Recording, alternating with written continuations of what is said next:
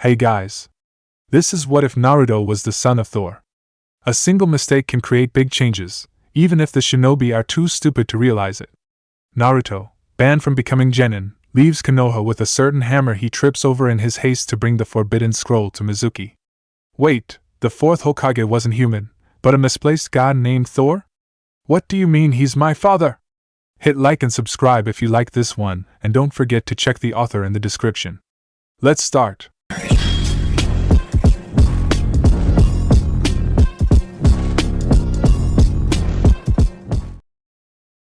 Chapter 1. Whomsoever holds this hammer, if he be worthy, shall possess the power of Thor. When he was little, Naruto had a gift. Whenever he was upset or angry, storm clouds would form around Konoha and it would rain for a week.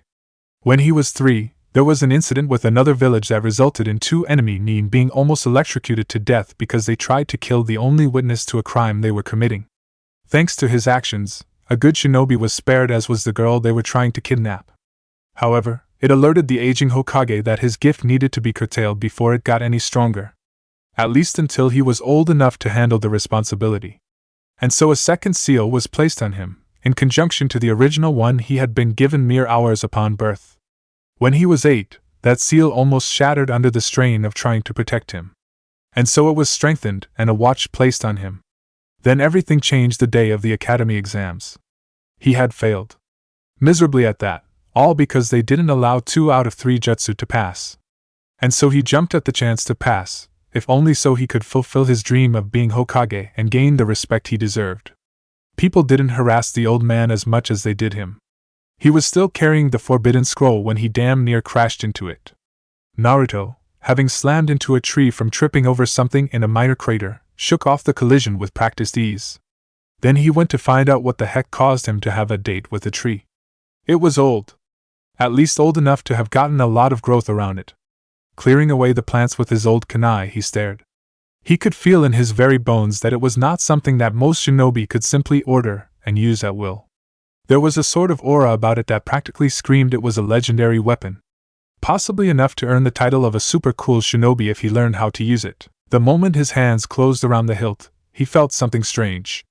Like it was testing him. Seeing if he was worthy to wield it. Which was silly. How could a weapon test someone? He was able to partially lift the hammer, but the shifting of the scroll reminded him he didn't have much time. So he left it on the ground near it, under all the cutaway plants, so he could come back and get it later. His life was ruined, all because of that damn Mizuki. Sure, he got some super cool jutsu out of it, but it wasn't worth being banned from taking the exams and being put under watch for the rest of his life. Those old crones that advised the old man had made it clear that Naruto would never be a shinobi if they had any say in it, not after he was caught by a hiding ANBU with the scroll. Even if Mizuki was caught and arrested, the fact remained he had stolen an important document. Because he hadn't graduated, he was still under the watch of the civilian council. That meant they had almost complete control over his life. He was sick of it. He was sick of Konoha and sick of being jerked around like a puppet. After eating his ramen, he came to a decision. He'd leave Konoha. He knew that other villages would be interested in a kid who could steal an S-class document and take out a Kage with a single jutsu. It wasn't like he had anything left to lose anymore. Sure, he'd miss Ayam and Tuchi, and their delicious ramen. And Irika, to an extent, if only because he wasn't a total dick like Mizuki. The old man had been rather harsh with him, so he had no real opinions on the one person who had kept him alive for the demon he contained. Oh yes, Mizuki had been positively gleeful about dropping that little bomb on him before he tried to steal the scroll from him. He gathered up what little he could call his own. Namely his plants and the few clothes that weren't basically scraps at this point. He finished off the food in the fridge, as he had always been quite good at foraging compared to the other students. He could live out in the wild, so long as he avoided people. And he could pick up that weapon he tripped over. He highly doubted anyone would actually miss the thing, considering how overgrown it had been. Heimdall had felt the tremors in the stars long before Thor went missing. He was alive, but no longer in the physical form. A fact that devastated his mother, and to some extent Loki as well. So when he felt the song of Mjolnir once more, he barely dared to hope. The first song was faint, barely able to reach Asgard. The second time was much stronger, and he knew someone had claimed the hammer. Using his powers, he was able to find a single blonde boy who bore remarkable resemblance to Thor, only he most certainly wasn't him. A son, perhaps? Heimdall sent a summons to Odin. If this was Thor's heir, then they needed to be ready for him. What is it, Heimdall? What do you see? Asked Odin, when he arrived less than half an hour later. He had come as soon as he could, hoping the gatekeeper had found Thor. Sire, someone has claimed Thor's hammer. Odin felt a surge of hope. Perhaps Thor had found his weapon after so long? It is a child. It took a few moments to process this declaration, before Odin carefully asked, Do you believe it to be Thor's? There is some resemblance to the mortal form he was banished in. More than enough to warrant a test of his blood to see if there is indeed a legacy. Where is he? I shall summon him momentarily. He is too deep in territory that could draw undue attention to us, and might bring the mortals to Asgard. They have techniques that span the realm of time and space, explained Heimdall. It took far too long for Odin's liking, but once the child was far enough from the mortals' hidden village, he acted. The moments it took for the Bifrost to bring its surprise passenger were almost unbearable. The entire kingdom had mourned when it heard Thor was unreachable and possibly lost. Odin examined the boy, who had ran until he was so tired he couldn't possibly stay awake. He looked like a peasant at best, and an orphan at worst. Bring him to air. We shall test the bloodline while she examines him, said Odin. He could see Mjolnir was clearly visible in the child's rough bag, nestled safely next to some plants that were well cared for. As you wish, sire, agreed Heimdall. It had been far too long since they had any hope to find Thor. If not for the hammer, Heimdall never would have been able to find where he landed, for he had somehow been thrown horribly off course. Frigga was quick to pounce on her husband when she heard of the child now safely in the infirmary. Is it true? Has he returned? She asked, not daring to hope. Patience, wife. Thor has not returned, but there is a possibility he left a child behind. A boy has claimed Thor's hammer, and Heimdall has retrieved him from one of the mortal worlds, said Odin. Frigga sagged. She wanted her son back, but the idea of a grandson to spoil and train was enough to lift her spirits. I have Air testing his blood now to see if he is indeed Thor's son. Even if he is not, he will be welcomed as one of our family. Air walked up to the king and his wife. Her face spoke volumes. My lord Odin, I have tested the blood. He does bear the prince's bloodline. The child is indeed Thor's son. However, while we were examining him we found something strange. Prince Loki is examining the boy as we speak. Frigga didn't hesitate. This child was the last link to her firstborn, and anything that required Loki's help generally meant magical interference. Naruto didn't open his eyes immediately. He knew something weird had happened because he had most definitely fallen asleep on the cold, unforgiving ground, and now he was on the softest bed he had ever been on in his life. Plus the smell was all wrong, as were the sounds. Some of the lessons at the academy stuck, much as he hated that place and everything to do with it. He woke up slowly, and took stock of his surroundings. He definitely wasn't in Konoha anymore. He noticed his plants were safely on the table next to him, as was that weird hammer he found, though it was on the floor and on its side. He also found his goggles on the table, next to the plants. His clothes were nowhere to be found. He also found a glass of water, which was great because he was really thirsty. It looks like you're finally awake, said a pleasant voice. He settled on a woman with a motherly feel about her. Something about her seemed to tell him he could trust her, and it didn't feel fake like it did with Shinobi. Try as they might, he could always tell when they were just putting on a show. That was because they could never put down their assassin's instinct. She didn't have that. Who are you? My name is Frigga. I'm your grandmother. Eh? So my nephew has finally woken up? Asked Loki. Yes. Aside from some malnutrition which we can remedy rather easily and the strange markings on him, there seems to be no damage. He's unusually well developed for his age, however. Queen Frigga is with him now, likely explaining why it took so long for us to find him, and where he is, snorted Loki. A minor punishment spiraled completely out of hand, and now they were finally cleaning up the last of the mess left behind. The boy was Thor's heir, and it was clear he would need to be trained. The moment Loki removed that unmagical seal on the boy's neck, storm clouds had filled the room. It had taken an hour for him to disperse them, and the child wasn't even trying to cause trouble. But what worried him the most was the fact he sensed a great beast lurking in the boy's mind. one that was unusually intelligent, for the brief time he had spoke with it. This, Kyubi, was more than happy to fill in some of the blanks, like why the boy had abandoned the mortal's village and had been sleeping in the woods with the bare minimum to survive. Frigga had been absolutely livid. Finally Loki went in, and found the boy animatedly chatting about plants of all things. Naruto, this is your Uncle Loki. Blue eyes like a wild sea looked into his emerald green. Something about them seemed familiar, and then he recalled what the massive fox spirit had told him. This was someone who understood very well the same pain Loki had gone through years ago. It had taken Thor being essentially declared dead for him to reconcile with his parents, even if finding out he had been adopted had come as a nasty shock. Hi, he said shyly. Right, the boy wasn't used to having family, much less people who genuinely cared about him. Perhaps a good shock might loosen his tongue. That massive fox you have sealed inside of you was quite vocal about his approval of you leaving.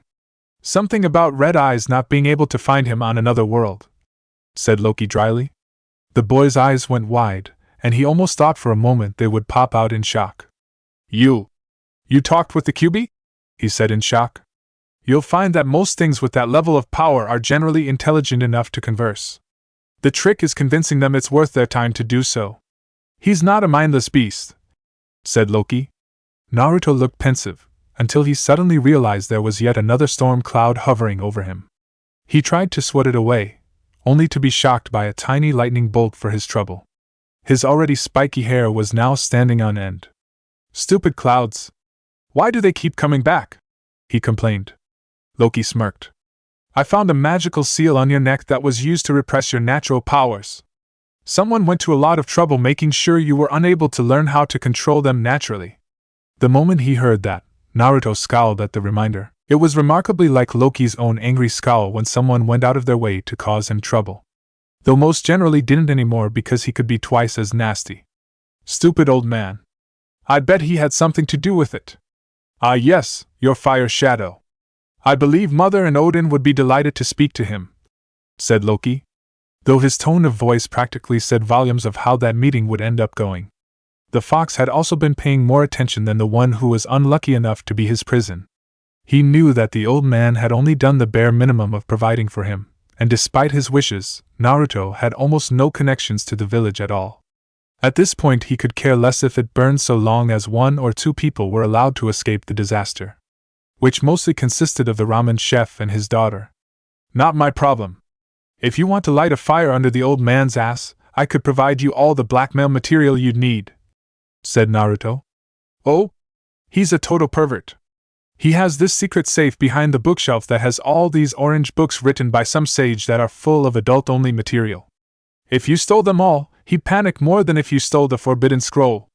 Though if you did, I wouldn't recommend opening them since I trapped most of them, said Naruto vindicatively. Frigga hid a smile. I think you and your uncle are going to get along just fine. But I'd better not hear that you've been corrupting your nephew, said Frigga. How could I ever corrupt him? Asked Loki innocently. Naruto snorted from the bed. You need to work on your innocent face more. I barely know you and even I can tell it's completely fake, said Naruto flatly. Loki smirked at him. I can tell we're going to have a lot of fun together. Chapter 2. While word quickly spread about a lost son of Thor, very few had actually seen the boy in person.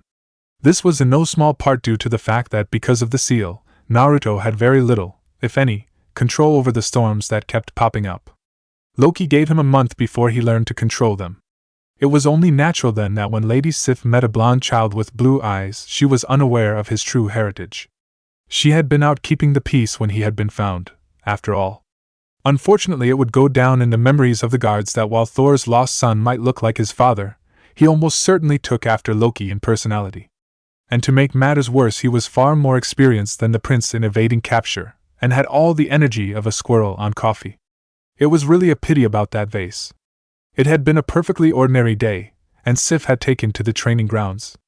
Word had reached her about a legacy left by Thor, which sounded ridiculous because last time she checked, he had no heir. Ever since he was declared dead, some child or another popped up out of the woodwork claiming to be his heir every year or so, if not sooner. So when she found a blonde child watching her with open interest, she attempted to ignore him. However, after a few hours, the child got bored and started talking. Normally this wouldn't be a problem, save for the fact that the brat wouldn't shut up. Considering his hair color, and the fact he wasn't being chased out by the guards, she was betting he was the result of one of Fandrel's indiscretions. He was a loud mouth as well, and he did somewhat look like him. Finally she couldn't take it anymore. "Look, you little nuisance, why don't you go play?" she said irritably. Ever since Thor disappeared, they had been working harder than ever to keep the peace. "I'm not allowed to leave the castle grounds until I learn to keep my power under control," said the blonde nuisance. "Then go bother someone else," said Sif irate. "I'm supposed to stay in one place until it's time for my lessons, so I picked here. It's peaceful." There were many words to describe the royal training grounds, but peaceful wasn't one of them. In fact, it was downright noisy with all the training going on. Sif's annoyance only got worse as the afternoon seemed to drag on. The brat didn't leave and, more importantly, wouldn't let her train in peace. She had enough. "Look, just go away and leave me alone, you stupid brat. Children shouldn't even be here, so go run along to your mother." She completely missed the hurt look on his face, which quickly shifted into a blank one. Had she known more about him, she would have been more worried about what he did next. "Suit yourself, lady, but don't come whining to my uncle when you realize that words hurt," said the boy cryptically. Oh, how she would come to hate being on the wrong end of the boy's devious mind. An hour later. Sif was rather irritated when Fandrel didn't own up to the pest she had dealt with earlier. She was about to head into her room when it happened. Something foul-smelling and sticky was dumped onto her as she tripped over a wire she hadn't spotted quickly enough. Shrieking in rage, she immediately started to look for Loki. It took her 2 seconds to spot the smug expression on that blonde child's face, before she immediately began chasing him. She didn't care whose child he was going to get what he deserved. "Get back here, you brat! Catch me if you can, old hag!" he countered with a laugh. Sif hated to admit it, but the boy was quick and more slippery than an eel. Every time she thought she had him, he would use the nearby surroundings and practically jump around like a monkey, evading her grasp. As fit as she wasn't nearly as adept at making hairpin turns or using her surroundings to her advantage, and the one time she tried throwing a knife at him to startle him into slowing, or panicking, he expertly dodged it, then grabbed it and tossed it back in her general direction. It was a very sloppy throw, but the fact was that his aim was almost good enough to hit her, and that had caught her off guard. It took her a few moments to realize her quarry had escaped, and half an hour before she gave up and cut her losses. With Naruto. He was grinning madly, despite being in the custody of his uncle. Loki had come looking for him, partly for his magic training. He was 5 minutes late, but mostly because he had heard the commotion. "May I ask what Lady Sif did to earn a bucket full of some rather foul-smelling slime and oils? She called me a stupid brat, and she wasn't very nice." It didn't take much for him to put 2 and 2 together. Lady Sif had only returned, and had obviously run into his nephew in the training ground where he liked to watch the guards practice. Her foul mood had caused her to be short with him, which resulted in Naruto playing a rather minor, if embarrassing, prank. The best part was that Loki could honestly claim no responsibility for the mess, as Naruto hadn't consulted him on the appropriate level for a simple revenge prank, and had evaded capture with the ease of an expert who was used to being chased by enraged warriors. And Frigga had worried that he would corrupt Naruto. The only thing he'd be doing was refine the boy's technique and give him advice on how to incorporate his style of pranks. "You've got that evil look on your face again. Imagining how much trouble I could cause when I use magic rather than simple traps?" grinned Naruto. "It takes a prankster to understand a fellow agent of chaos. And mother thought I'd be the one corrupting you.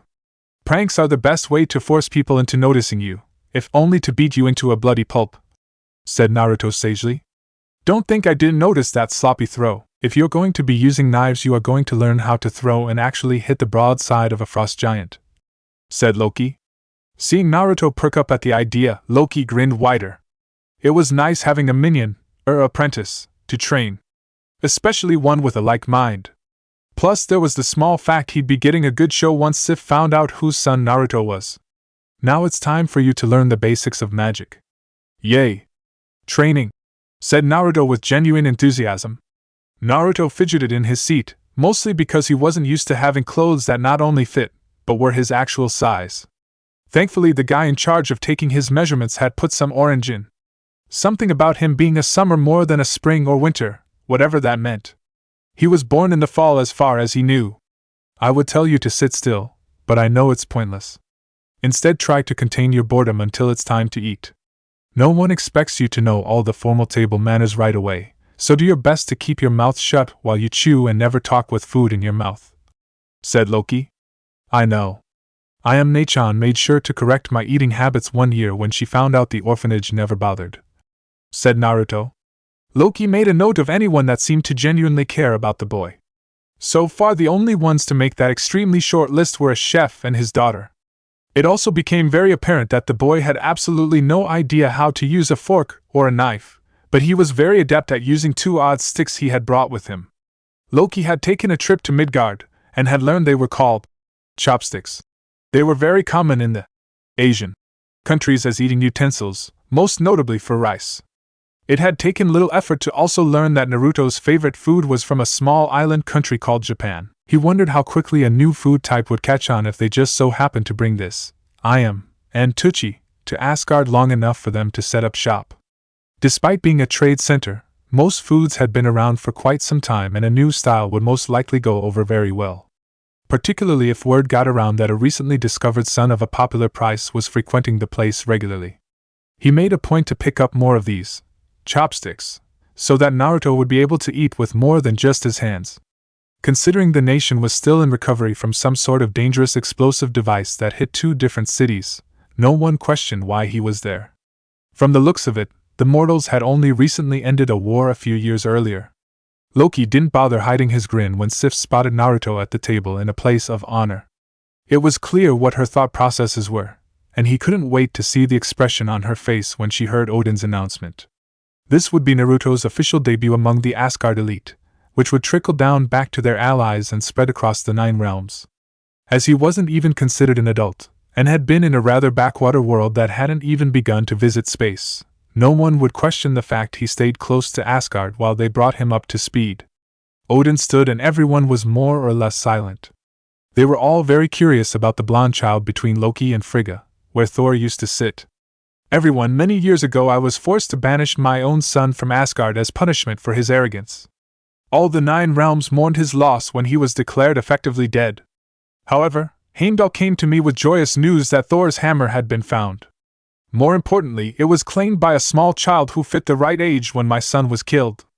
May I present to you Thor's legacy, his son Naruto." There was stunned silence, and for a moment Naruto worried that he wouldn't be accepted. Then the roar of approval and joy was heard, nearly making him flinch. To be fair, he had no idea how popular his father had been before he vanished. Everyone loved Thor, so finding out he had had a son before his death meant they loved Naruto by extension. It was a strange feeling. However, the best part was seeing the look on Lady Sif's face. Her mouth was wide open in disbelief and horror.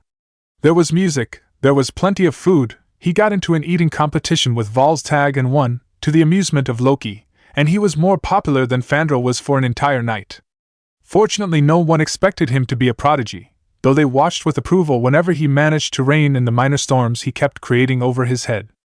Apparently Thor had similar issues when he was a child, but had learned to control it over the years. When told his age, he was a child in many ways to the Asgard. No one questioned the lack of control. Loki carried his nephew to his room, where he was out cold before he was even in the bed. For a child who normally had energy to spare, he considered that a victory in itself. Frigga watched the entire thing with approval. It was clear Naruto was very good for Loki, who normally hung to the side. Especially around Lady Sif and the Warriors 3. Naruto had gravitated to Loki without even realizing the significance of it. It had forced Loki into the limelight as Naruto unconsciously sought his approval the entire night. He accepted Frigga's status as his grandmother, and Odin's status as the king, though it was clear he put Odin on the same level of a shadow, with less paperwork to deal with to make it easier to remember. But in terms of who he preferred to look up to, it was obvious he preferred Loki. "You would make a good father for the boy. I'm sure Thor would approve." Loki blinked, as if such an idea had never occurred to him. It likely hadn't. After all, Naruto had only been in Asgard little over 4 days. "I'm not sure that others would agree." Frigga tooted at him. "Come now, Loki, surely you've noticed that out of all of us you are the only one that the boy has consistently gone to for advice and support. He trusts me to a point, but whenever he needed help you were the first person he sought out." I assume you're also responsible for the prank on Lady Sif earlier. Word had already spread about Lady Sif being covered in some rather foul-smelling concoction and forced to walk through half the palace just to reach her room and clean up. Everyone assumed Loki had done it. Loki snorted in amusement. That was all Naruto's doing. I had no idea he had pranked Sif until I caught him because he was late for his lessons. Frigga held a hand to her mouth to hide her amusement. She had heard the full story from the guards earlier about how Sif had been short with a blonde brat she had assumed was one of Fandrel's, only for the boy to prank her and lead her on a merry chase through the palace. Finding out the boy who had cost her some dignity was Thor's heir had come as a very nasty shock for her. It was yet another sign that Naruto would likely enjoy being Loki's adopted son. It took less than 3 hours for word to spread that Thor's hammer had not only been found, but so had an heir. While some stumbled on the boy's name, the fact remained that the line hadn't been broken. Enemies of Asgard started making plans to dispose of the child, while their allies rejoiced at the fact that Thor had at least left behind an heir to the throne, thus securing the line of succession. Meanwhile, on a certain planet an old man was reaping the seeds he had sown in his folly, worried sick about a small blonde child who had gone missing without a trace, save for a strange seal that not even Jiraiya could figure out. Chapter 3. 6 months later. Come on, Naruto, put some effort into it, said Loki. 8 knives sailed through the air and thudded into the target. Most, if not all, landed in the center. His aim had improved dramatically, and it didn't hurt that they had forged some new kunai for him to use, all of which were sharp enough to do some real damage. Naruto never regretted picking up the hammer, or leaving the village once. It had been the best decision of his life, and he was enjoying every moment of it. So was the fox inside his body. It had taken them 3 months for Kurama to finally reveal his name, and another month for Loki to find a way to fashion a makeshift body so that he could roam around. It wasn't very big, barely the same size as a horse, but it was still an improvement over the prison he had been stuck in for over half a century. It was because Loki gave Kurama even a small fraction of his freedom back, with the agreement not to seal him again so long as he didn't cause trouble and guarded Naruto, that the fox had let slip something that had given Frigga and Odin some hope. Thor wasn't entirely as dead as they had been led to believe. As punishment for invoking a local god to seal Kurama into his son, Thor and his wife had had their souls sealed in as well. It was likely the Shinigami had recognized what, or more accurately who Thor was, and decided to add a lesson on top of what Odin had already put into place. As such, Naruto was not only carrying around a massive fox with an anger management issue, but the souls of his parent as well. Odin had gone to Hel, the ruler of the realms of the dead, and asked what needed to be done to free Thor and his wife. The results weren't very promising. The only way to free Thor and Kushina Uzumaki would be to use at least 2, 3 would be preferable, Infinity Stones. Specifically the stones governing the soul, mind, and reality. It was dangerous enough having 2 of those together, never mind 3, and they had all been lost or deliberately sealed away. So Frigga and Loki discreetly kept looking, all the while they started catching Naruto up on the training he should have had years ago. He had caught up most of it rather quickly when Loki discovered a unique aspect of the Shadow Clone Jutsu, and had abused it accordingly to ensure Naruto's education was adequate. Thor had never been the most tactful of people, but he had at least known when to keep his mouth shut and to use words rather than violence to get things done. It would seem that this Konoha hadn't realized what an asset they lost by neglecting his son. It had taken a few months for Loki to realize what his mother meant, and when he did, he didn't waste any time adopting Naruto. Until they found a way to free Thor and his wife from the seal without killing their son or the fox, Loki would be the father figure in his life. Naruto had been beyond thrilled at the idea, and had taken to copying Loki to some extent. Though that didn't mean he lost his trademark orange. Not by a long shot. He always had it on him somewhere, but now it was in tasteful moderation and didn't make people want to gouge their eyes out. He was still the same prankster he had been before, much to the annoyance of people like Amara and her thug, who were usually on his short list of people to hit, and he was still faster than most of the guards or his father. The only difference now was that people actually wanted to train him, and he seemed to grow in leaps and bounds whenever it came to fighting. Loki had learned rather quickly that teaching the small stuff was going to be nearly impossible for Naruto to use effectively when it came to magic. His reserves were simply too big for him to cast minor illusions or spells without it blowing up in his face. So he started with the big stuff that almost no one used, particularly if it involved the weather or using the wind in some way, and then dialed it down until he couldn't bring it back anymore. It was doing wonders for his control issues. Naruto looked at his dad, who smiled at him proudly. Well done. Keep this up and I might take you out to the bazaar to pick up a few more books to read. Naruto perked up. He loved to read once Loki had shown him how. Having someone with the patience and time to explain things to him had made a vast difference, and once given a chance he absorbed things like a sponge that had been dry for a long time and was suddenly dropped in the ocean. He still hated etiquette and politics, but he could sit still long as he was worn out from training. Kurama only woke up when training was over. He was considered Prince Naruto's pet at this point, but as long as no one harassed him about it he didn't care. It was still a better arrangement than he had before. He walked alongside Naruto, acting as a visible guard for him. Despite all of Loki's best efforts, Kurama was still restricted to less than half a mile from Naruto before the seal forced him back. It didn't take long for Naruto to spot something that caught his interest. Or to be more accurate, for his nose to twitch at a familiar smell that had his mouth watering. No way. Loki smirked as Naruto practically teleported to a decently sized restaurant that had just opened a few days ago. Hearing his son's happy shout told Loki that the effort of convincing the father-slash-daughter duo to relocate to an unknown location had been entirely worth it. The village known as Konoha seemed to lose some of its appeal when Naruto went missing, and very little was being done to find him. Hearing the circumstances behind why he disappeared, and realizing that far too many of the villagers were very happy to see him gone had made it pathetically easy for Loki to swoop in and convince Tucci that perhaps relocating to a bigger building that could have a potentially large customer base was a good idea. Finding out that the rent would be part of the payment for the building had made the deal even more enticing.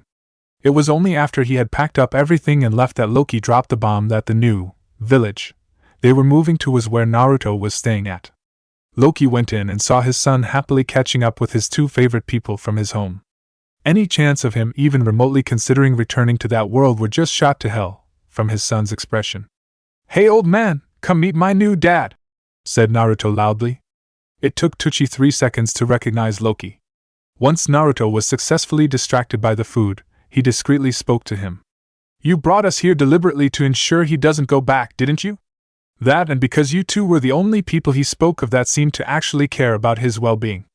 The fact you've done your best to care and protect for him as well as you could considering the circumstances was more than enough to reward you with a new client base.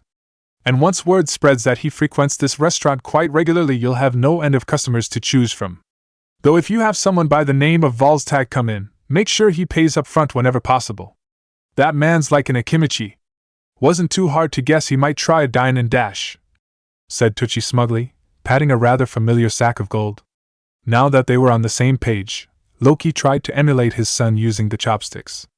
It took some getting used to, especially considering how adept Naruto was at using them, whereas Loki was more accustomed to knives and forks, as if having a new type of food hadn't already made Ichiraku's insanely popular among the commoners. Hearing that the youngest prince frequented it with astonishing regularity, at least 3 times a week, made it even more popular. Sure, being paid in coins was a bit strange, mostly in getting used to the new currency, but at least here he didn't have to pay an insurance in case of enemy shinobi attack, or worry if his daughter might be captured in the event of an invasion. Loki would have groaned. Trying to find 3 of the 6 infinity stones was giving him a headache. Seeing his son walk into the massive library, he decided to take a break. "What are you and grandmother working so hard on?" "We're trying to find certain stones to free your mother and father from that seal without killing them in the process." Naruto cocked his head in confusion. "Wait, aren't the stones like really well hidden so that even hints of where they are would be insanely difficult to locate?" "Yes." "Then why don't we just find the one that governs time and simply switch them with a couple of fakes? I mean, if there was a different seal to hold back Kurama, then they wouldn't be trapped in it, and we'd be able to catch them up on what happened after the fact," said Naruto. Loki blinked, ran that through his head and looked ready to hit himself. "I'm becoming too much like Thor. Why didn't I think of that? Replace the seal with something that wouldn't summon a death god, grab the idiot and his wife, then bring them back to Asgard. Sure, they'd be displaced by time, but that was a trivial concern to having 3 of those blasted stones close together. Besides, he had already noticed a hint of where the time stone might be located, and had dismissed it. Now the only trick was to find a seal they could use to replace the one on his son's stomach without disrupting the timeline too much. It looked like he'd be making yet another trip to that blasted planet to pick up as many books on sealing as he could get. When I get back next week, you're going to help me find a seal that won't restrict your friend too much but be good enough to hold the majority of him in once I start fiddling with it, said Loki. Why me? Because this will involve chakra, and despite my proficiency in magic, I'm still having trouble deciphering how to use such energy. That, and he was apparently too old for his coils to be unlocked, so trying to learn outside of books was pointless. Loki used the old paths, and came back in 2 weeks rather than 1. He had to dodge those pathetic shinobi half the time, which was why it took so long. Especially one particularly annoying old man with toads, and another that set his skin scrawling that seemed to have a fascination with snakes. Considering how much this, Orochimaru, annoyed him, he also pilfered some of his personal research notes, as revenge. He also snagged what looked like a massive scroll that fit the basic description of a summoning contract that Kurama had told him about. He promptly dumped most of the books in Naruto's room. I want to see some progress in a decent amount of time, since I still have trouble with this chicken scratch you call words. Naruto looked up from his book, then at the ones his father practically dumped on him. I've never been very good at reading it either, said Naruto. Hell, he was better at reading the books here than he was at reading kanji. And if I got you a tutor in these shinobi arts, I might be able to figure it out eventually. We'll make a trip to this one place I found that has several rather strong shinobi. That, and it'll teach the man running it not to mess with me a second time. Want me to give him a Naruto special? Absolutely, said Loki vindicatively. It had become very clear after a mere year that Naruto was just as terrifying to piss off as his father. While his pranks were childish, they were far more creative in their execution. People had to keep an eye out if they had annoyed him, because he would leave traps in places that had his victims, and those around them embarrassed for a few hours. And unlike Loki, he didn't have to rely on magic. It was actually the reason why he kept getting past Amara and her thug, who had taken to avoiding Asgard while Naruto was there. He didn't use magic to set up the traps, and she never once considered that he climbed through the window to get into her room. She had spells against flying into it, but not someone who used simple climbing techniques to get in. Especially considering how high up her room was. Which village is it? If it's stone, then I can't go, because they hate my father, said Naruto. Loki shook his head. It's someplace called Sound. 2 months later. Naruto took his first breath of the air inside the elemental countries, and for a brief moment it felt like he was home. Then reality reasserted itself, and he remembered the truth. It wasn't home, and it never had been. Asgard had been more of a home than this place ever was, and it had never been his fault.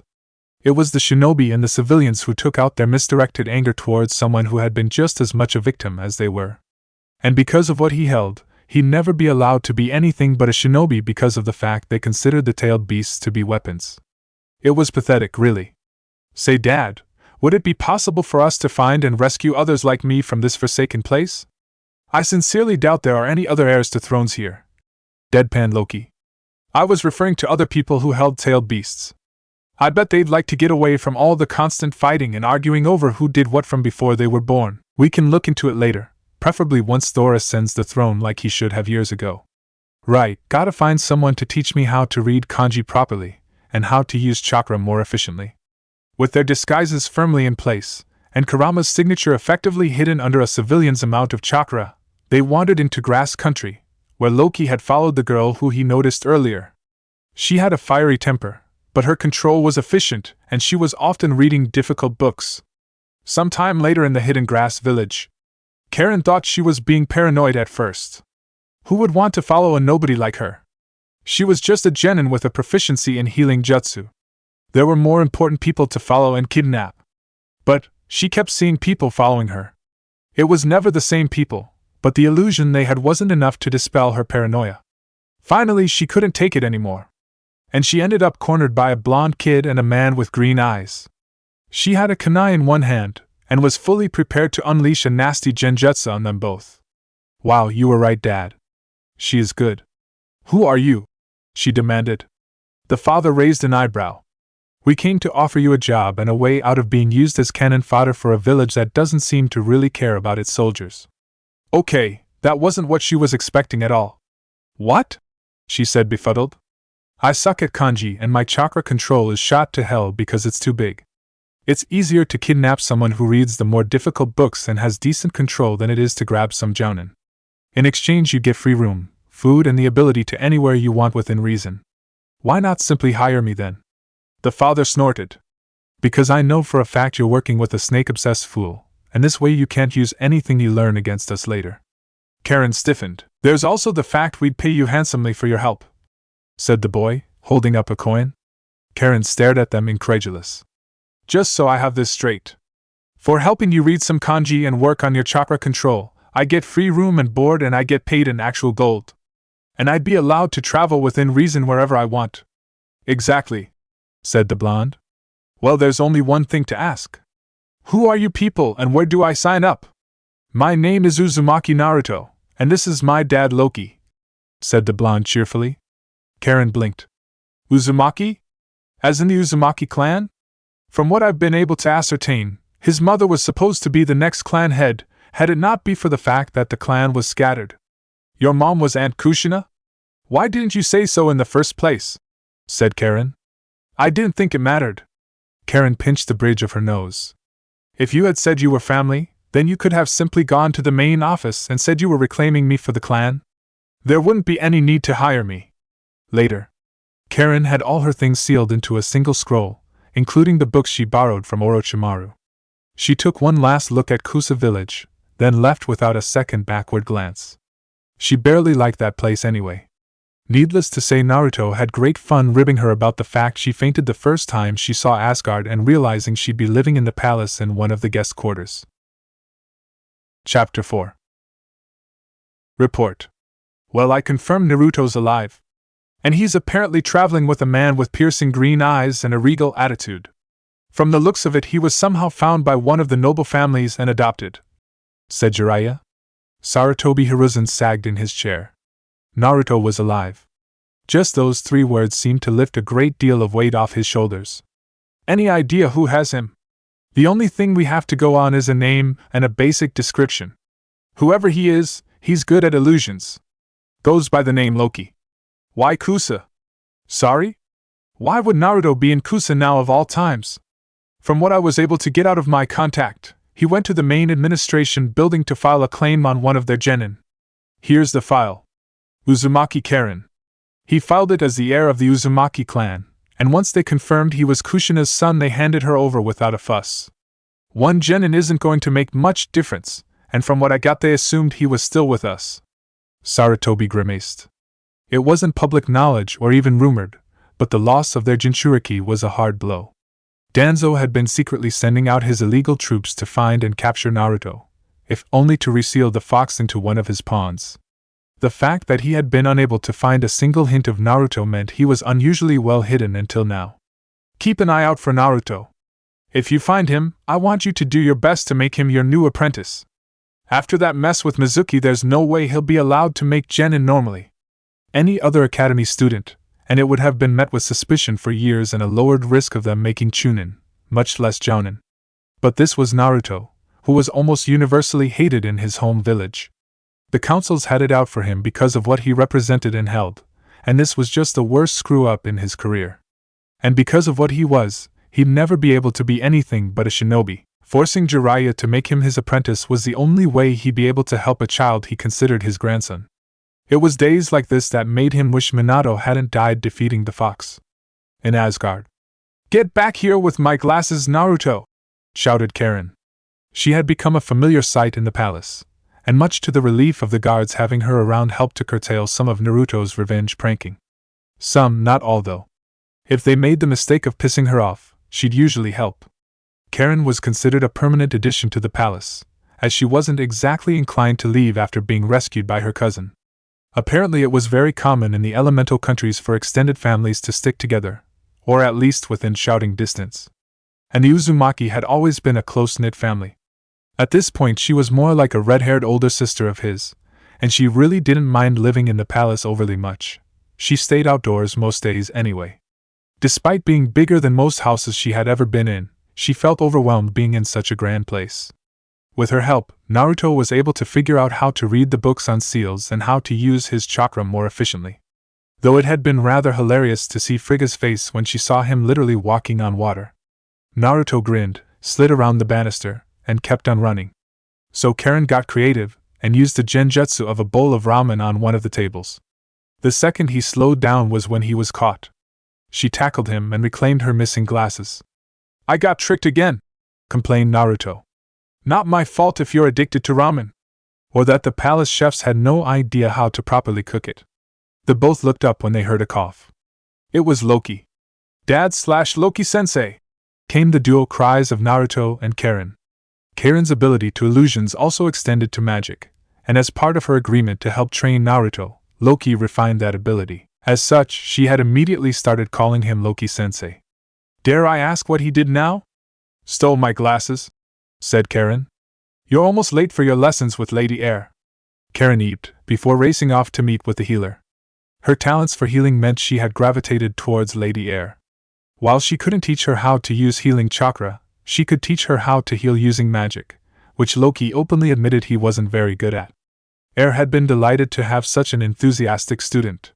However, that didn't mean she tolerated lateness. Apprentices who were late without a very good reason, such as being held up by one of the royal family, and Naruto didn't count, got the worst assignments for the day. "As for you, you're to get to reading those scrolls." Naruto nodded. "I've almost got the second-tier seals figured out. Karen said that the Uzumaki were always known to have a knack for seals, and that once I learned how to read properly without having the words jump around the page that my ability with them shot up." Naruto had figured out the trick to reading, which still had Karen shaking her head in amusement. He abused the hell out of the shadow clone jutsu. By having 100 clones reading similar books at the same time, he was able to clear his head of any random thoughts. It was the strangest thing Loki had seen, but it was extremely effective, and as all the information came back to Naruto in the end, it allowed him to cover the library in a more efficient manner. Loki shook his head and sent Naruto off to read. 3 months later. He was sure he had it. In fact, he was almost certain of it. Checking other books about the time that he had borrowed from other realms about ancient legends made him almost certain of it. The trick now was convincing his father to let him go look. "What is it?" asked Loki, while they were in the library. "I think I found the Infinity Stone governing time. From my research, I think it's somewhere in Jotunheim," said Naruto, not bothering to hide what they were talking about. Loki wasn't fooled for a moment. He knew Amara was in Asgard at the moment, and so was her thug. If Naruto wasn't bothering to hide his voice or discussion, then obviously he wanted to send them on a wild goose chase. Seeing a familiar spy of Amara in the library, Loki withheld a snort of derision.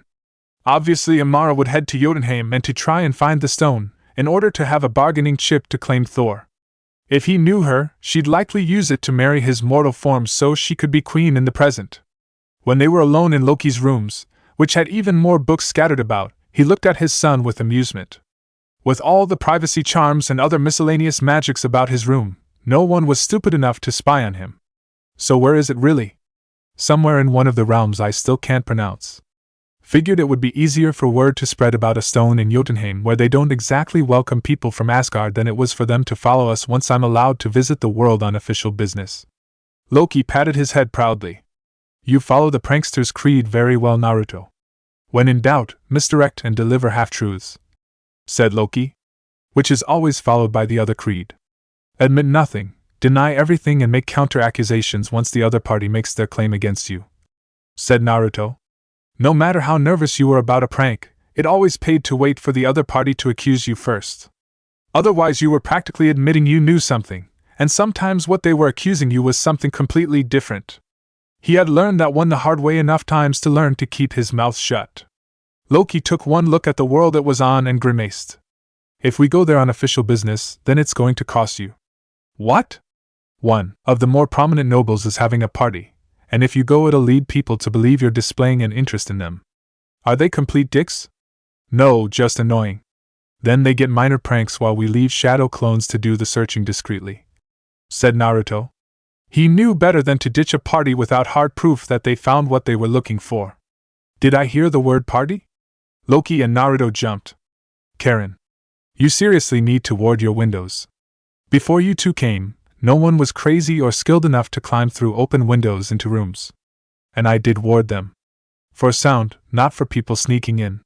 What are you two creeping about for anyway?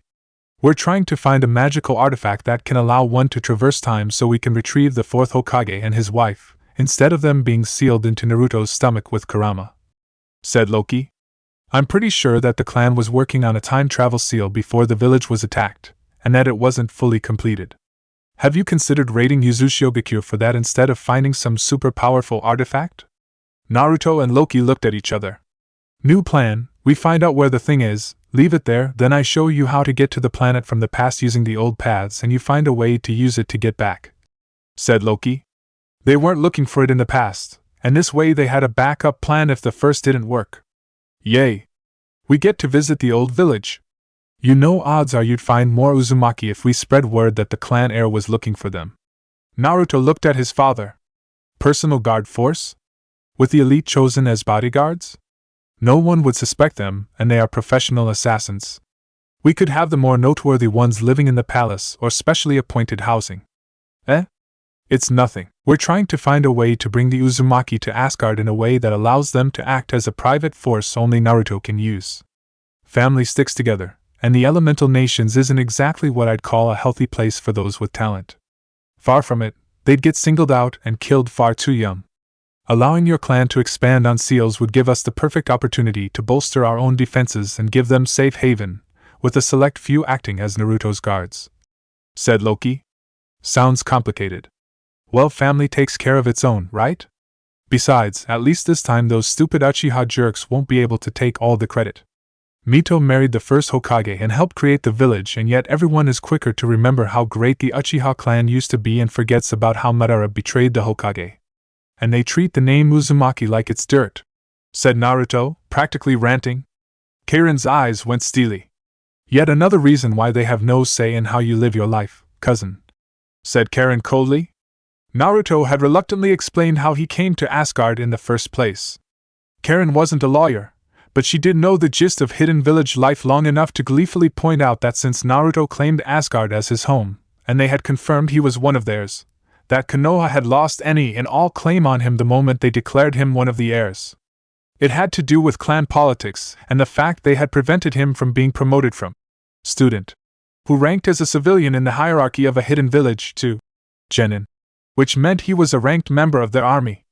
Because Naruto had been effectively told he couldn't become genin, despite being tricked, he was still considered a civilian by the standards of the hidden villages. That meant the Hokage legally had zero say in where he lived, and the fact he left the village and now claimed Asgard as his home meant that the old man lost any control he had over him in the first place, as he had no say in how or where civilians lived outside Konoha's boundary. The only time he could tell Naruto what to do would be during times of war or crisis, and that was only if he were inside Konoha. Which meant any chances of him ever returning to the village were shot to hell. The trick here would be convincing Odin to allow it, but if we wait for Kushina to be recognized as the queen, then people won't question her relocating her family somewhere safer and easier to guard. And of course they'd show their appreciation by helping out wherever they can, such as increasing security for the palace and the like," said Loki. "You know, sometimes you really remind me of Orochimaru. Only without the creepy snake fetish or vague feeling that you're a pedophile with a thing for young boys," deadpanned Karen. Naruto snickered.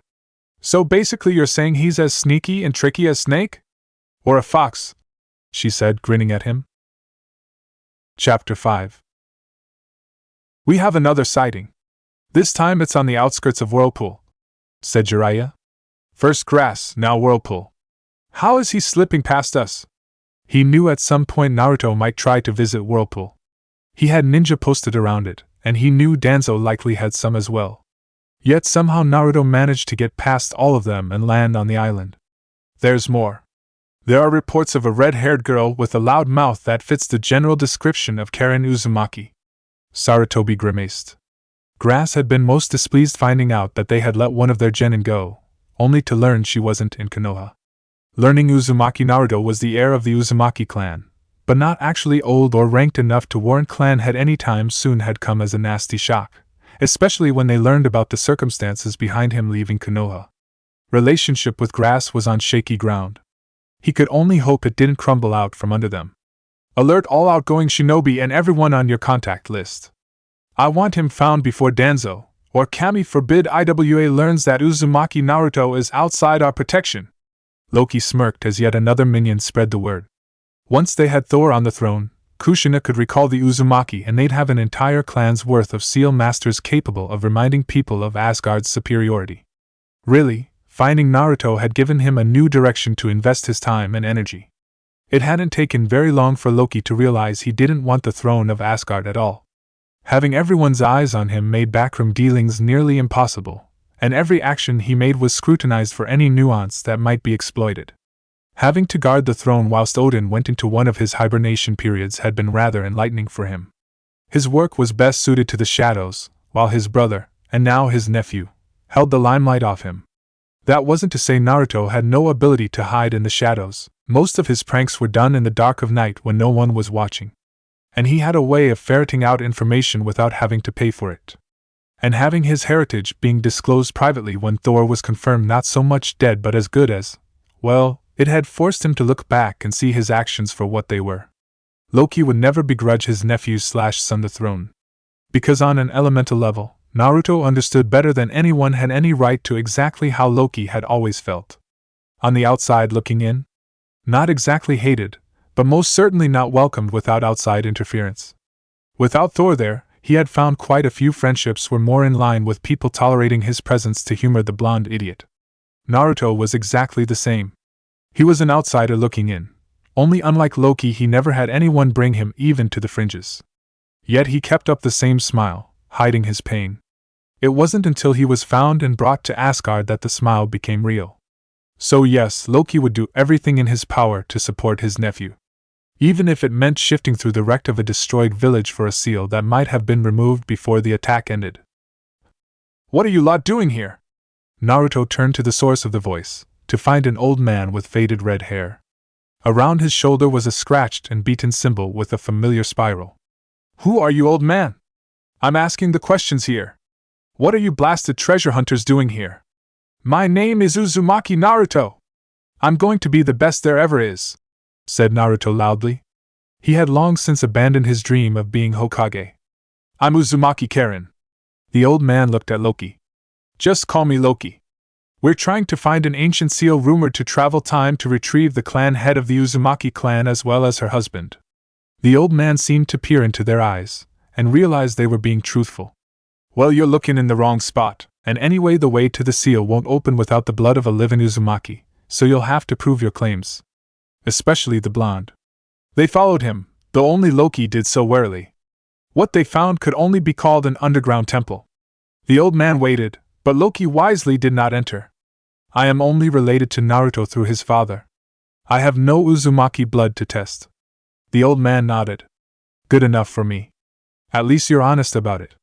Hey old man. How do we prove we're Uzumaki? Cut your hands and put it on the pillar. If you're really Uzumaki, then the way will open. If you're not, then I wouldn't want to be you," he said flatly. "You're surprisingly helpful. And completely unafraid of the repercussions should you deceive us," said Loki. "I'm already dead. A mere chakra ghost that the elders put into place to ensure that the remnants were able to pick up the pieces later and to trap grave robbers," he replied. "Fascinating," said Loki. "And it was. Inside the shrine. I can't believe that trip to that realm was a total bust. I mean, we had to suffer through that stupid party for nothing," complained Naruto as they descended deeper into the ground to find the seal. "I know," grumbled Karen. "And where is this stupid seal anyway?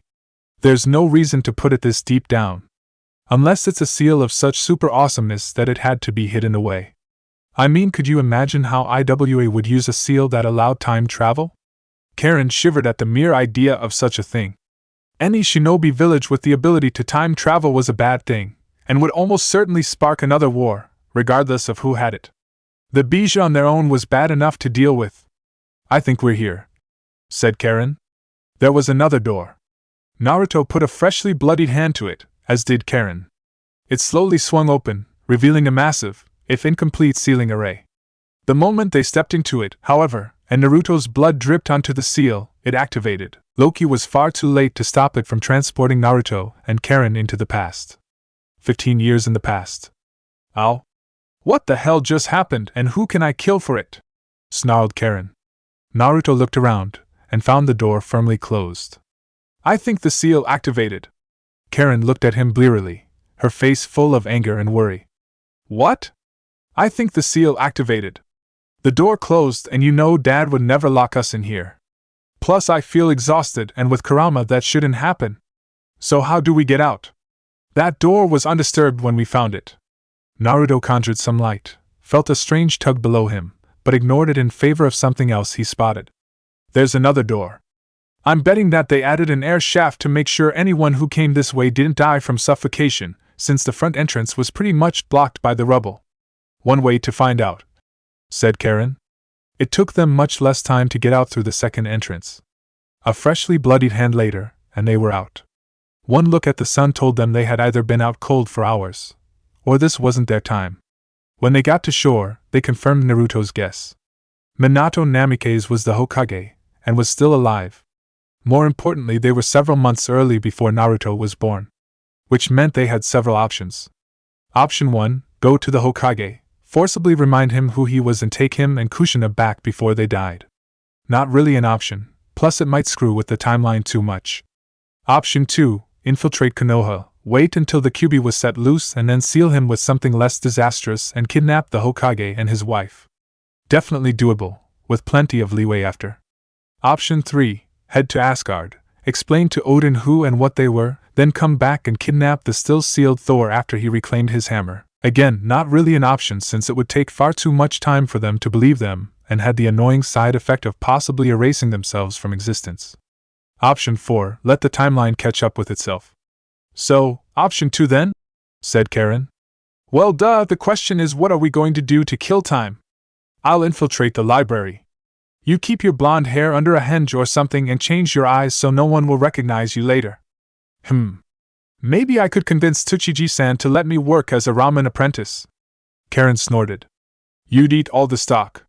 Maybe construction then, said Naruto. He was strong enough to haul things around. Or you could help at a blacksmithing shop. It's not like you don't have the strength for it, and no one would look twice at you creating your own weapons. Besides, isn't that hammer supposed to be good for making things? Naruto rubbed his chin. You have a point. On the other hand, there's no way in the cold realm of hell he might ever make weapons with the hammer. It automatically imbues them with superior qualities, and that village sure as hell doesn't deserve anything made from it, said Naruto. Then leave it as a reserve or as your own personal weapon. With their plans made up and a few harmless changes to Naruto's hair color through local plants, a true prankster recognizes items that could change color to things like skin and hair, and suddenly he was no longer a blonde. Though to be fair, with hair as light as his he could be any color he wanted. It wasn't until they were close to Konoha that Naruto realized the problem. Shit! We don't have passports, and Konoha is a major village. We don't actually need any. We just have to claim we were jumped by missing Nin and that we're Uzumaki trying to find the last heir. So long as our blood checks out, no one's going to look too closely at a pair of civilians. If anyone asks about our reflexes, tell them the truth. We play a lot of pranks on shinobi and had to learn how to run like hell to get away from their revenge, said Naruto. Karen snickered, because that was actually the real reason Naruto was so fast. He was used to outrunning Anbu, for Odin's sake. With that, the two continued on their way to Konoha. Naruto kept his copy of Mjolnir on hand, since he rarely bothered to carry around the real thing.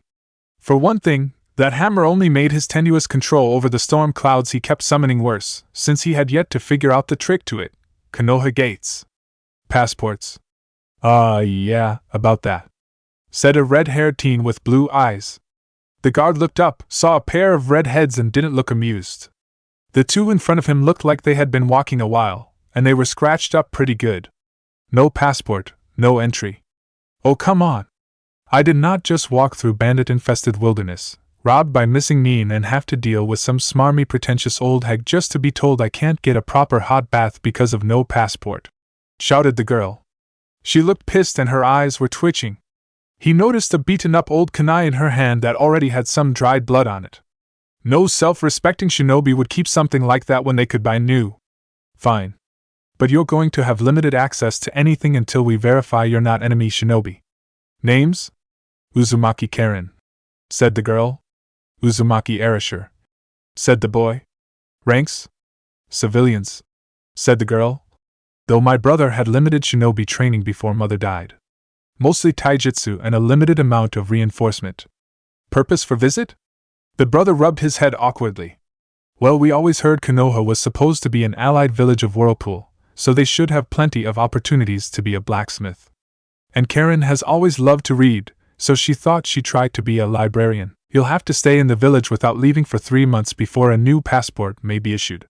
You will be interviewed by T and I for no less than an hour, and if you've proven to not be a threat, you will be allowed to live in Konoha as civilians. It took less than an hour before Kushina heard the news, and 2 more before she finally found the pair eating at Ichiraka's ramen. From the way they ate, most assumed they hadn't had a decent meal in some time. Especially with their clothes. Both of them turned when they heard the familiar sound of skidding behind them. Naruto finished what he had in his mouth before he had to comment. Escaping from a mass prank from shinobi hellbent on getting some payback? Kushina blinked. What makes you ask that? Because the only time I hear that sort of skidding on paved surfaces is after a well-deserved prank on idiots who've pissed me off, said Naruto. Kushina's grin didn't speak well for the shinobi of Konoha. No, but I did hear a pair of Uzumaki had shown up. Are you saying you're an Uzumaki? Said Karen, playing along with Naruto's lie. I'm the clan head. In that case, there's only one thing to say. Pull up a seat, cousin, and let's talk pranks, said Naruto, smirking. Minato had an ominous shiver go down his spine. Chapter 6. Kushina was giddy with excitement when the test confirmed they were Uzumaki. A few blood seals that were keyed only to the bloodline of her clan, and the 2 redheads had pretty much verified their claim. They didn't even need to do a bloodline test with those. Of course, her smile was nowhere near as big as the look on her face when Erasure started talking about some of his pranks. When Minato came in, the first thing he said once Kushina introduced her 2 new cousins was, I don't care what you do during the daytime, just don't drag me into any more insane pranks. Naruto couldn't resist poking at Thor's memory. But as devout followers of Loki, we're required to drag people into insane pranks, if only to share the misery if we get caught. Karen nodded emphatically, smirking evilly. Don't care. You can go streaking through the streets as long as I'm not involved. Can we make other people go streaking through the streets instead? Asked Karen with sparkly eyes. Minato shuddered. You can only do it to other civilians, and only Kushina is allowed to do it to the shinobi. Deal, came the trio of evil replies. It was far too quick for his poor sanity. So, I heard that the shinobi Uzumaki were really good at seals. Care to look at one we've been messing with in our spare time? Asked Karen hopefully. Sure, said Kushina. She took one look at the seal and whistled. This is some seriously heavy-duty stuff. Where'd you find it? Trade secret, and it's slightly embarrassing to explain, said Naruto without hesitation. Namely, he had been forced to stand still while Karen traced the damn thing off his stomach, all while maintaining a steady enough stream of chakra to keep it visible. We've been trying to tweak this for over a year now to make it less faulty, and so far it still needs work, said Karen. Minato didn't come back until well into the night, and when he did he happened to notice a copy of the seal Karen had. It was some seriously advanced, high-level stuff. But like Karen said, it was rather faulty. For one thing, the filter was almost shot to hell, and there appeared to be some unnecessary elements added to it. Because they were almost flat broke and Kushina refused to let her recently discovered cousins disappear on her, they were staying in the house. What's the purpose? Asked Minato over breakfast. Erasure and Karen looked up. Of this seal, I mean. Supposedly it's to contain a large amount of energy, like one of the higher-tier bijou's worth. The only problem is that it'll kill anyone who uses it to seal anything worth a damn, and the filter isn't very good. Not to mention the chakra ghost additives. We found it in the old Whirlpool village, and I thought it would be interesting to see if it could be tweaked to be more efficient. Let unspoken was that she had already tweaked it a little to be more receptive to Asgardian magic. She liked Kurama's acerbic wit, enough said. Minato's inner seal master was intrigued. Only thing is that it's damn near impossible to get sealing books while you're on the road, and Uzumaki or not, they don't exactly let civilians like us check out the good books without a shinobi license, complained Naruto. Not that I'm too enthusiastic about shinobi in the first place. You won't believe the horror stories I've seen. Oh? I would have pegged you for a shinobi, said Minato innocently. Naruto shook his head emphatically. Seeing the farce of a shinobi's idea of justice to a poor kid who was tricked by an older chunin was enough to dissuade me from trying again. I can barely do a clone, said Naruto. So you have had shinobi training, said Kushina. Shinobi dropout. Never made genin in my life, said Naruto honestly. What happened? It was stupid. This teacher had a total grudge against me for Kami knows what, and he tricked me during the exams for genin promotion. I got the super secret artifact and brought it to the agreed spot, but then the bastard reveals some secret or another telling me why most of the people in our village hated me, and the Jounin caught up and arrested us both. The council banned me from taking the exams for a full 2 years, so I said screw them. I packed my things and left the next morning. He found me a few months after he left the place, and we've been brother and sister ever since, added Karen. What about you? Simple. Erasure came to me asking me for some help with his reading, since most of his teachers were total dicks, and when I found out who his mother was I hit him on the head and said he should have just said he was her son, and I went with him. The guy who ran my village signed off on it, not aware Erasure had left his village, and I never went back. Not like they had much reason to keep another genin with no real prospects around. Best decision I ever made. You could join our shinobi army. No one bat an eye if you took up apprenticeships. No way in hell, came the dual responses from the siblings. That caught both older shinobi off guard. But why not? Whined Kushina. Being a shinobi was great. Have you seen the paperwork shinobi have to do for every damn mission? Said Karen, shuddering. Minato winced because he was the one who had to read all the paperwork that came in. And let's not forget the joy of D-ranks that all genin have to do.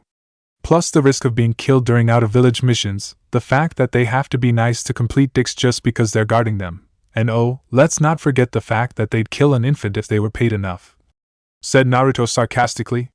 But no one takes civilians seriously. No, shinobi don't take civilians seriously. You can be a warrior without having to be a shinobi, it's just that shinobi have the most annoying habit of snagging all the good books and scrolls for themselves, countered Naruto flatly. I'm ranked as a mere civilian, and I bet you an all-you-can-eat Chiraka buffet I can outrun most of your precious ANBU. Minato seized on a chance to see exactly what their skill level was. Prove it. If you can outrun the ANBU for a full hour, then I'll label you both as outside contractors. That's enough to get you into most of the shinobi-guarded portions of the library, barring the classified stuff. If you lose, then you take the genin test. Seriously, I can't even perform a clone. I'll show you, said Naruto. He performed the basic hand signs for a regular clone, and then used the smallest amount of chakra he could. They didn't even pass a basic inspection. Hell, Kushina was holding her sides from laughing so hard. Minato winced. I said it before and I'll say it again. All my instructors, barring one glaring exception, were complete dicks. My offer still stands. I just have to evade for a full hour then. No limit on what I do to get their attention. No maiming. Their ego and dignity is not my problem, said Minato immediately. Naruto's smirk had a lot of teeth. That's plenty. Why do I have the feeling I just doomed my ANBU? Asked Minato to no one in particular. You married an Uzumaki and just challenged another to do his worst without maiming his victims just to get them in the proper mood for an all-out chase. Of course you'd develop the proper paranoia for a prank-based chaos, said Karen flatly. It would be spoken of by the ANBU for decades after the incident. The ANBU captain had been warned about the challenge, but had been told that he had honestly no idea what the boy would do to get the elite Jounin into what he called the proper mood for a chase. They found out the hard way. No one was entirely sure what Erasure did to the ANBU in question, as they refused to speak of the incident to outsiders, but horror stories were shared for years after. Their outraged shouts could be heard clear through the village and a few feet outside the walls too. Meanwhile, on the Hokage monument, Kushina and Karen were watching the entire thing while Minato timed it. They had a pair of binoculars and were critiquing the chase while eating popcorn and dango. Oh, that's going to leave a mark. Did we say who had to pay property damage incurred during the chase? Asked Kushina. Actually no. I think Hokage-sama forgot that part, grinned Karen. What's the time? 20 minutes and counting, said Minato, sweating a bit. He was starting to realize that there would be hell to pay for this, and he was likely to get hit by the fallout. That guy seems really pissed off now. I'd be too with all those feathers and dango sauce on me, cackled Kushina. Oh, Kami-sama! I'd bet him he'd never find a use for those, and he did. I owe him 3 bowls of ramen now, howled Karen. Why but plugs? Best way to shut up an asshole, said Karen, grinning. She had got them as a joke, and Naruto had been beyond embarrassed when she brought them up around Frigga. Loki had about coughed up a lung from laughing so hard. Yes, people, I did just directly quote the story, Bondage Style, which is one of the most hilarious Naruto stories out there.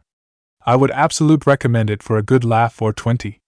Minato was having serious doubts about the elite claim on his ANBU, as Erasure not only trashed the hour deadline, he flouted his ability to evade and humiliate his best fighters.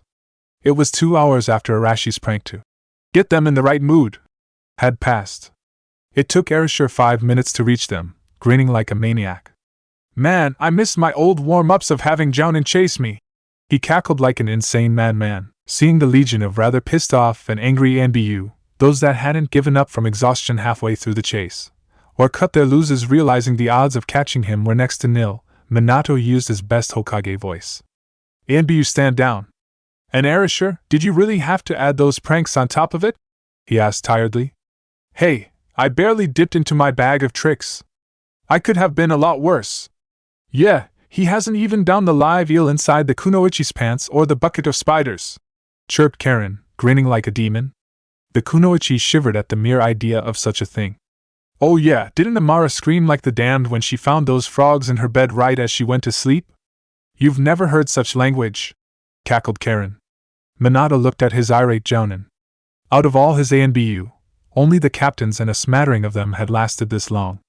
Everyone go home and try to regain some of the dignity you lost. I'll include hazard pay on your next mission. And for those of you who damaged the buildings and you know who you are, you're paying for the D ranks to repair them, said Minato. You're a dead man if you step out of line, boy, snarled one of the pissed-off ANBU. Erasure cocked his head. But how can I be dead when I never tried to knock off your masks? Aren't you only supposed to kill those that find out your real identity behind those no masks? He has a point, Giraffe, said Minato. Giraffe growled, humiliated beyond belief. And Erasure, no humiliating my ANBU repeatedly. But it's good training, said Erasure, pouting. Good training for who, I wonder, muttered Minato. Kushina snickered evilly. You so have to teach me how you managed to get that bad ANBU with the feather and dango sauce. There was also white chocolate sauce, said Erasure. White chocolate is not chocolate. It's cocoa butter with sugar added. Real chocolate has actual cocoa powder in it, said Karen hotly. Kushina nodded in absolute agreement, hence why I used it. The only chocolate I'd waste is the cheap kind that barely qualified as chocolate in the first place. The girls nodded in agreement. Then Erasure grinned at Karen. Now I believe there was a bet about me never using that gag during a revenge chase? To the ramen stand! Shouted the trio of Uzumaki. Erasure got an extra 2 bowls from Tucci for making him laugh so hard. Minato groaned. He knew the paperwork for this was going to be hell. Karen and Naruto were given official, civilian contractor badges.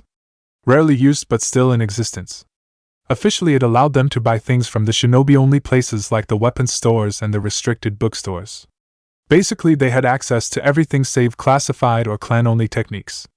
However, unlike shinobi, they didn't have to answer any summons. They existed outside the authority of the civilian police and would only get arrested if they did something to piss off the Uchiha or were charged with outright treason, like selling village secrets.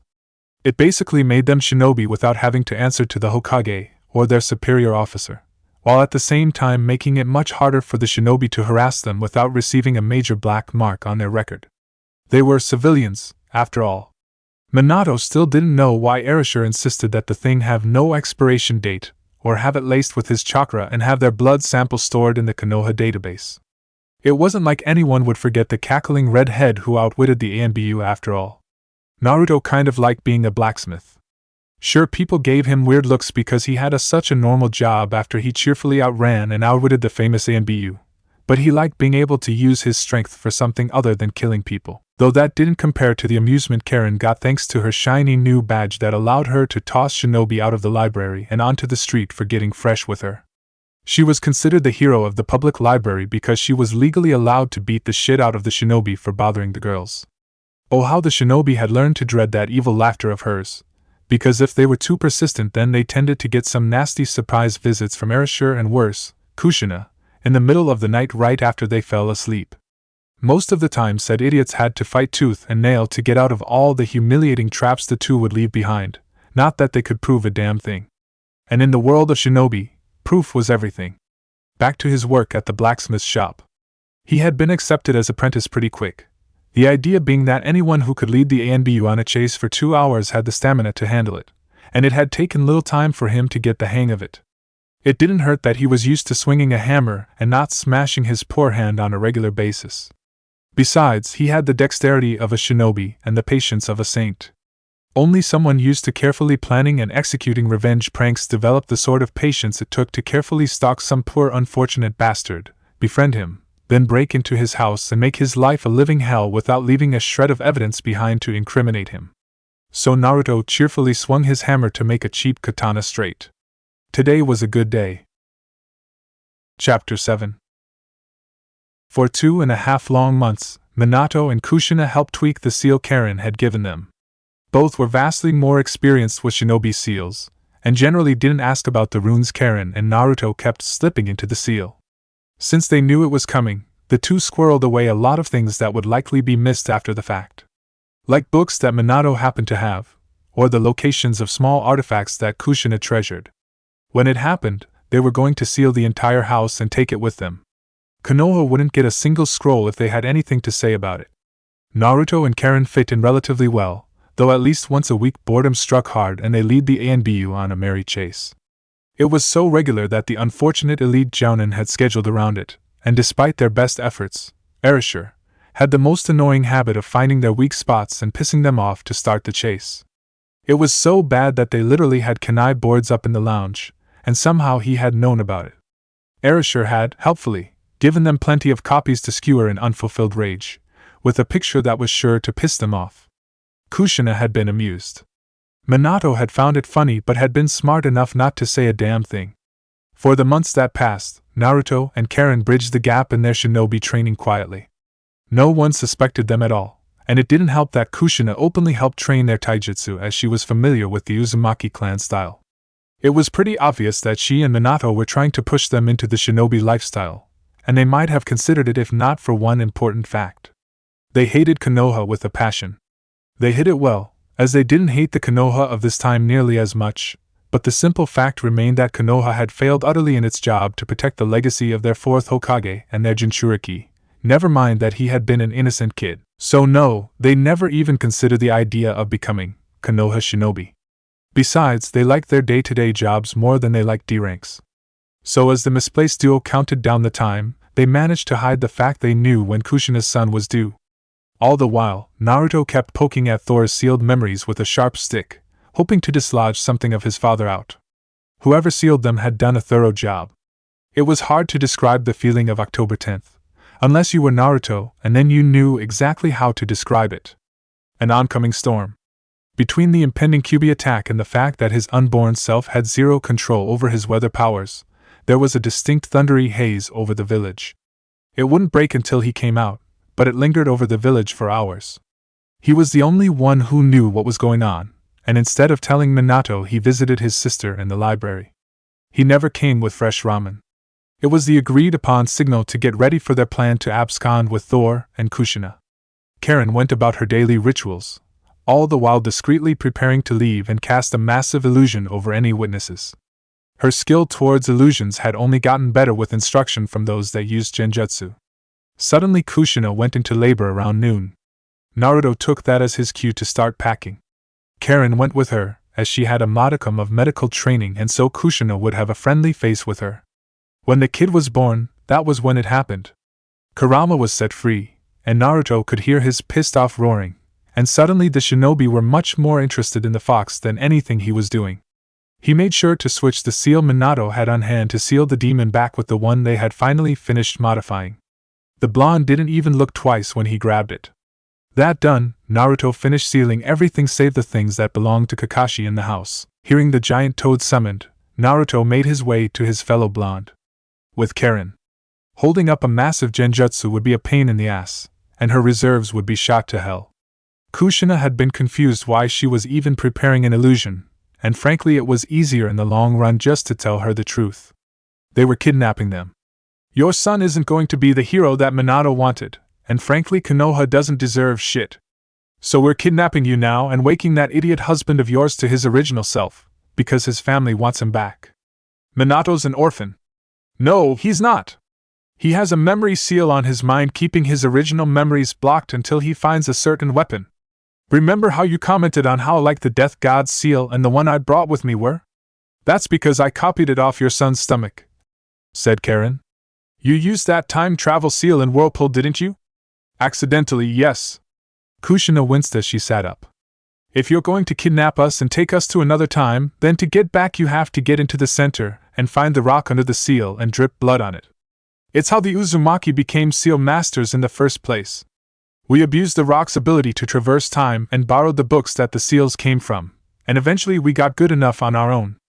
Naruto appeared and heard that bit. House is sealed away. We ready in here?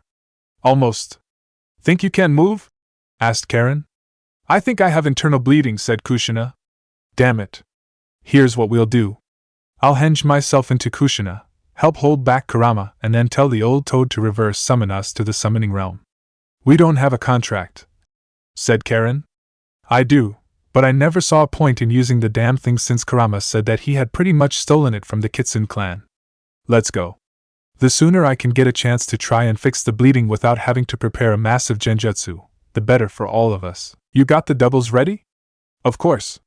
My clones have already been dispersed. Let's go. He's about to seal Kurama into you now, said Karen. It was rather anticlimactic how the switch went. All the prep work and the fact no one was expecting them to do it meant everything went smoothly. A little too smoothly. But then again no one was expecting a pair of misplaced Uzumaki to outright kidnap the fourth and his wife after a major battle and leave their son behind with some shadow clones to make it look like they had all died but the kid.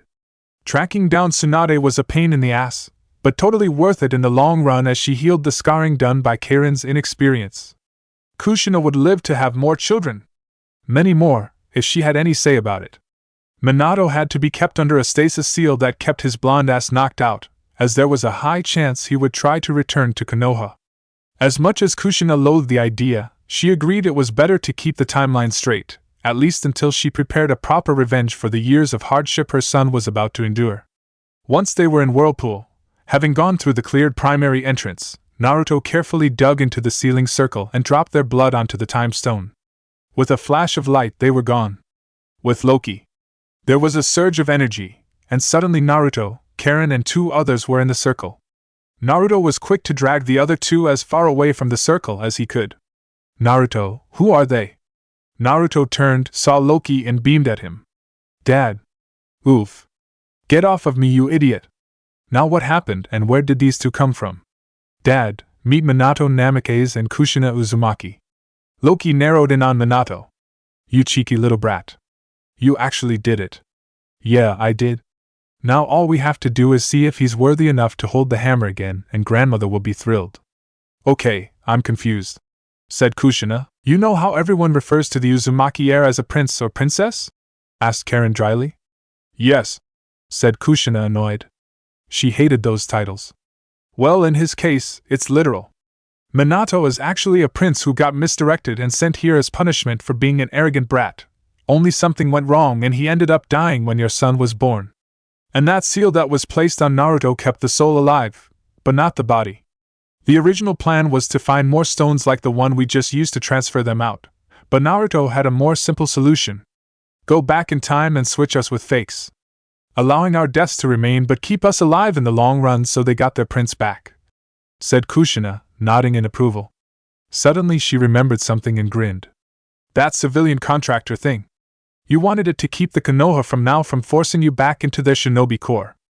Absolutely. They're going to be pretty pissed that they lost their Jinchuriki, but they can go screw themselves for all I care, said Naruto, cackling. We need to go. The sooner we remind that idiot brother of mine who he is, the sooner we can straighten things out, said Loki. Left unspoken was that he had no desire to deal with the shinobi he had seen on the outskirts of the ruined village. "Oh wait! Is there any way to?" started Naruto. "Third drawer on the desk. Touch the rock with it, and it'll be sealed into it without activating," Kushina said without hesitation. Loki was confused, but when he saw what Naruto carefully dug up and then sealed into a rather odd necklace, his jaw dropped. "If you had the stone, then why didn't you? Let me put it this way. We've had it for a long time and figured out how to use it. Naturally, we'd also see what would happen if the other countries knew about it. So which sounds like a more feasible way of avoiding all-out destruction, allowing our village to be destroyed and our people scattered, or abuse the stone and accidentally allow its existence to be known. As far as anyone needs to know, he found a seal and accidentally activated it through Kyuubi's chakra, and then used it to get back. It keeps people from asking about the necklace, because obviously he picked it up in the past," said Kushina. "When the first Uzumaki found the stone, they had seen all the futures connected to it. And the only one that didn't end with the world completely annihilated was when a blonde sealed it away in a necklace and took it away from the world. No one knew what the stone was, just that it was too powerful for anyone to have it except that boy. And only the heirs and the elders who knew how to keep their mouths shut were allowed to even know its existence. The first thing Minato saw was gold. A lot of it. The second thing he saw was a blonde heiress, which had him blink, and his wife. Where am I? The better answer is when am I, and the answer would be roughly 15 to 16 years. As for why, well, all your confusion will be answered if you can pick up that stupid hammer I dropped next to you," said Erasure. Minato noticed an unusually decorated warhammer, and then looked at him. "I dropped it on my foot, and wasn't in the mood to pick it up. It should be healed in a couple of hours," deadpanned Erasure. Minato didn't think anything of it, and reached down to the hammer on its side.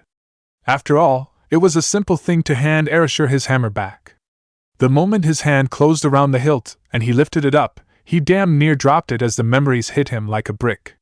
His eyes cleared up as his full power was unsealed and the memories were promptly filtered into the appropriate slots. Above the palace, a massive storm that even Naruto wouldn't have been able to create, at least not yet, formed as lightning struck the general area of where the infirmary was. Thor had woken up. "That was beyond weird, but still very interesting to watch," commented Kushina. His wife and the only woman barring Sif who could match him. "Oh, you don't know the half of it, Mom. Should have seen my reaction when I found out that I was in another world," commented Naruto. "I have a headache," complained Thor. "It'll pass," said Naruto. "So do you still have questions?" Naruto's comment about when he came back, and now he could see what his son had meant about the hammer. The only question he had was, "Why the kidnapping? You died, more or less, when the fox attacked the village. All you left behind were chakra ghosts, and there's no way in Helheim I'm going to track down 3 infinity stones to reverse it when it was easier to track down one and simply make it look like you died," deadpanned Naruto. Odin walked in with Frigga and Loki. Naruto left, but Kushina stuck around. With Naruto. "I take it from the show we just had that Thor's back?" asked Karen. "Yup. The official story is that we found a seal that allowed time travel and brought them back. Needless to say, there's going to be a feast soon," said Naruto. "At least we don't have to deal with them subtly trying to make us assassins," said Karen with a snort. The party for Thor's return was massive. Kushina made a point to stick close to her son as she was slightly out of her depth here. Everyone accepted her status as Thor's wife easily enough though. Then the apocalypse happened. Kushina found out Loki was a fellow prankster and gravitated towards him. Odin could feel the headaches coming on. Chapter 8. Sarutobi was having a very bad week. It started with the news sighting of Naruto and culminated in the rather massive surge of chakra from the ruins of Whirlpool. About the only good thing was the sighting of yet another strange seal in the ruins. At this point he was starting to figure out how Naruto kept evading the shinobi after him. He had some sort of teleportation seal that he was using to get around. Something that was much harder to implement than the Hiraishin. He sighed. Everything had gone downhill since Naruto left. First having to deal with the fallout from losing their only Jinchuriki, then the wasted man-hours trying to find and retrieve him, and now they had almost lost the Uchiha boy to Orochimaru. That had been one of the few perks out of the disasters that kept piling up after Naruto abandoned the village. Thanks to all the hunter teams out looking for the blonde, they had been in the perfect position to capture the wayward teenager and return him.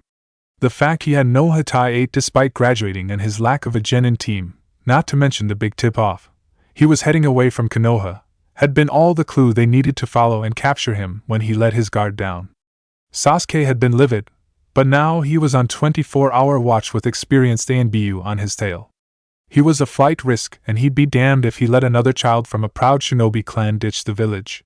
It took all of a month for Kushina to get used to Asgard, or to be more specific, for Asgard to become used to its future queen.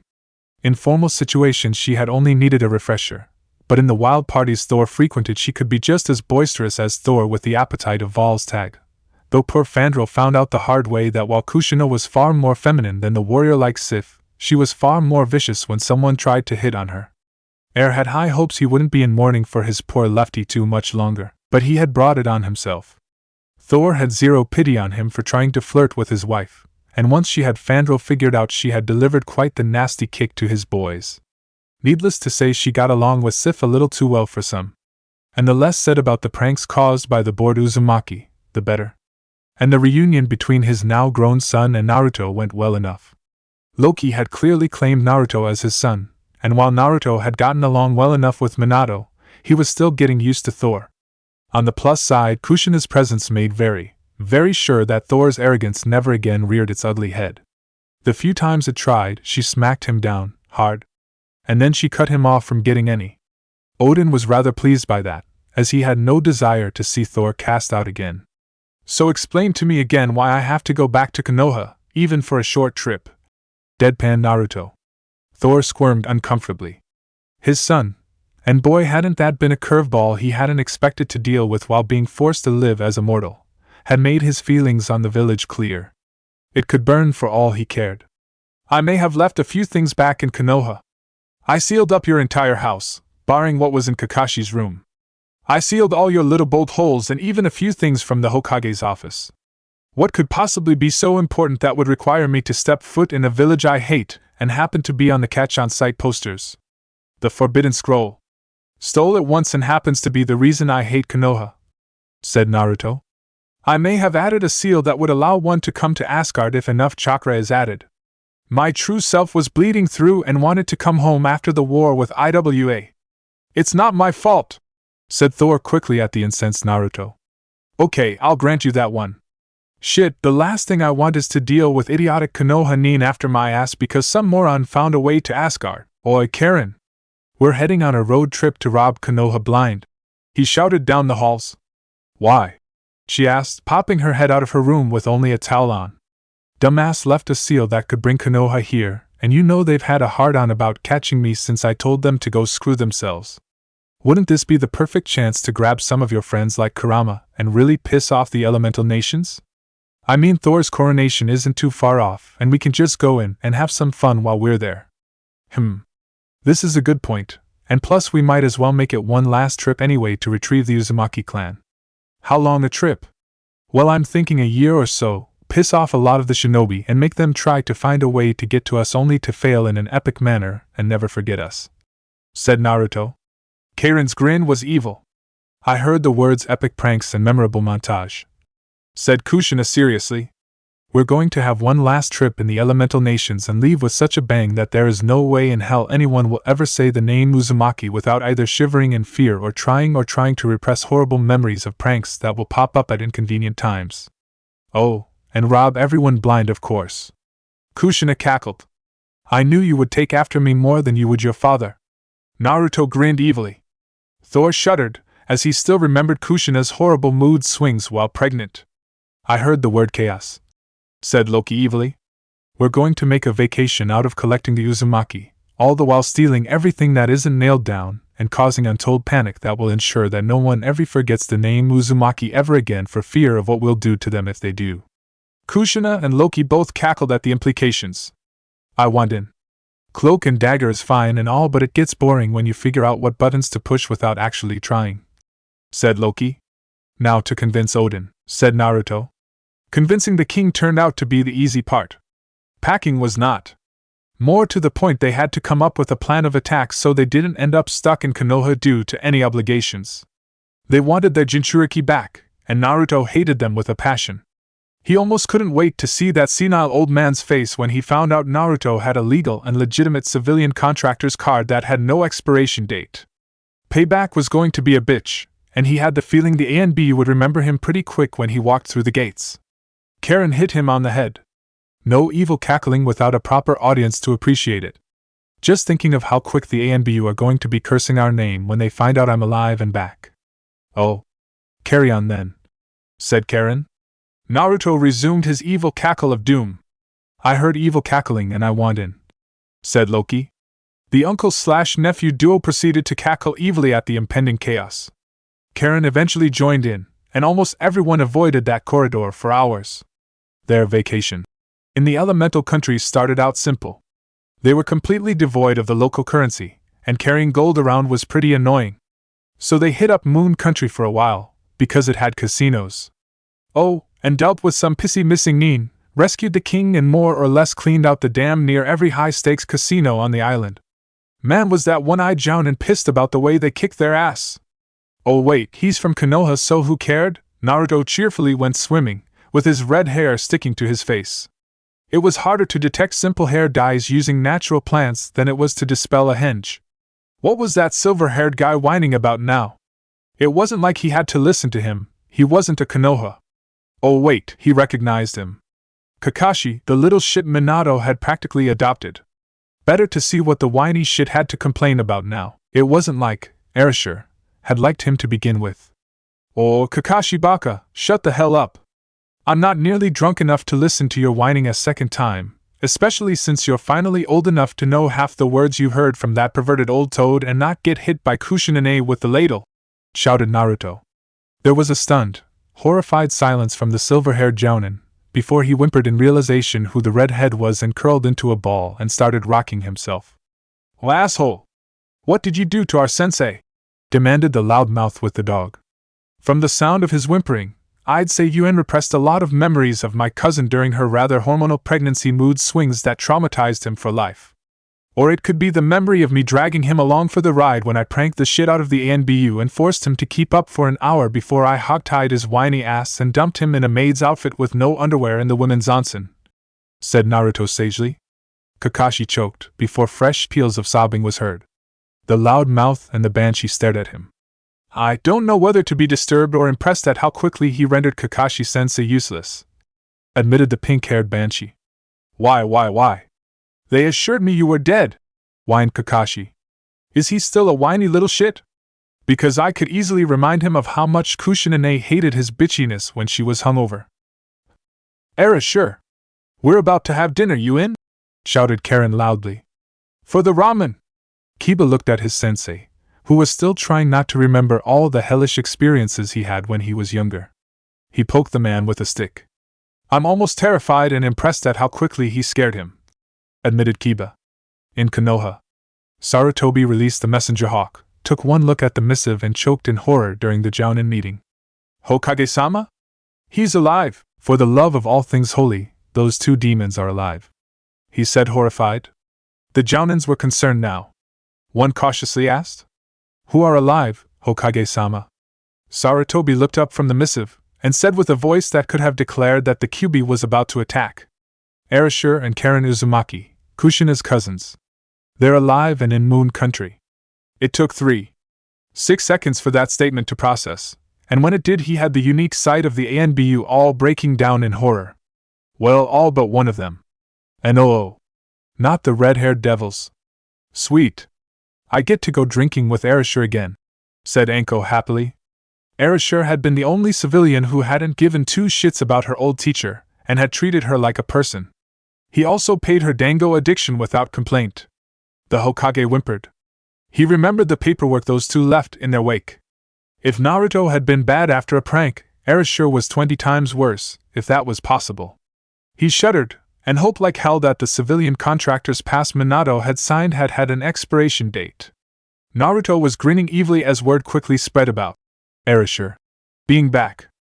At a few years, and no one knew he wasn't actually in his late 20s. Watching grown men with animal masks see him in civilian villages, then scream like little girls and make warning gestures while shouting at the top of their lungs that the evil one has returned. never got old. Every time it happened, Loki broke down laughing his ass off with Karen, who took pictures. Of course, then he had to explain to the local police why battle-hardened ninja who could kill and not bat an eyelash ran away from him screaming. Watching them privately wonder how tough ninja could be when they ran away from a prankster was just as funny. Seeing a familiar face, Naruto grinned even wider. "What, Ero-sanin? Long time no see," shouted Naruto loudly enough for the women to realize that the infamous pervert was on the other side of the fence peeping on them again. Jiraiya took one look at Naruto, and paled rather impressively. Loki snickered. "Dear Kami, I thought we were finally rid of you after," he whimpered. Oh yes, Naruto made impressions on people when he was bored. You almost had to pity Asgard when he became king. Naruto cackled evilly, making Jiraiya shudder. This was Erasure all right. No one could scare grown men that quick with just a laugh save him. "So where have you been?" asked Jiraiya, once he repressed a large number of rather horrifying incidents all over again. The Uzumaki have a time displacement seal that I got caught up in," said Naruto dismissively. Jiraiya blinked. "Time displacement seal? I destroyed it once I came back to my proper time, but it was a pain in the ass. Personally, I can't wait to see the expression on that old monkey's face when he finds out who Erasure actually is, and why he's been missing for nearly 16 years. Jiraiya had a horrifying premonition as Naruto dispelled his henge, and almost fainted from shock. "Oh dear Kami. You're Erasure? And the best part is that you can't drag me to Konoha, because I'm not legally part of the shinobi army," said Naruto evilly. The worst part was that he was right. Legally, Jiraiya couldn't do a damn thing to him, and there was no way they'd be able to get away with dragging him back now, because he was technically a civilian. Shinobi had no say in civilian matters outside the hidden villages. "And to make sure you forget who I am until we reach Konoha and spread a wave of prank-based terror." With a single hand sign, Jiraiya was covered in head to toe with ladies' undergarments. "Where'd you get all those bras and thongs?" The nephew and uncle disappeared before the massacre happened. Naruto cackled evilly watching Jiraiya get beaten so badly he barely remembered who Erasure really was. And by the time he did remember, Naruto had already moved on after giving Konoha a whole slew of new mental scars. Served him right for not doing his job in the first place. Chapter 9. So let me get this straight. In order to pass, I have to pay some ridiculous toll and hope that the idiots running the boat don't rob me on the way there. The nervous boat captain looked at the two obvious bandits before nodding. And the fact that we're less than 30 miles from Konoha means nothing to them? "Dear Odin, these shinobi can't do anything right," complained the blonde. To the confusion the poor boat captain and the bandits, the blonde promptly looked at his companions. "We're cleaning house in the mess those lazy ninja left," he informed them. The older one sighed, but looked at the bandits with distaste. "I would disagree with you, Naruto, but not even my idiot brother would leave something like this alone." And with that, the two bandits suddenly found themselves unable to breathe from the holes in their neck. The captain looked at the blonde with fear now. "Right, take us to the shore so we can see how much damage control we're doing and how big of a mess we have to clean up," said the blonde, clapping his hands together. The captain gulped. Today was not a good day to get out of bed. Tazuna had tried hiring shinobi to guard him long enough to build the bridge, but the commanding jounin had dragged his team back the second he found out he'd be dealing with other shinobi. Worse, he blacklisted Wave Country from the mission requests when he got back. His daughter had been taken within a week, and his grandson had withdrawn even more into himself. So when 3 strangers came in offering to clean the place up, he was overly skeptical. At least until they stated rather firmly that they weren't shinobi, nor did they care to associate with the bastards unless it was causing mental and physical trauma. Tazuna was reluctant to accept their offer, but what did he have to lose? Especially since the oldest member of the trio called in a 4th member who tried her best to bring Inari out of the depression he had sunk in when his mother was captured by Gato's thugs. With Kushina guarding Inari, and Tazuna to a lesser extent, Loki, Karen and Naruto were free to clean out Wave of its bandit problem. Thor had even sent along Mjolnir so Naruto could get used to it while he cleaned out the trash. "Is it a bad thing I don't feel the least bit sorry electrocuting these morons?" asked Naruto, using his hammer to channel lightning. With the return of Thor, he finally had some idea how to do it without electrocuting himself, and then hear Kurama bitch about healing him after. "No," came Loki's flat reply. "I can't believe Konoha let it get this bad. It's within their protected territory and not one of their shinobi thought to deal with this issue, said Karen in disgust. They were hired to deal with it, but they backed out when they found out that the mission was misranked and went home. Old man Tazuna lost his daughter for it, and the bridge was never completed, said Naruto, using his storms to deal with a cluster of bandits. His control over weather only got more refined as he had a chance to actually use it. It was funny, really. Thor's mortal form had named him after a character in a book written by a pervert, but in reality his name was absolutely perfect. Maelstrom. Because his powers got even worse near large bodies of water. Worse for his enemies, that is. Naruto's powers over the weather were damn near absolute in places where there was plenty of water. He could create hurricanes and rogue waves so quickly it was impossible for captains to avoid them. Or he could dispel such things with very little effort at all. And unlucky for these bandits, Wave was surrounded with the stuff. A short midget with a god complex finally arrived. So, you think you're big stuff just because you took out a couple of bandits? Heroes aren't welcome here, he sneered. We're not heroes, said Loki. Nor do we particularly care what a human thinks of us, added Naruto cheerfully. Can we get to the explosions already? Said Karen, her eyes gleaming. Fortunately, this is why I hire perfectly capable missing nin on retainer, sneered Gato. One man was rather big, if you hadn't seen Heimdall. He had a massive sword on his back that practically begged Loki and Naruto to ask if he was compensating for something. Next to him was a teen about 17 or 18. They wore a mask commonly found on shinobi hunter teams. It was hard to tell if it was a boy or girl with what they were wearing. So just to be clear, you're sending a mummy with a sword fetish that is clearly compensating for something, and an asexual fake hunter nin, said Naruto flatly.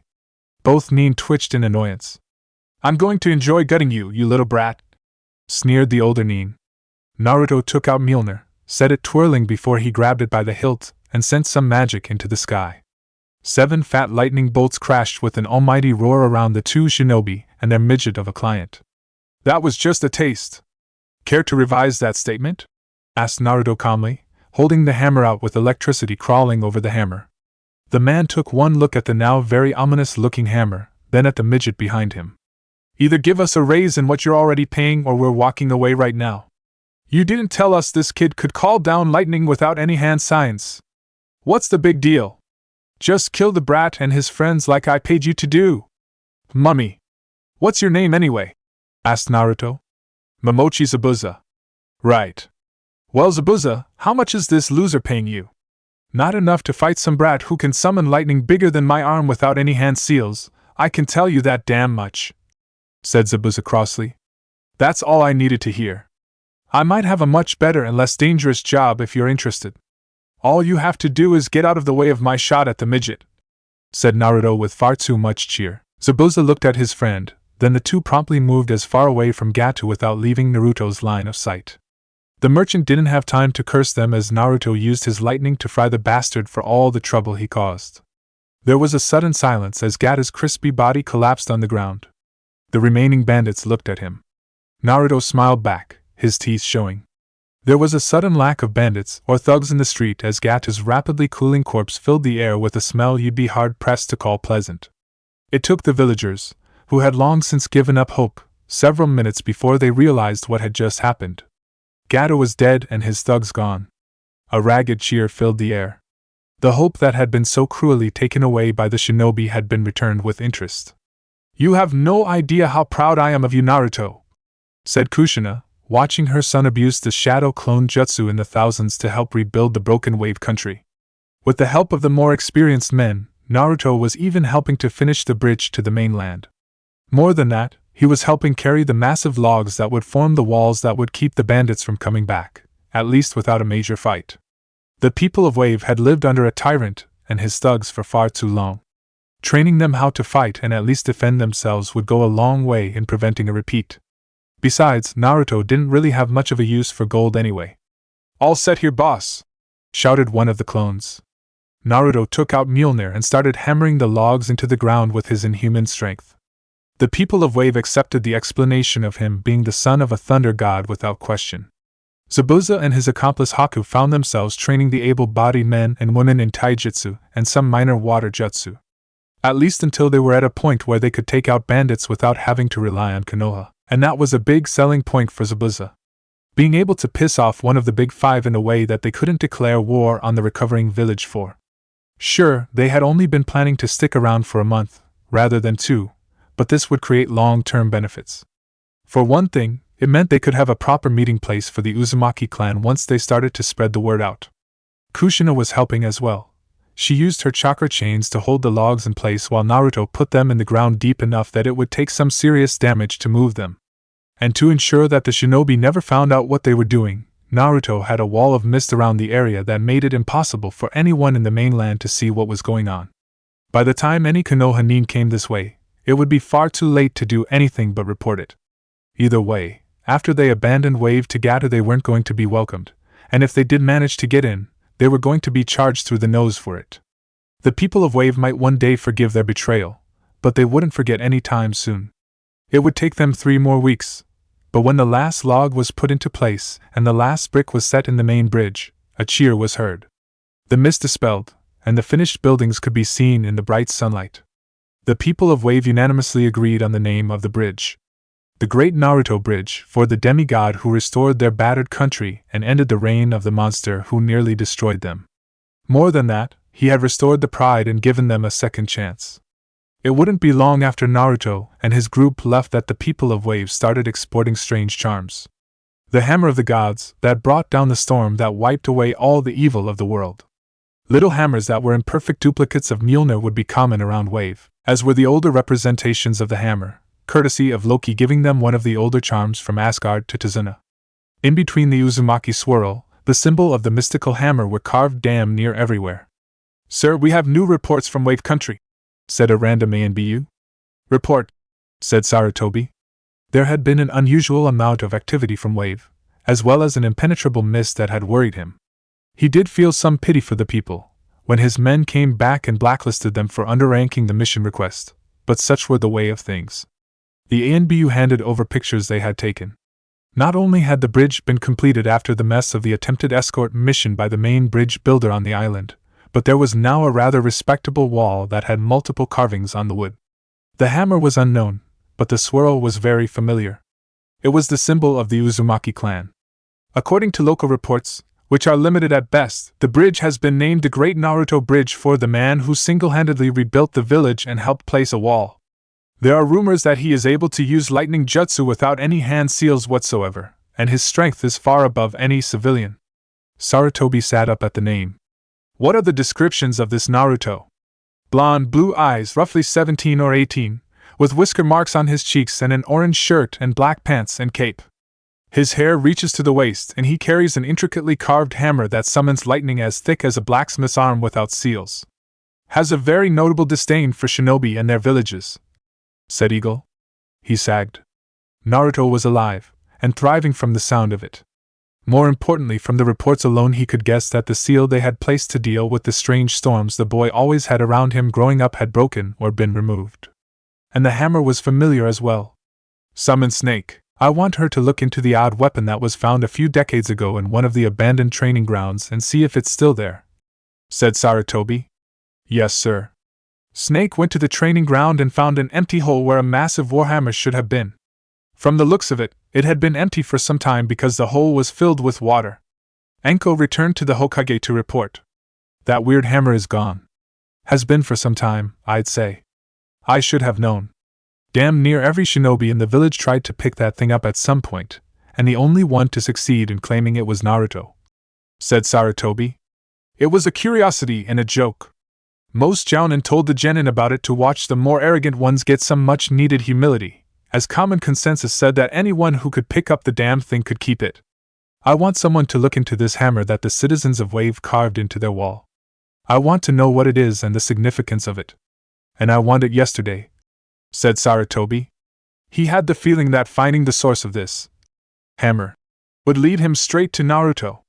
And after 5 years, they desperately needed to find him. They were already on the brink of war after the Suna/Sound invasion. It had been sheer luck that the underside of the roof had collapsed, and the ANBU had been able to come in through the hole in time to aid him. Chapter 10. It didn't take long for word to spread about a non-shinobi who protected the weak. In fact, Naruto was more surprised it took a full month for rumors to spread about him. The more good deeds they did, the faster rumors went ahead of them, and the more he saw tiny hammer charms carried by civilians. Loki found it more than slightly amusing, watching children run around with pretend hammers slaying bandits and helping civilians without asking payment in return. More importantly was the way the shinobi themselves reacted. It was very obvious how they felt about someone going around using jutsu and going on missions without demanding payment. Such a concept was a threat to their entire way of life. After all, that much power should only belong in a shinobi, which Naruto most certainly wasn't. In fact, to hammer that fact in, he went around explaining rather vocally why he wasn't in any shinobi army and had no desire to ever be in one. He never lowered his voice, he never hid what the discussion was about while in bars, and as a result, every shinobi village in the elemental countries now knew the infamous tale of Mizuki and the boy who had left his village in search of a better life than Konoha. Naturally, the Konoha shinobi were all scrambling to dampen the fires that the story sprang, namely the upswing in enemy shinobi trying to pull a fast one and the sudden decrease in mission requests due to the lack of faith from their wealthy clients. Suna couldn't be happier about the least predicament, because the clients that Konoha lost generally went to them and the other outlying villages. Sure, their Jinchuriki was a homicidal maniac, but at least they didn't outright try to sabotage his shinobi education or treat him unfairly. Not that they could do Tagara's ultimate defense, and the fact he'd cheerfully kill them for it, but it was the principle of the thing. The village hidden in the sand was many things, but at least they didn't have the reputation of abusing children that Konoha was starting to get. And it really didn't help that the civilians of Konoha didn't know to keep their mouths shut about the blonde, so when discreet inquiries were made by enemy shinobi and other merchants, and they heard how the demon brat used to terrorize the village with his pranks, and how they were glad the brat was gone, well, it didn't look good for the Leaf Village. Jiraiya grimaced when he heard yet another story about his home village. The public opinion of Konoha had really gone downhill lately since Naruto had finally reappeared on a public level. It would be a total public relations nightmare if Konoha tried to reclaim him right now. Especially since he had made it clear he didn't want to go back. As if it wasn't bad enough that people outside the village, those who had no connection to the Kyuubi attack on the night Naruto was born, or any knowledge of the tailed beasts in general, finding out that even the civilians had been discreetly trained by the shinobi to treat an innocent child like a monster was not something the nobles wanted to hear. Merchants were actively avoiding the village if they could, and the import to the village was slowly drying up. No one wanted to be associated with Konoha at the moment if they could avoid it. Right now, the only thing he wanted to do was get roaring drunk. Even his own contacts wanted nothing to do with him. So imagine his shock when he saw a familiar head of blonde hair in a drinking contest with Tsunade herself. Chug, chug, chug, chug! Came the cheering section of a pair of drop-dead gorgeous redheads, one of which looked remarkably like. Jiraiya's jaw dropped as an inkling of horror came upon him. Kushina? The older and far more drunk redhead blearily looked for the source of the incredulous choking sound, before cheerfully waving at him, and then going back to cheering her son on to more drinking. Tsunade slammed her sake cup down, and was grinning wildly. She was going to have the bitch of all hangovers in the morning, but damn it, she was going to drink this upstart under the table even if it killed her liver, by which point she'd promptly find a missing nin with her blood type and force Shizen to transplant their liver in place of her already dead one, along with the kidneys which needed replacing. It wouldn't be the first time, nor would it be the last. Another! Shouted Naruto, much in the manner of his father. He didn't smash the sake cup, because closer inspection revealed it to be made of pure gold. After the first time he'd had a drinking contest with the weak glass, Naruto had had an epiphany, some would call it common sense, and had a custom sake glass made so that he could smash it on a table and it wouldn't break. Coincidentally, it was also the reason why Tsunade got into said drinking contest in the first place. She wanted that cup so she could sell it and get some serious cash for her gambling addiction. Jiraiya was dumbfounded, until he was subtly maneuvered onto a clear table by a slicked-back black-haired man with green eyes. They're not going to be in any condition to answer questions until dinner tomorrow at the earliest, he said sagely. How? How is she alive?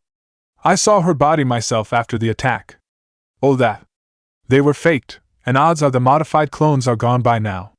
The graves were just for show after all, said the man. Jiraiya stared, unable to comprehend what he was being told. I think I'll be needing a drink. Most certainly. The man pulled out a jar, and it was filled with a sweet-smelling liquid. He then brought out a pair of shot glasses.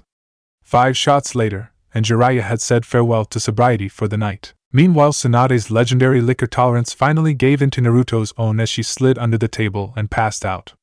Naruto shot back one final drink, to the cheering of the crowd as Karen collected her bets. Jiraiya couldn't believe what he was hearing.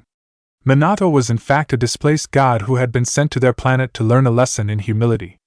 Naruto had somehow found the weapon which should have broken the seal on his father's memories, and was promptly reclaimed by his royal parents, and was now heir apparent once Minato ascended to the throne the next time his dad took a sabbatical. The black-haired, green-eyed man was in fact the other prince and Naruto's adopted uncle Loki. Somehow Naruto and Karen had accidentally traveled to the past, and decided to kidnap Minato and Kushina rather than allow them to be trapped in Naruto's stomach like they originally were.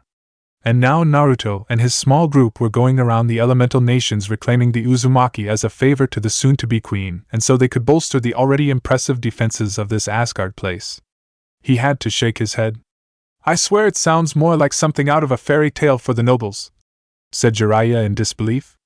I could summon my father if you want, but last I checked he's been wanting to have a word with you after he found out you had never checked up on me growing up, said Naruto helpfully. Jiraiya winced. Kushina had already kicked his ass in that regard. And that's not getting into the fact how pissed grandmother was when she found out that you hadn't fulfilled your job. If you think the king's going to be bad to deal with, just wait till she gets through with you, continued Naruto far too cheerfully. Loki winced at the mere thought of Frigga. I'm confused, said Tsunade, who had only stuck around because she recognized Kushina once her hangover had passed. My grandparents are pissed because Jiraiya was appointed my godfather and never bothered to check on me, clarified Naruto. No, I'm confused as to how she's alive in the first place, said Tsunade. You don't remember the rather large sum of gold you were paid to fix a rush job on a recent mother about 17 years ago? Said Naruto, raising an eyebrow. Tsunade blinked, blearily tried to recall when that was, and then remembered. I retract my statement. So does this offer extend to all Uzumaki, or? Oh yeah, I forgot your mother was an Uzumaki too. Heir's going to love chatting with you, said Naruto, clicking his fingers. Lady Tsunade? I'm sick of having to dodge debt collectors, and starting over entirely in a new world without the worry of somehow being dragged into being Hokage is way more appealing than sticking around. Plus there aren't any casinos, and you're more likely to become very welcome among the fighters since you can heal and fight. Naruto chirped in. Shizen looked doubtful, until Kushina added the one thing that would guarantee she wouldn't cause a fuss.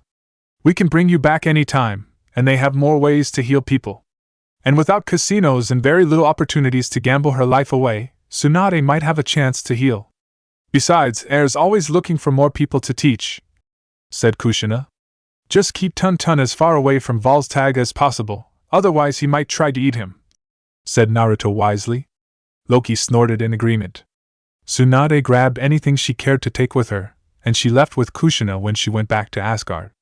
The cheerful, if fiery, redhead mostly came back to her home world to get out of the extra etiquette lessons. She had to go through them once, she'd be damned if she had to go through it all over again. Kushina cackled when Shizen took one look at Asgard and actually fainted. This is where you're going to be living? Oh, it gets even better up close. Luckily they didn't mind teaching me how to pilot one of the ships. Loki's a better teacher than you'd think. Speaking of ships, here comes Min with one now, said Kushina, spying a familiar head of hair. Tsunade hid a grin as she watched Minato, who went by Thor, kiss his wife. How was the elemental countries? Still as bad as ever. Should have seen that perverted toad's face when he finally found out we're alive. Thor grinned evilly. Just wait, once Konoha tries to get our son back, Mother said she'll be paying the old monkey a personal visit to chew them out. Tsunade grinned evilly. So what's this I heard about some new healing techniques? She asked hopefully. Lady Heir will probably enjoy debating healing magic and healing chakra, agreed Thor. She had certainly found what little Karen had known about the subject rather fascinating. He eyed Tun with a grin.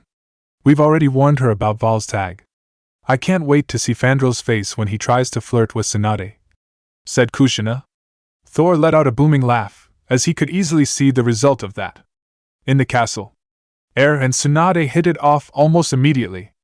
Both of them were healers at heart, and the moment they saw each other, they recognized a fellow doctor. When she heard the reasoning behind Tsunade's bad habits, she was rather sympathetic. The more she heard about these shinobi, the less she liked the nonsense they put themselves through, all in the name of a false loyalty. She could hardly blame Tsunade for being so willing to make a clean break from it all. It didn't take long for her to set out a few cups of tea out while the two women debated healing techniques. Soon they even had Frigga enjoying a nice cup of hot tea while they chatted.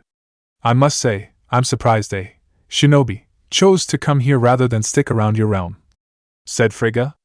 It didn't help that I'd been avoiding my own village for years already. Yes, your village, said Frigga with open distaste. Tsunade gave her a tired smile.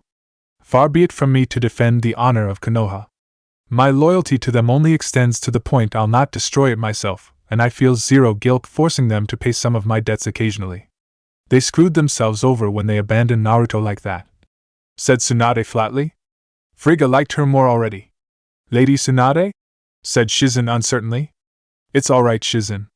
It's nice that we'll never have to worry about those idiots trying to drag me back again.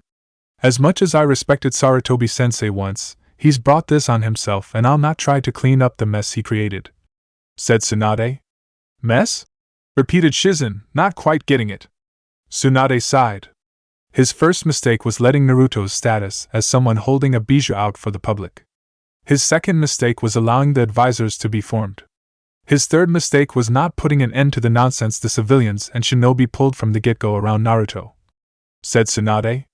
She sneered as she said, his final mistake was allowing the council to have a say when he should have forced Jiraiya to make Naruto his apprentice immediately after the nonsense with Mizuki, rather than allow the councils to essentially ban him and deciding his fate. If he had done his job, rather than be swayed by public opinion, then perhaps none of this would have happened. Shizen winced. When she put it like that, it was technically the third's fault that Konoha's reputation was going down the drain. Chapter 11. You know, had this happened a century earlier, I'd be jealous being ignored. Good thing you matured, right, Dad? Said Naruto cheerfully.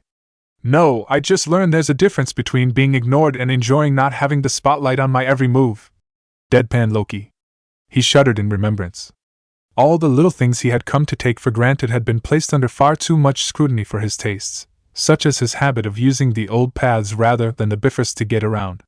Sif had taken almost perverse enjoyment keeping him from slipping off on his own for a few hours. He had never realized that with the crown came the complete lack of something to thrive in. Privacy. Loki hated being followed at almost every hour of the day. The subject of the discussion was the fact that almost everywhere they looked in a civilian-run village, they didn't go into any hidden villages for obvious reasons, you could almost always spot people carrying a tiny hand-carved hammer with them. The civilians seemed to regard the hammers as good luck charms. The fact that they were actually the old symbol of Mjolnir from Midgard was a minor detail.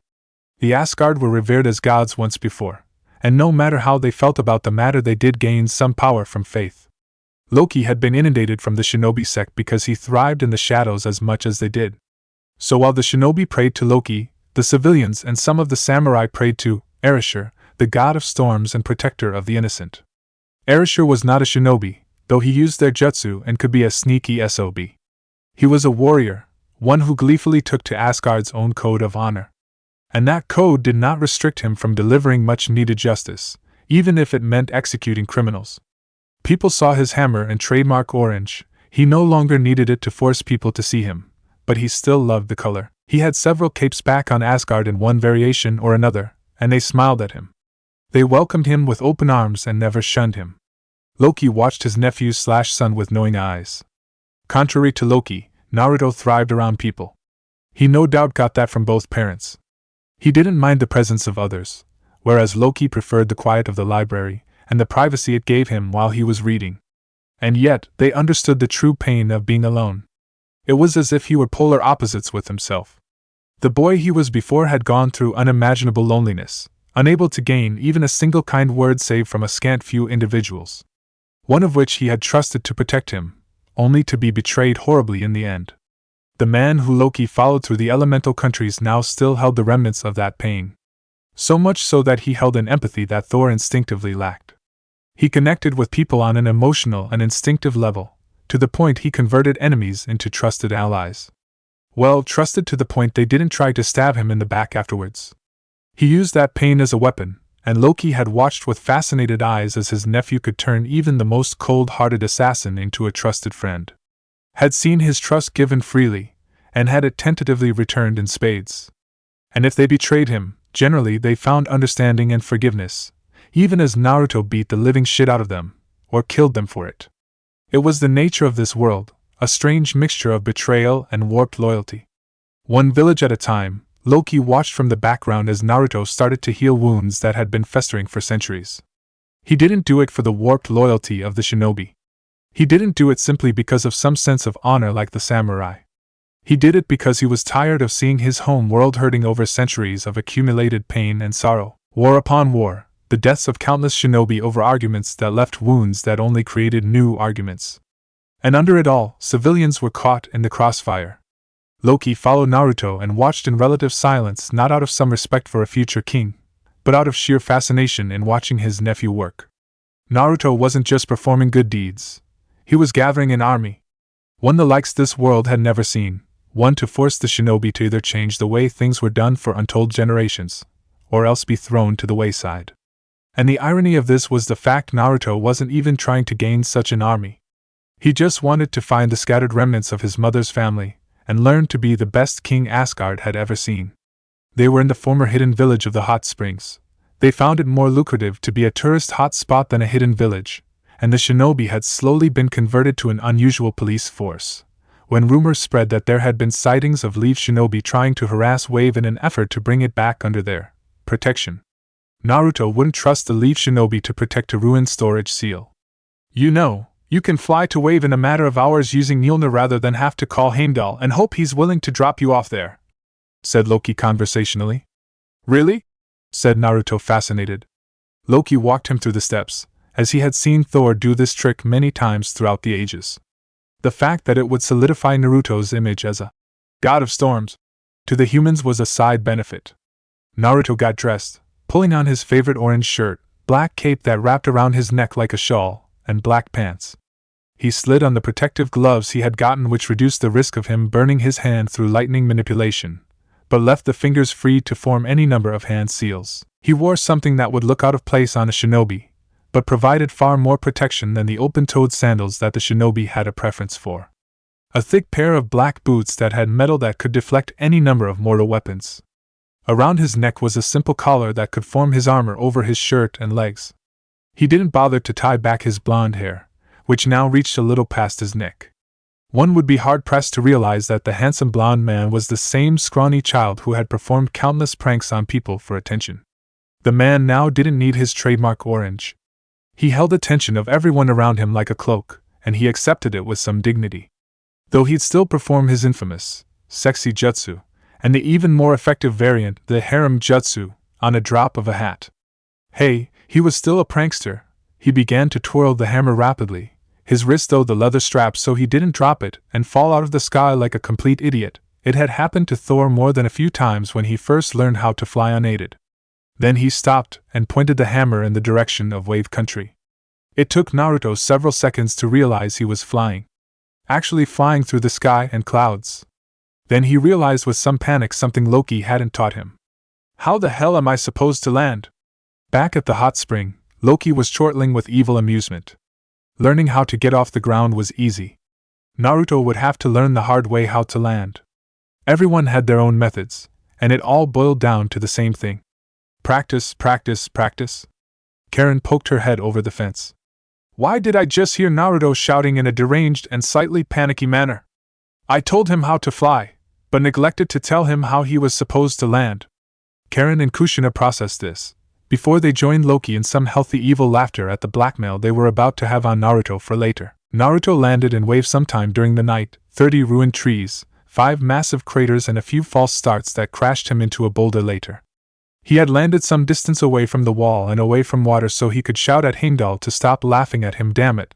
If Heimdall hadn't been watching the initial crash, he did the first time Naruto said his name, and yes, he did record it for blackmail material, and no minor amount of payback. He didn't bother to disguise himself, as that would only make it harder to get in. Wave had developed a reasonable paranoia towards strangers after the first near-successful infiltration attempt by the Leaf. When the night watchman recognized him, he was quick to open up the passage into the village. The same passage that was filled with water and carnivorous animals when not in use. It had been one of Zabuza's idea for a more morbid defense/exit. The passageway was lined with stairs and holes that would pour water in at a pace too rapid for all but the most experienced shinobi to be able to reach for any devices to breathe water. The man-eating fish, imported from Mist Country and fed the scrap fish, but only enough to keep them alive, would swim into their little ponds and come flooding out with the water, making it one hell of a nasty trap. And it could only be emptied from inside using a blood seal key to certain people. Any use of more than a civilian's worth of chakra would fall into an open pit that led to the main pond where the fish were drained into when the water was removed. The people of Wave felt more secure with such defenses around their village. More than a few bandits had been unlucky enough to fall prey to the trap of the open entrance. Zabuza and Haku had the dubious honor of being captain and vice-captain of the defense force, meaning he had free rein to create many such traps so long as there was minimal risk of the villagers being caught in them, and he marked them appropriately where only the inhabitants could find them. Like Naruto had said, it was a cushy job that provided damn good pay, and he was free to kill any hunter Nin stupid enough to bother them. And there was minimal risk of being stabbed in the back, which was more than could be said for working with Gatu. Finally heard about the Leaf trying to encroach on your territory, did you? Oh, I heard all right. Fill me in so I know what level of pranks I should lace the road outside the Leaf village. So Zabuza told him. The more he talked, the darker Naruto's mood became. Unknown to him, his hair slowly shifted from a sunny blonde to the color of blood until it reached his roots. Zabuza hadn't detected a single jutsu or any chakra, so it was unlikely that the boy was doing it himself. As if a switch had been flipped, where the easy-going Naruto had been, the vengeful and mischievous Erasure had taken his place. Right. When are the next batch of morons due to arrive? Mid-morning? That's when they usually show up. From what I can tell, the Konoha Council or someone inside it doesn't like the fact there's a militaristic village so close to theirs. Never mind that if they had done their damn job they wouldn't have had reason to learn how to fight. Zabuza found it odd dealing with civilians, but Haku found it refreshing. The reason why the shinobi sect dominated most of the power in the elemental nations was because there was a distinct power gap between the civilians and the shinobi.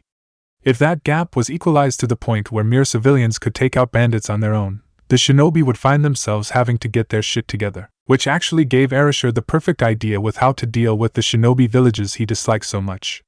It would give them a taste of their own medicine and keep the civilians from being victims in their wars. He was going to teach more civilian villages how to fight so they didn't have to ask the shinobi to help. Right. Time to put the fear of the gods into these morons, said Erasure crossly. As it turned out, the group trying to bring Wave back under Konoha's protection was led by a senior ANBU who had been around since before the QB attack. The second he recognized Erasure, he screamed like a little girl and tried like hell to run the other direction. Naruto/Erasure saw this as one big prank, so he played along with the whole God of Storms title he had going on. His dad might be God of Thunder, but his son would rule the storms. Commander, who is that man? A whispered discussion followed, and whatever was said to the younger shinobi had them paling rather impressively. I am the Kami of the Storms. Uzumaki Erasure. This area is under my protection, not you feeble shinobi. You failed to protect them when they needed you the most, so you are not welcome here now or anytime soon. Leave before I bring the force of the hurricanes down on you, said Naruto boldly, his stance that of absolute confidence. Some of the younger shinobi, mere chunin at best, scoffed at his claim. That is until Naruto calmly pulled out his hammer and raised it to the sky. With a little magic, the sky darkened and clouded over.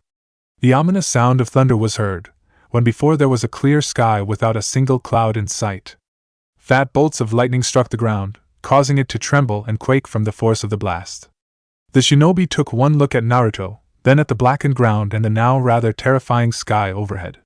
The rumbling of thunder continued until Naruto could tell they had cleared the area. Zabuza was impressed, and reminded why he had agreed to train civilians rather than get the hell out of Dodge, or worse challenge Naruto when he first met him. Not bad.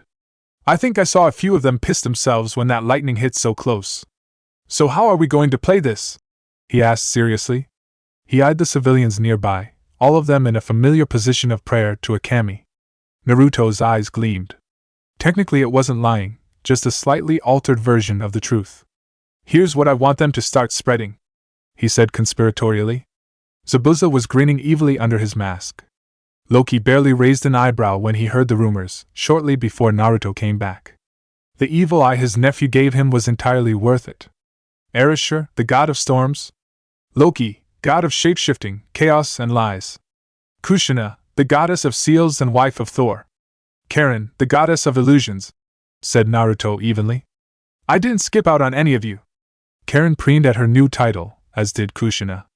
Minato claimed to be a master at Fuinjutsu, but in reality Kushina had been the one to create the original Death God seal, he just modified it. I'm just surprised you decided to give us all names, said Loki dryly. Let's face it, the civilians here are superstitious, and if I didn't run with it they'd give me something even more silly as a name. Giving them something to work with makes it easier to implement my plan to force the shinobi villages out of business, said Naruto. Out of business, echoed the girls incredulous. What do you think will happen when the power gap between civilians, samurai, and shinobi suddenly started closing? Where they didn't have to hire out of their village to get rid of minor nuisances like bandits, and where the shinobi are suddenly out of many jobs that are critical to keeping their precious villages running? Kushina's eyes gleamed as she caught on. If everyone is equal, then the odds of the shinobi running roughshod over the land with another war drop, and if it becomes known that the Uzumaki clan were responsible, all thanks to their patron deity Ereshkigal, then we won't need to relocate the bulk of the clan. We can make a school for civilians to come and learn basic and advanced sealing, with the mastery level stuff left to the clan. They can go back and teach others, and through them they can start cutting down on the necessity for shinobi in the first place. The hidden villages won't like it, warned Karen. I don't give a shit. They make more of their money off their damn wars than they do missions. They're the reason why entire sections of landscape have been remodeled, compared to the chaos the Bijou caused, said Naruto flatly. Karen and Kushina winced, because he had a point. The shinobi were usually the instigators of the wars that remodeled the landscape, and at the core of it all they made the most profit while the civilians had to deal with the fear of the fallout. The first hidden village had been a good idea, but by the time the third Hokage reclaimed his old post, everything had gone downhill. The entire shinobi system was corrupt and outdated. Sure, they wouldn't like finding the civilians no longer needed them as much as they had, but either they changed with the times or they fell to the wayside.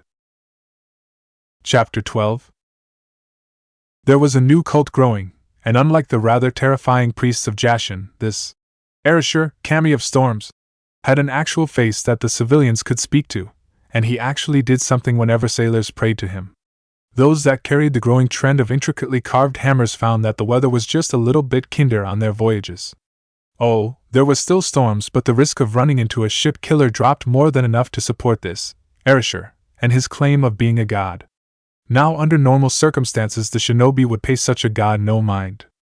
After all, it was obviously some missing ninja who had a god complex. Except it wasn't just the sailors or the pirates who prayed to him.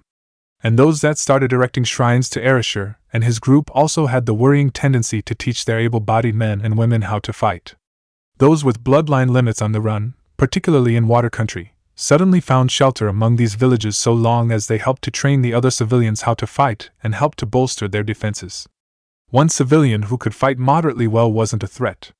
Entire villages who could handle bandits on their own without hiring shinobi and were learning the very things that made shinobi a step above their less trained counterparts was far more worrying. It meant an entire village full of enemies. More worrying was the sudden drop in mission requests, and the fact that the daimyos were all starting to look into said villages and their patron god Ereshkigal.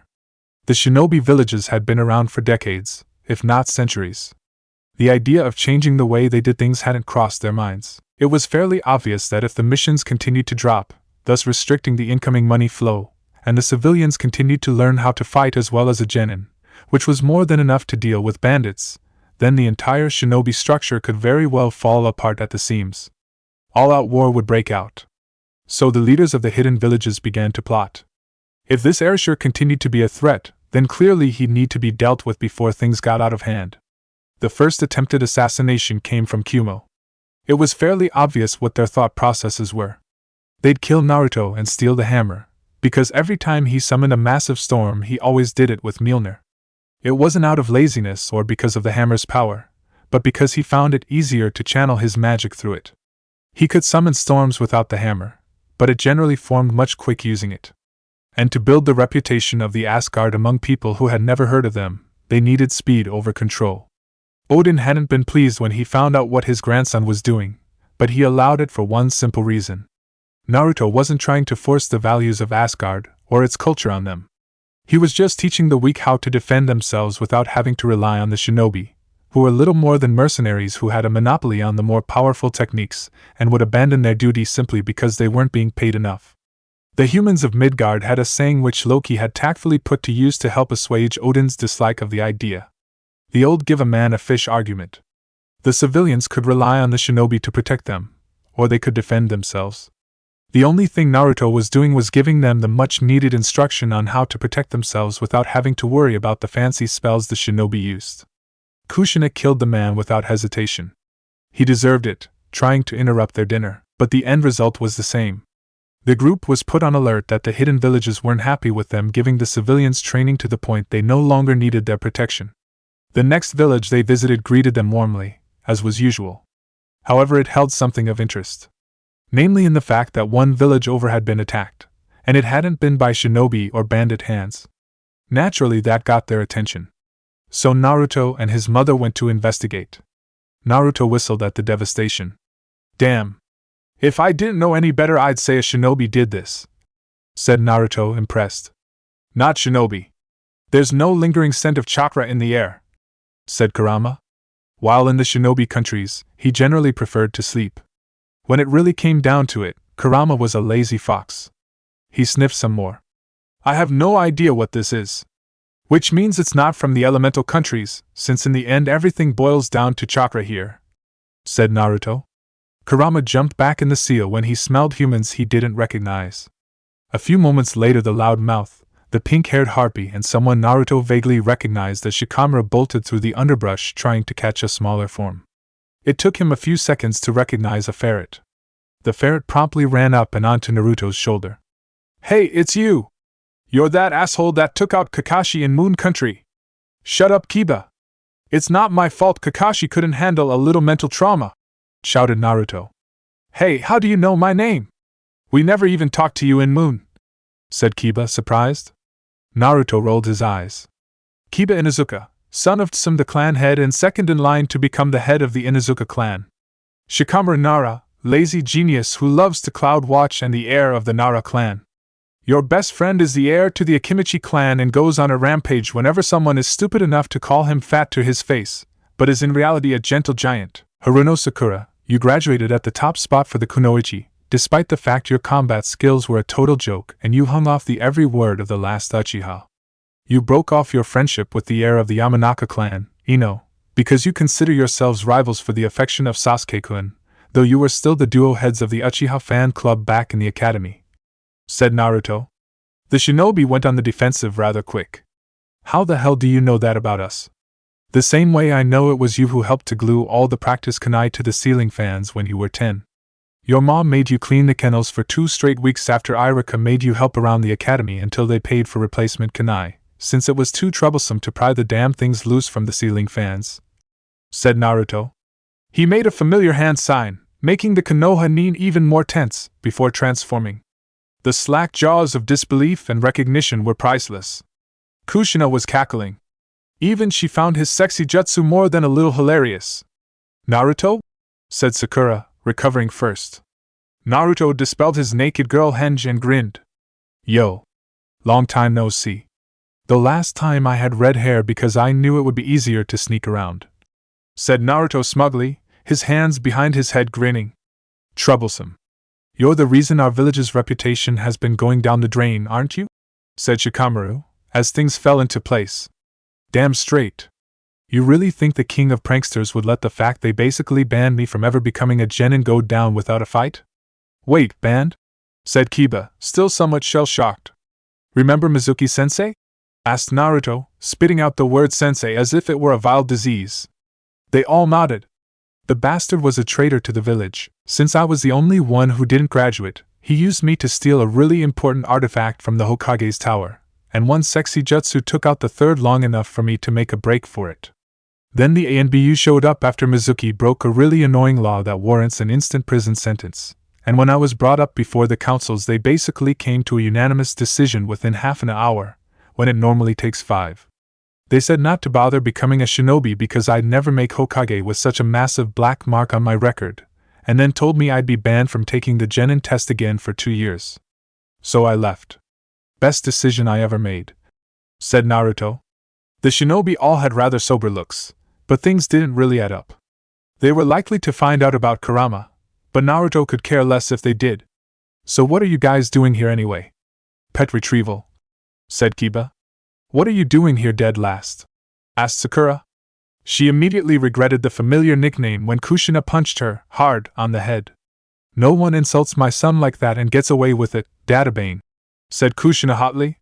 Mom, you know those bastards at the academy, except Irika-sensei, had it out for me.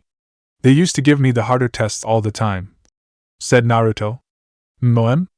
Oh yeah, I forgot I was an orphan growing up. Meet my mother, the head of the Uzumaki clan, Kushina Uzumaki. And before you ask the obvious question, the answer is time displacement.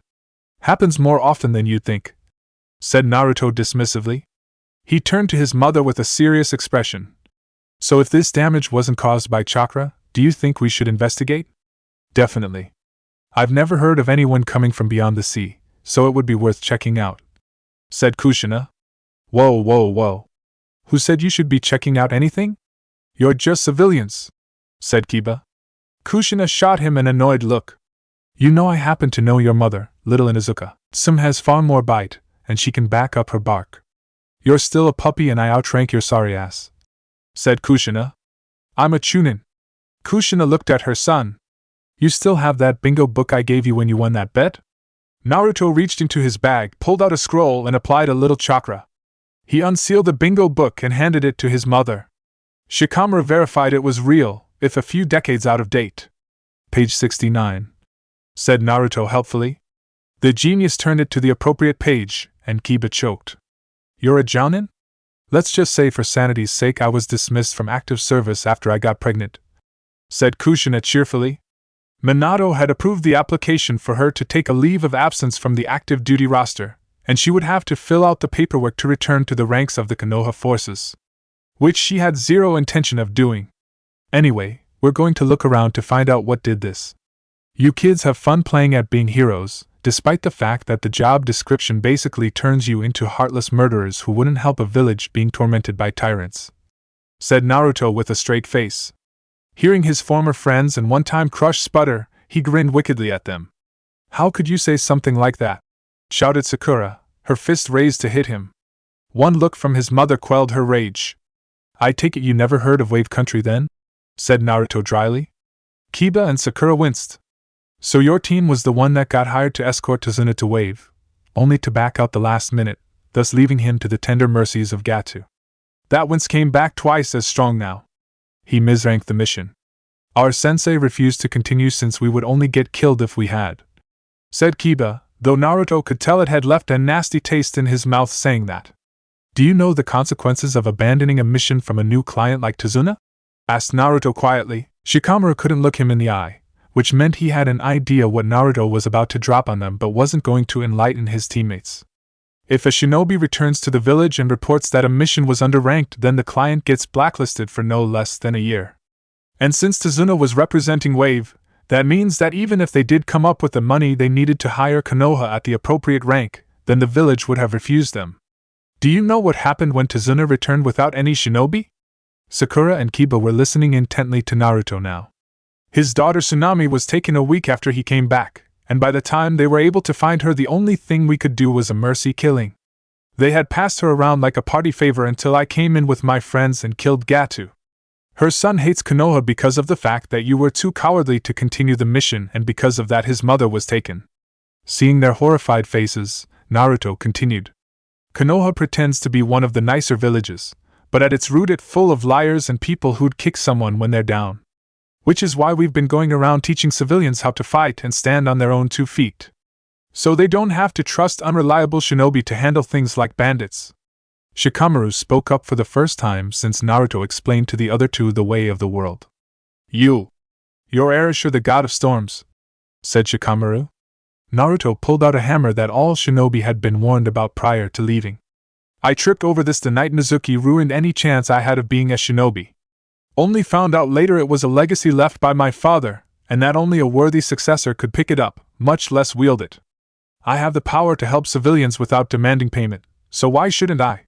You're going to completely undercut the shinobi villages, said Shikamaru. Your point? The system is flawed, and it's in need of a good shake-up. Either the hidden villages learn to adapt and grow, or they die off. It's long past time someone helped out the little guys that fall through the cracks of the shinobi's precious missions, said Naruto flatly. He could see the gears turning in Shikamaru's head. Naruto, are we going to head out or stick around? Shouted Karen. What do you think, Mom? Asked Naruto. I'd say the chance of seeing something from the continent is too good to pass up. We should at least investigate further, said Kushina cheerfully. We're sticking around, he shouted back to Karen. He turned to the trio behind him and handed Kiba the ferret. Have fun playing at being assassins, said Naruto. Kushina grabbed onto his neck as he twirled the hammer and let loose. He enjoyed the shocked expressions of Kiba and Sakura as they flew through the air a short distance to Karen and Loki. Troublesome. Well, we got the ferret, now what? Depends on whether we find the client anytime soon or not. Let's look for them and keep an eye on Naruto's group at the same time, said Shikamaru. Outwardly he was the same, but his mind was moving 100 miles a minute.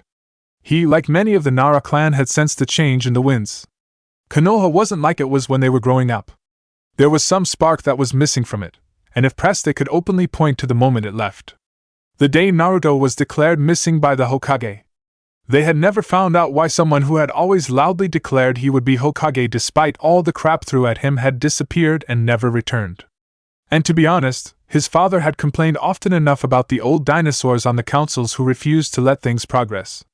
How the third had looked tired since the invasion, and his post wearing him down the more years went by. If they could find someone new to follow, someone who represented what Konoha was supposed to be, instead of the dried-out husk that stood in its stead now, he had little doubt that his clan would switch sides.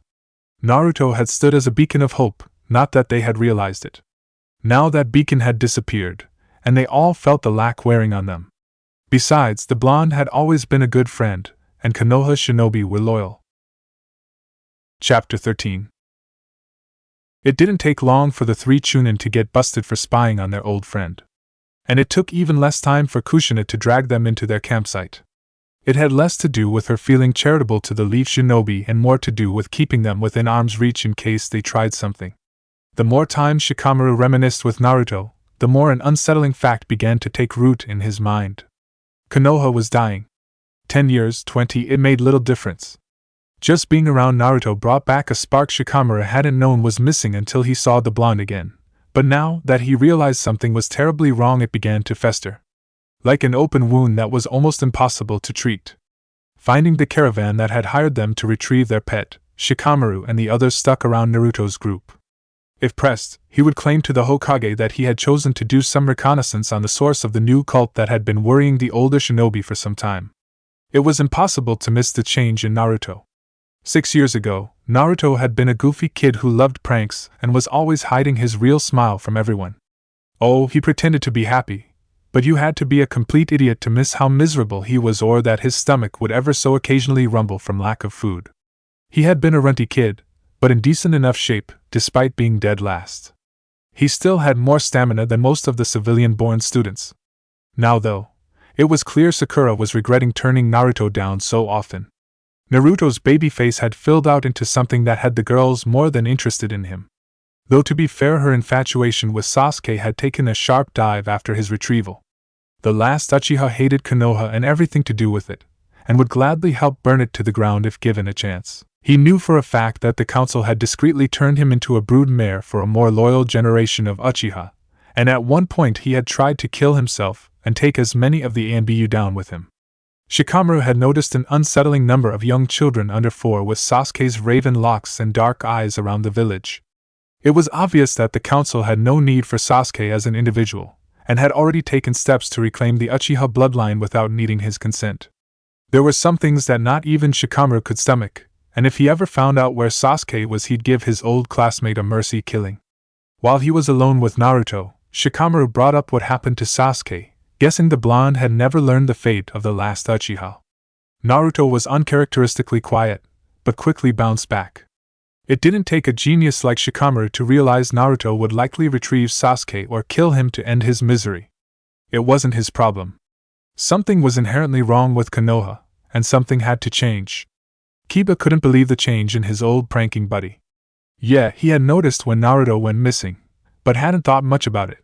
He was too busy being a genin. The last time he was around Naruto, he had smelled like a fox. Now he had the distinct scent of an alpha and the crisp smell of lightning. The only person he had ever heard of with that combination of scents was the Fourth Hokage, and that was from his mother getting a good whiff of his scent before he found out her abilities during the Third War. Naruto had filled out from the run of the litter he had been, to the leader of a pack. But it was more than that. Kiba couldn't really place it, but when he mentioned it to Shika later, he realized something. There was something missing in Konoha. Some sort of spark that had been trampled into dust when Naruto disappeared. A spark that Kiba found he missed.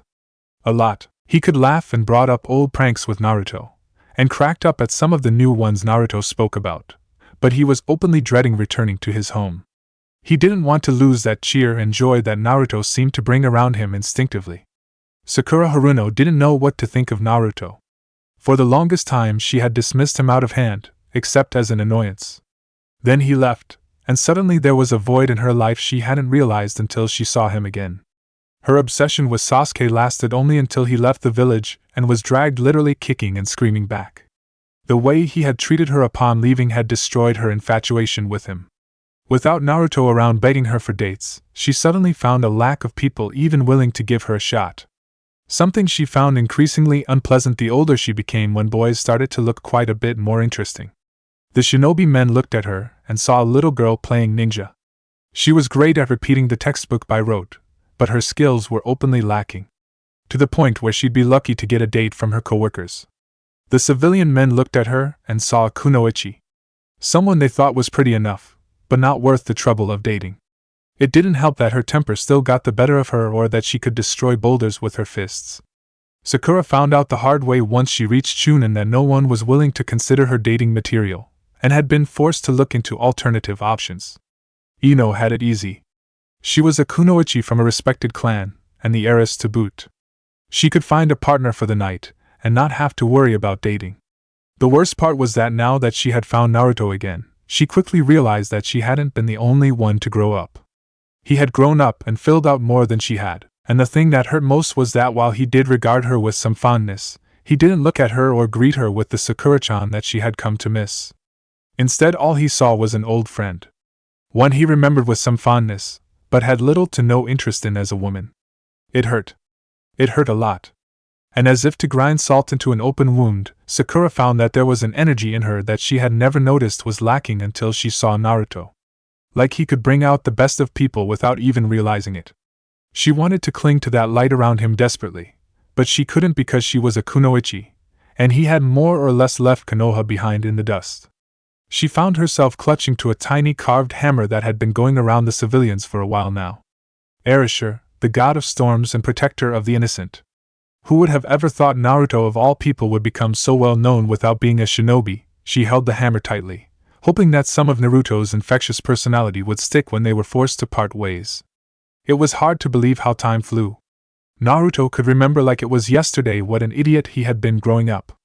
Being around familiar faces brought some of his goofy personality back, but he had been through too much in too short a time for him to do more than reminisce. He had a family, parents, and a place where he belonged, and as much as he missed old friends he wouldn't trade that for anything. The weight of Mjolnir reminded him that as much as he missed the old times, he had a place to call home and people who loved him. More than that, he had a purpose in life. So no, he'd leave the past in the past. Hearing about what happened to the arrogant prick known as Sasuke, however, added yet another reason why he refused to go back to Konoha. Shikamaru had likely known what Naruto would do if he found out about Sasuke, and didn't care. Naruto had run into Itachi and Kisame, but the two had left in a hurry when he started throwing lightning bolts thick enough to fry them if even one hit around like it was nothing. But not before Itachi left a note in his pocket telling him where to find him. Somehow he had a feeling there was more to the story of what happened with the Uchiha than they were told. It would be interesting to see how the Hidden Rain village, who might likely welcome Arashi's group, would react to the son of Thor. Namely the fact he could dispel the permanent rain storm around their village long enough for them to actually get some damn sunshine for once. Naruto and Shikamaru split off from the main group, mostly to do some recon and find out who had attacked the small village earlier. He agreed that it was worth looking into, at least for a few hours. Shikamaru was stunned at the change in the way Naruto fought when they were suddenly ambushed. For one thing, Naruto didn't used to have a battle cry which he proudly, and rather loudly for Shikamaru's poor hearing, declared before diving into the fray with absolute abandon. For Asgard and the Allfather! Naruto wielded his hammer like an extension of himself, and the strange soldiers that ambushed them didn't stand a chance against his enhanced strength. Naruto had long since passed the minimal requirement to join the ranks of the Aesir, and with it came an enhanced strength and an extended lifespan that only increased his absurd healing rate from being a mainline Uzumaki. The tin soldiers crumpled under his weapon, as he laughed with pleasure at a decent fight. Shikamaru was having trouble killing even one of these things, yet Naruto was destroying them with ease. It made him shake his head at the stupidity of the Konoha councils that they kicked out someone like Naruto so easily. Suddenly there was a lack of anything to fight, and Naruto took time to wipe the minuscule amount of sweat he had from fighting. There was so little it was a wonder he even bothered. "Ah, that was a decent spar. Too bad there weren't more of them," he said loudly, grinning like an idiot. Or a battle-crazed nut. Konoha was full of such people, so it wasn't hard to tell Naruto was one too. Still, it was fun being around Naruto. Unseen by either boy was a blonde figure with red eyes, watching them like hawks. He made note of the other blonde in orange with the hammer, but dismissed the boy with the headband as inconsequential. He could barely handle one opponent, much less the 10 that the blonde had taken out. Then the blonde looked right at where he was standing, and hidden by the way he was positioned, smirked at him. It was an odd feeling, but he had the distinct sensation that the blonde knew they were being spied upon and didn't care. And that terrified him. That the man was so confident in his abilities that he dismissed the spy outright, even going so far as to smirk in his direction. Clearly he bore watching. Naruto and Shikamaru returned to the caravan, where they found the odd sight of Kushina teaching some of the women how to perform basic hand-to-hand attacks. It was odd because of the looks Sakura and Kiba were giving her. "What's going on?" asked Shikamaru. "She's teaching them clan taijutsu," said Kiba, as if that explained their expressions. Shikamaru's expression almost mirrored theirs. "Why?" "There's a few reasons. The two main ones are because it helps cut down on the caravan's concerns about bandits, and because it'll help them direct any missing clan members in the right direction," explained Naruto. Shikamaru caught on first. "Because your clan would recognize their style being used by outsiders, and would demand to know where they learned it. The caravan could direct the missing members to an agreed waypoint to be recognized by the clan head and hopefully collect those that got scattered," said Shikamaru, deducing the second reason for teaching them something most clans held secret if only to keep it in-house. Kiba blinked, but his expression changed slightly, as if it were no longer confused. "I think I've heard about the Uzumaki clan, in one of Irika-sensei's old lectures about villages that failed." Karen heard that comment and bristled. "The village didn't fail, dog breath. It was taken out by 3 major villages because they feared us." Seeing the way the Chunin reacted, Karen elaborated. "In a way, the Uzumaki were like the caravan they were traveling with at the moment. Homeless, scattered, but still hanging on through sheer stubbornness. And Naruto was spreading the word that he was calling them home. Even if the village hidden in the whirlpools would never be the same after the attack." Chapter 14. There was a loud thud that alarmed the shinobi greatly, but didn't bother Naruto or his group one bit. They recognized the light show. "What was that?" said Kiba, grabbing his kunai. "Just someone coming from home to visit, or my father coming to borrow Mjolnir for a while," said Naruto. "Or to drag me to yet another noble party. Thank the Allfather that Asgard is firmly a warrior society," said Kushina, annoyed. If Asgard had been like the nobles of the elemental countries, where one had to play nice all the time, she didn't think she could stomach it. No, Asgard was an old warrior society, meaning they chose their queens and kings based on the ability to fight, rather than their ability to handle politics. So long as she could rein in her temper long enough to avoid insulting anyone too important, most of her outrageous behavior was tolerated or ignored. The only reason why she wasn't stuck in more etiquette lessons was the simple fact that she had more or less proven she knew most of what they were trying to teach. She had grown up as the clan heiress of a rather large and noisy family, one which had a village to themselves, and she really hated being bored. So they let her spend plenty of quality time with her son, while Loki discreetly taught Naruto everything he and Karen needed to know. At this point, Karen was considered his second-in-command and his personal advisor, so she was a permanent addition to the family. It didn't hurt that Naruto basically treated her like the sister he always wanted, but never had a chance to have until now. Hearing the shout alerting the camp that someone was approaching, smart move, considering Naruto was sometimes bored enough to trap the area around them while they slept, a blond man that had all three Konoha shinobi staring in shock approached. "Hello, father," said Naruto cheerfully. Thor nodded to his son before kissing his wife. "Come to borrow your wife or the hammer?" asked Loki. "Actually, I came to get away from mother's politic lessons. Father is almost due for another one of his slumbers, so they're shortening the time limit until the coronation," said Thor easily. Loki snorted. "Well, you're in luck. We've stumbled on a rather interesting adventure that involves the continent across the sea." Thor perked up at that. He had only ever seen the elemental nations. "No way. The Fourth Hokage?" said Sakura shocked. "Oh yeah? I forgot he's supposed to be dead," said Naruto almost as an afterthought. "Shika Akiba Sakura, meet my father Minato Namikaze, or as he was known before I kidnapped him, and my mom, the Fourth Hokage." Kiba looked at him with disbelief, before his mind said what he was thinking before he had a chance to filter it. "They threw out the heir of a founding clan and the son of the Fourth Hokage. Is the Konoha Council full of morons or something?" said Kiba. "Yes," came the unanimous reply of Thor, Kushina, and Naruto at once. "Wait. How come you address him as father, but you address him," Shikamaru pointed at Loki, "as dad?" asked the Nara heir. Thor looked at Shikamaru, before his face brightened. "Shikaku's son?" he asked. Shikamaru nodded. He looked at Kiba. "Which makes you Tsume's child?" Thor frowned at Sakura. "She's from a merchant family, father," supplied Naruto helpfully. Thor nodded, pleased he hadn't forgotten anyone. He either didn't notice or didn't care that guessing their parents without being told had only cemented the idea that he was the fourth. Kiba accepted the fact that the blonde who looked far too much like the dead Fourth Hokage was Naruto's father faster than Sakura or Shikamaru had, for one simple fact. He smelled a lot like Naruto, only older and with a stronger lightning scent. Sure, Naruto had tints of sea and what could only be the wind. He was basing it on his limited experience in Suna during a few missions for trading, but so did Kushina. The only time someone had a mixture of two scents like that was if they were closely related, like say parent and child. So obviously this newcomer was Naruto's father. Even if he called the black-haired man with sneaky green eyes Dad. Kiba wisely didn't say a word about what Kushina-san and the newcomer were up to when they both headed out to patrol the area while the caravan set up for the night. Naruto obviously had an idea, but kept his mouth shut. It did not help that Loki kept making snarky remarks about him being an older brother soon if Thor had Kushina had any say in the matter. The fact that if Kushina got pregnant again meant she would have to return to Asgard until the child was born was one of many reasons why Naruto preferred not to think about it. It was only natural to make the Chunin do the hard work of infiltrating the rather odd transportation machine. Being from Asgard, it wasn't hard to guess that this was some sort of mobile fortress, one designed to allow one to infiltrate enemy territory without having to worry overly much about the local wildlife.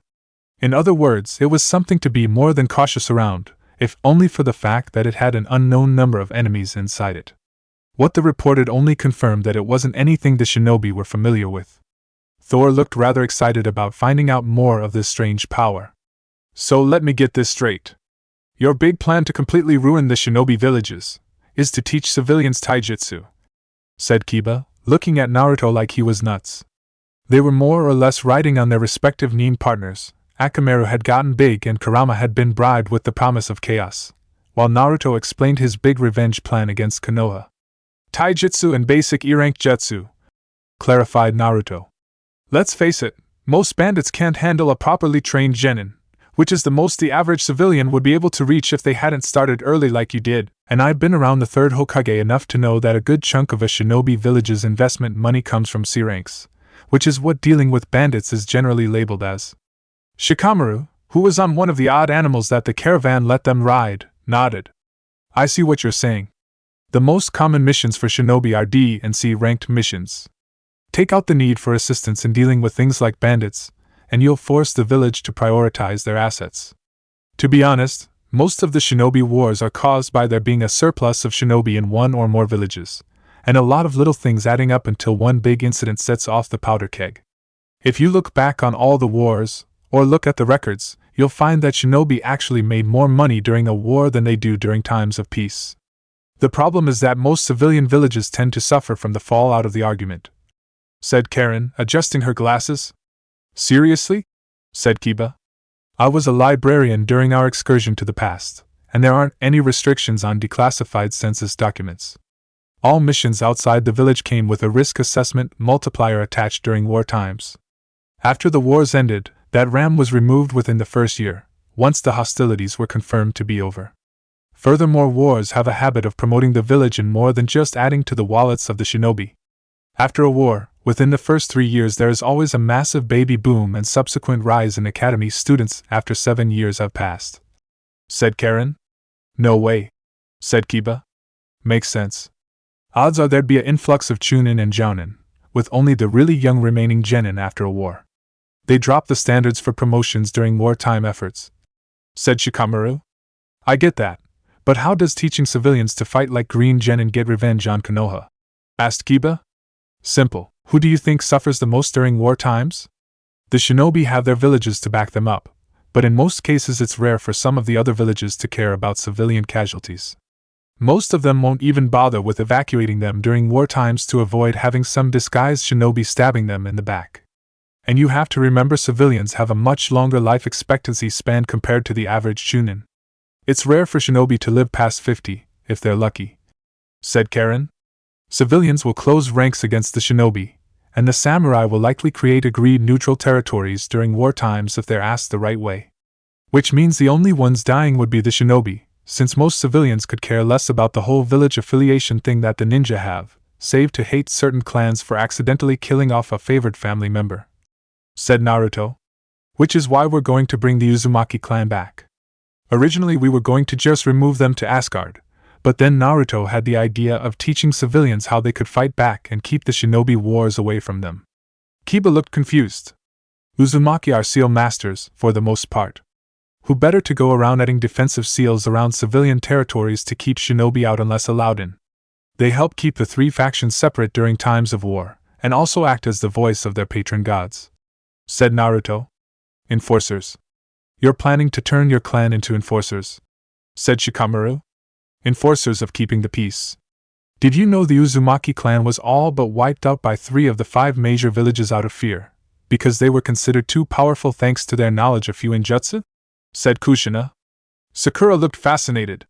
Kiba and the other Konoha nin had to do a double take on Naruto and the fourth's rather loud battle cry when the camp was attacked. The two practically jumped in the fray, and it was easy to see the resemblance between the father and son. But while Naruto was Thor's son in blood, it was pretty clear that he took more after his mother in personality, as well as his adopted father. As much as Thor would have loved to raise his firstborn, the sad fact was that he was robbed of the chance. He had no issue with Loki being Naruto's father. At this point he was more like a beloved uncle than his father. There was also the fact Naruto now carried Mjolnir. Odin had noticed a sharp increase in Thor's ability to lead, likely as a holdover from his time as the Fourth Hokage, however short that had been. With Kushina keeping him on a tight leash when he was drinking only made the decision to turn Thor into the proper king of Asgard easier. Odin was tired. He wanted Thor to take his rightful place as king so he could get some rest. In return, Thor learned to use his father's staff. It was awkward, and he often used Naruto's original hammer that he used to blacksmith with when keeping the peace. His son didn't mind since he now used Mjolnir, but it worked. The two of them fought like a well-oiled unit. Not surprising considering they had fought together while Thor showed his son how to use the hammer properly. Thor laughed boisterously as they took out the odd women with the powers to change. The armored figures, which proved to be empty, fell before them. That was a fun diversion, right, old man? Loki snickered at the pained look on Thor's face. I'm not old. I'm only in my teens, and you in your hundreds. Hell, even Mom is younger than you by several centuries. By that definition, you're old and technically a cradle robber, said Naruto flatly. Kushina, hearing that comment, started cracking up, and Loki didn't bother to hide his laughter. Why did you have to take after Loki so much? Said Thor, face palming. You can blame the third Hokage. He didn't exactly discourage me from pranking, said Naruto cheerfully. Oh, believe me, he'll be ruining the day I take him to task for his failures. And what was with that swing? You failed to take their heads off cleanly, said Thor. I've already fought these guys. I was more worried about those weird women than I am about them. Even marauders put up a better fight, said Naruto. True, they did put up a rather unsatisfying fight, agreed Thor. 1 week later, Shikamaru felt like he had gone through the ringer. In between running into Naruto again, having to deal with people from the continent, there was something about helping out the emaciated teens get back on their feet and establishing a proper village, and finding out the fourth Hokage and his secret wife were in fact alive. Naruto kept insisting on the term time displaced, saying that the seal in question had been dismantled. This simple pet retrieval had been a total headache. But it was nothing compared to the after-mission report. The second the Hokage found out they had a run-in with Naruto, they ended up having to spend 12 hours repeating everything that happened, and then go in for a psyche evaluation when they mentioned seeing the fourth and his wife. Apparently the fact he had a wife was kept very secret at the time, at least until he had a few kids to pass on his bloodline. The fact Kiba positively identified his wife from a photo, and her old nickname only made their story much more believable, because the fact that Kushina had died long before any of them would even know about her meant they wouldn't have known to ask. Generally, people didn't talk about already dead shinobi. Oh, they might visit the memorial stone like Kakashi did, but that was about it. Shinobi lived fast and died quickly, often in less than pleasant circumstances. And when he got home, he then had to endure yet another interrogation from his family. This was not his month. Kiba was not having a good day. Sure, it was nice to catch up with Naruto again, but the headaches they got when they came home almost wasn't worth it. And that was before his mom had him doing a comparison test with a pair of old shirts she had locked in scent containment boxes. Akamaru helped confirm the scents, which only set off his clan. Apparently the shirts had belonged to the fourth Hokage and his wife. Some called a full meeting of the clan. At least all those within the village. Kiba confirmed the scent. The fourth is alive, as is his wife. How is this possible? We all saw the bodies. Their death was confirmed. Some looked to Kiba, who pushed down his nervousness and repeated what Naruto told him. He said there was a seal in the remains of Whirlpool, one that could displace someone in time. He faked the remains and kidnapped the Hokage and his wife, and thanks to the fox no one looked too closely at the remains. There were plenty of murmurs from the clan. The Uzumaki clan was known for its seals, some of which were beyond the imagination.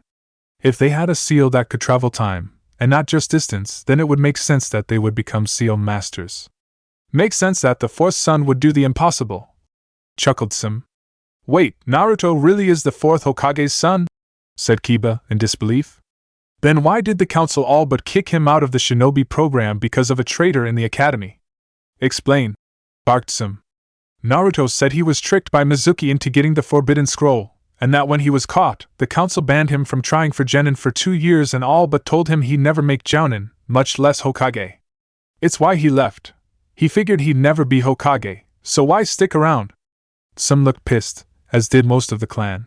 She hated the council, but they were stuck with it anyway. The civilians had far too much say in the village, and none of the shinobi clans enjoyed the fact that they pretended they were better than shinobi because they had more money. Sakura felt out of place. After the intense after-mission report, she came home to an empty house. She had moved out of her home after one too many attempts to get her to quit the kunoichi life, and to avoid the embarrassment of having to listen to her mother bitch about one-night stands. After seeing Naruto and how happy he was, knowing he was among family and people who genuinely wanted him around, it felt like ashes in her mouth. She knew that she could have been that happy, had things been different. It looked like yet another night of a cold bed and nasty hangovers in the morning. Chapter 15. Just to be clear here, Naruto is not going to be paired with anyone from the shinobi nations. He's well aware that it could be used to tie him to a village, and he has zero interest in that happening. As for Hinata, while she still admires him, she outgrew her crush years ago. Itachi meet up with Naruto in a civilian village that paid homage to Erasure. Kisame had come too, if only because he had been promised a really good no-holds-barred fight with someone who knew what they were doing. 2 seconds with Thor and Mjolnir, and he was in his happy place without Itachi to spoil the mood. We're here. Now what do you want? Either to rescue your brother or give him a mercy killing. Shikamaru told me what happened to him. Itachi's full attention was now on him. So why call me? I know you, Itachi. You loved your brother more than anything, so you can't be happy with the fact they're essentially using him as a broodmare for new Uchiha loyal to that damn village. So I figured if anyone would be invested enough to ignore the possibility of collateral damage we might cause, provided we don't kill any civilians, it would be you, said Naruto flatly. Itachi stared and didn't react quickly enough for Kushina to come up close to him. You can't see very well, can you? She said sharply. Itachi winced. His breathing isn't very good either. He's hiding it well, but I can tell something's off about his lungs, said Karen. Naruto looked Itachi in the eyes and asked flatly, who would you back first? Konoha or us? You. As loyal as I am to Konoha, I'm not exactly enthusiastic about helping the same people holding my brother as collateral against me, let alone what they're doing to him. Here's the deal. We're trying to even the balance of power among the 3 factions. Civilians, samurai, and shinobi, said Itachi. He heard rumors. Now I've heard the Akatsuki actually treat the civilians like people, not like crap like some of the villages, but they don't let them run over their shinobi like Konoha does. They revere Pain as a god. He protects them from the wars in the area. Here's what we can do. Get us in contact with the leader of the Akatsuki. I have no love for Konoha, and if necessary we can hire you and some of your friends to retrieve or give your brother a mercy killing. I could care less about the whole god thing, since it's not really doing any harm, said Naruto simply. Itachi nodded. Pain has a vendetta against Shimura Danzo. Having some allies who don't have any real reason to love Konoha would probably catch his interest, said Itachi. More than catch his interest, if what he suspected about their leader was right. Itachi settled into a meditative position and used a jutsu meant for long-range communication. Kisame would be happy enough playing with the Fourth Hokage. 15 minutes later, he opened his eyes. Pain would like to speak with you in name. I suspect, but have yet to confirm that he's part of the Uzumaki clan.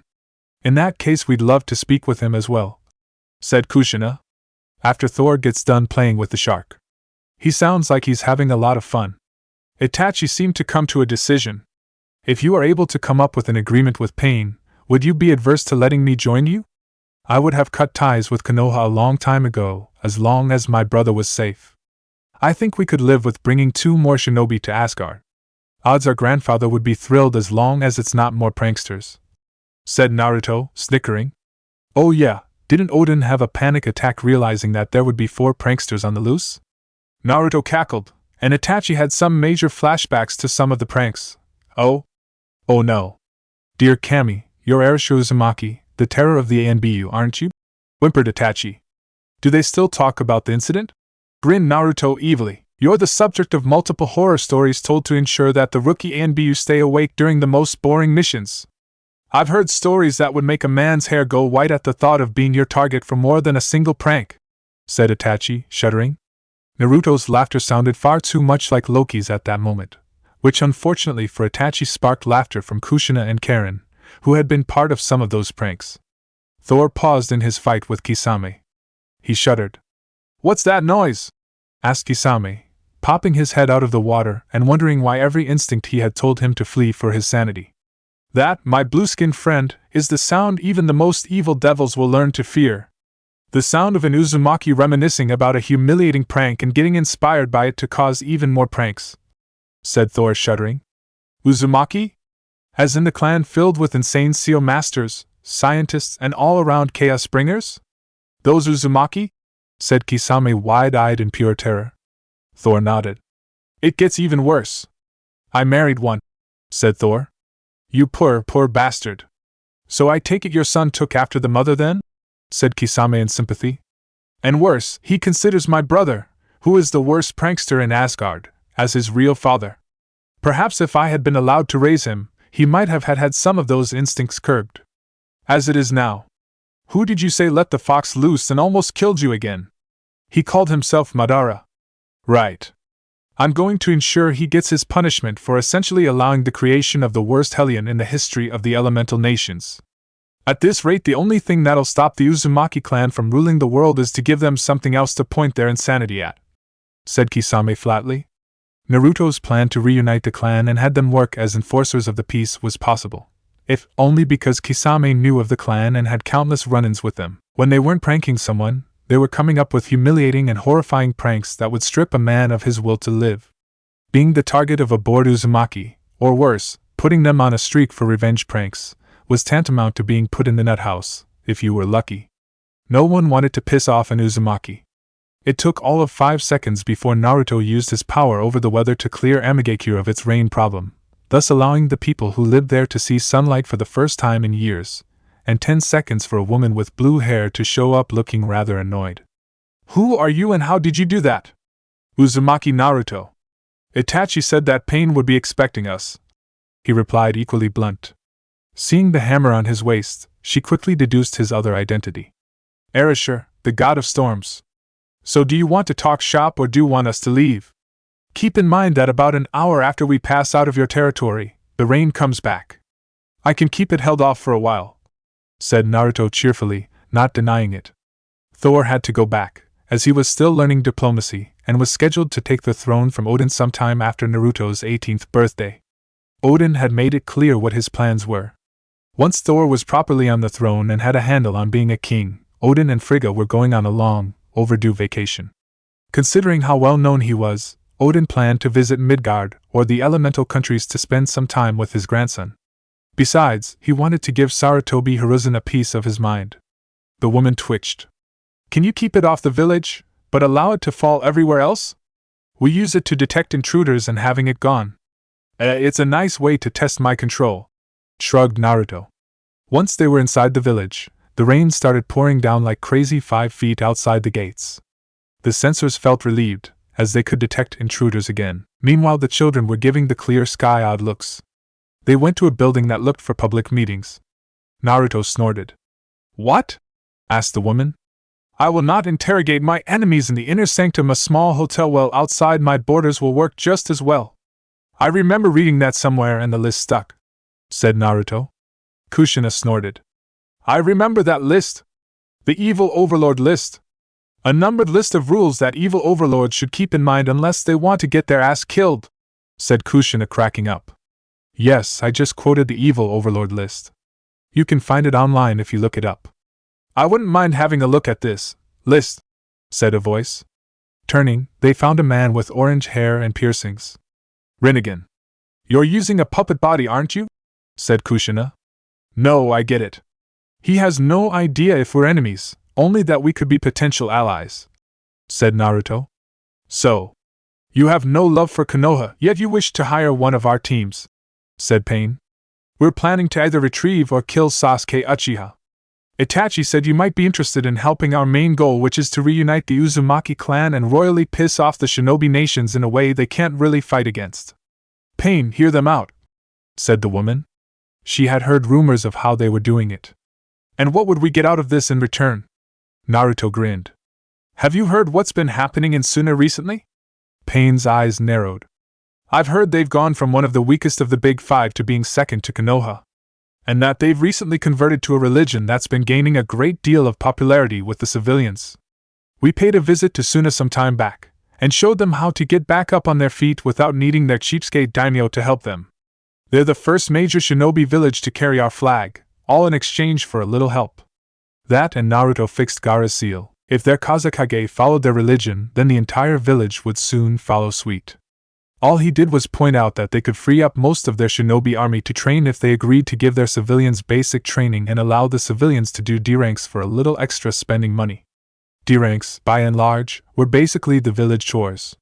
And Naruto never saw the point of having to chase a damn cat all over the place. As a result, Suna was thriving. And while shinobi generally didn't care for gods, since most of them were big on the no-kill thing, quite a few of them could agree with a warrior god that didn't really care so long as they didn't target the innocent.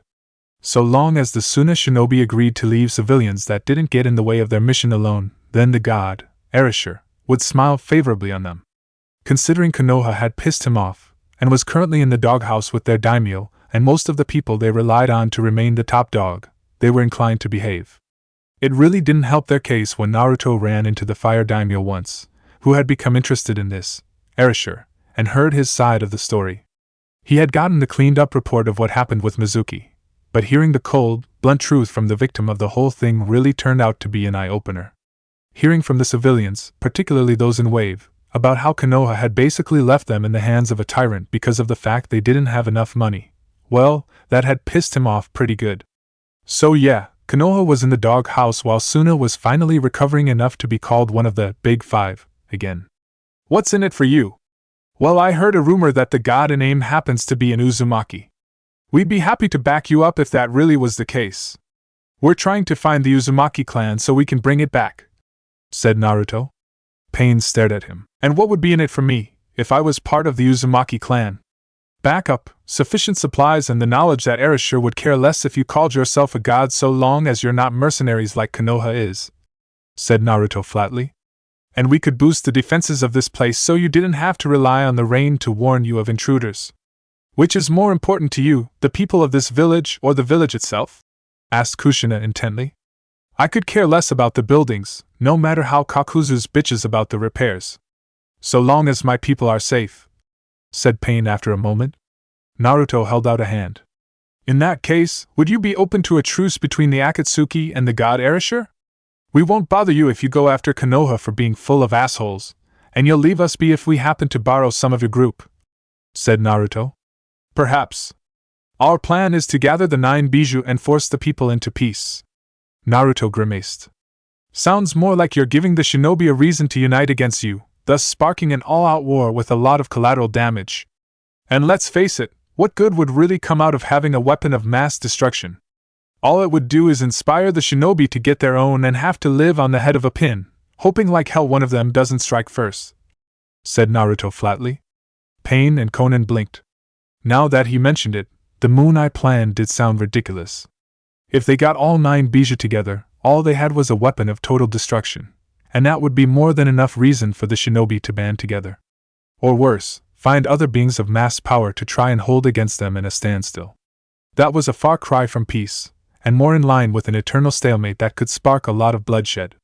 What would you suggest? Well, my plan is to even the balance of power between the 3 factions. Shinobi, samurai, and civilians. We've been teaching the civilians how to fight, at least up to genin level, so that their need for shinobi intervention drops. The samurai don't care, as long as the shinobi stay out of Iron Country. And the shinobi have no say in civilian matters, unless they want the one holding the majority of their paychecks to suddenly cut ties with them. Remove the need for the majority of C ranks, and they'll have to focus on the B and A ranked missions, along with the rare S ranked, most of which are beyond the average shinobi's pay grade. Because most shinobi barely made it past Chunin. Only the really dedicated made it to Jounin, if they were lucky. He had to admit, the plan was ingenious in its simplicity. He couldn't count the number of C ranks that had to deal with bandits or other minor tasks that a civilian could handle if they had the right training. Take out the D and C ranks from a village, and it would almost certainly cripple it. What better way to force the shinobi into a state of peace than to take away the one thing that separated them from the civilians? The samurai must love having you around, said Konan dryly. Mifune couldn't stop laughing when he found out why I was pretty much crippling the shinobi villages. He only laughed harder when he found out that it was Konoha's fault that I went on a massive revenge prank against them. Never piss off an Uzumaki into seeking revenge, said Pain dryly. It was an old, but true saying among those who knew of the clan. In any case, I don't see why Itachi and Kisame couldn't go with you, so long as you agree to cause as much damage to any root bases you run into. And if you happen to come across a man called Shimura Danzo, feel free to send him here. I want to have words with him. Will these words be painful and humiliating, or do you just intend to make him suffer before you kill him? Asked Kushina flatly. Some of the former, but more of the latter, admitted Nagato. If you need any help making his life hell once we find him, just ask.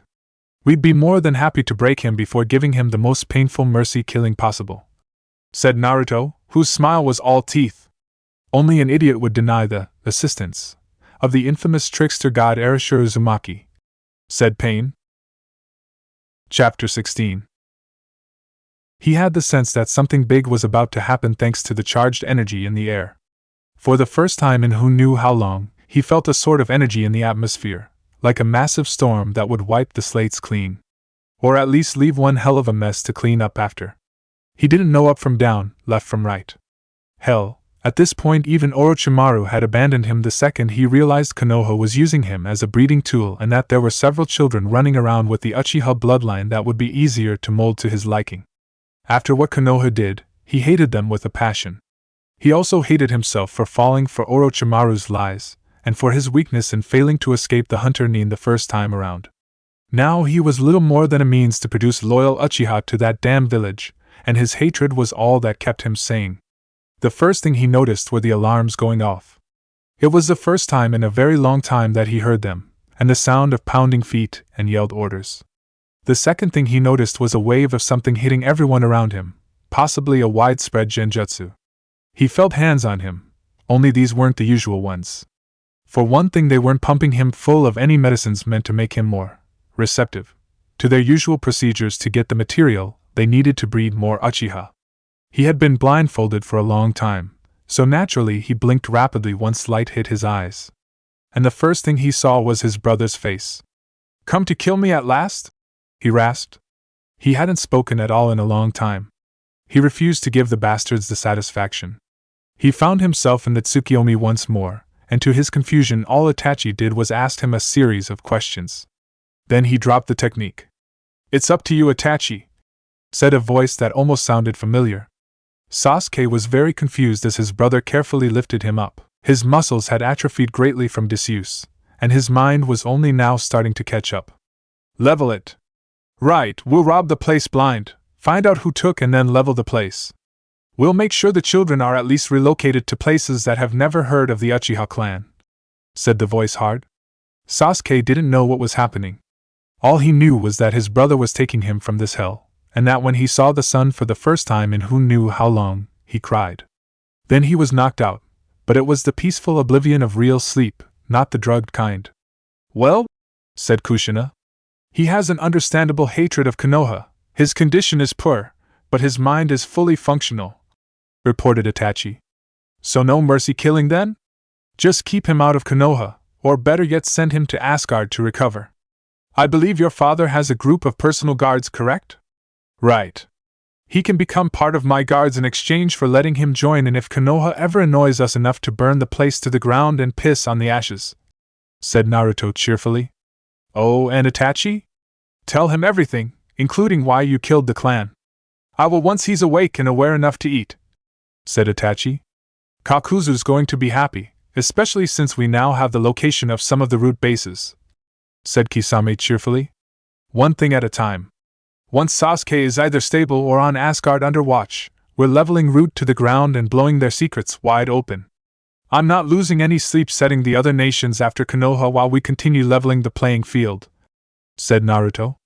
Naruto noticed Sasuke was awake and blearily looking around. His eyes weren't used to light. It took him a few minutes to recognize Naruto, because he had changed. "Naruto? Hey Sasuke. I would ask how you're feeling, but even I can tell you look like shit," said Naruto cheerfully. Sasuke was emaciated, and you could see the skin and bones. They had barely kept him alive, and he wouldn't be able to eat more than a little food at this point. His eyes were highly unfocused, as they weren't used to seeing light anymore. Fortunately, there were ways around that. Naruto passed Sasuke a small bowl of rice, which they could all see he was struggling to keep down. "Why are you here?" asked Sasuke, once he was reasonably sure he wouldn't be throwing up. "Rescuing you, pissing off Konoha, and giving your brother every reason to tell our old village to go fuck themselves," said Naruto. Sasuke let out a croaked laugh. "You hate Konoha? You were practically the Hokage's grandson. He went apeshit trying to find you when you left. Fuck Sarutobi Hiruzen. He screwed up our lives enough because he let the damn civilians have a say in shinobi matters. If you want, I'll personally make sure you're with us if and when Konoha gets burned to the ground, if only to piss on the ashes of what remains," said Naruto. Sasuke looked him in the eye, saw he wasn't lying, and said, "Deal. But before that, we're going to get you back into a somewhat healthy shape. Pain was nice enough to let us leave you in aim with Itachi, since it means he doesn't have to worry about your brother betraying him, and this way I know you're in good hands. I would have left you with Gaara and his people, but they're still allies of Konoha and you know they'll be at their doorstep bitching about bringing you home," said Naruto. Once they had finished sifting through the debris, Itachi and Kisame headed back to aim with Sasuke on his brother's back.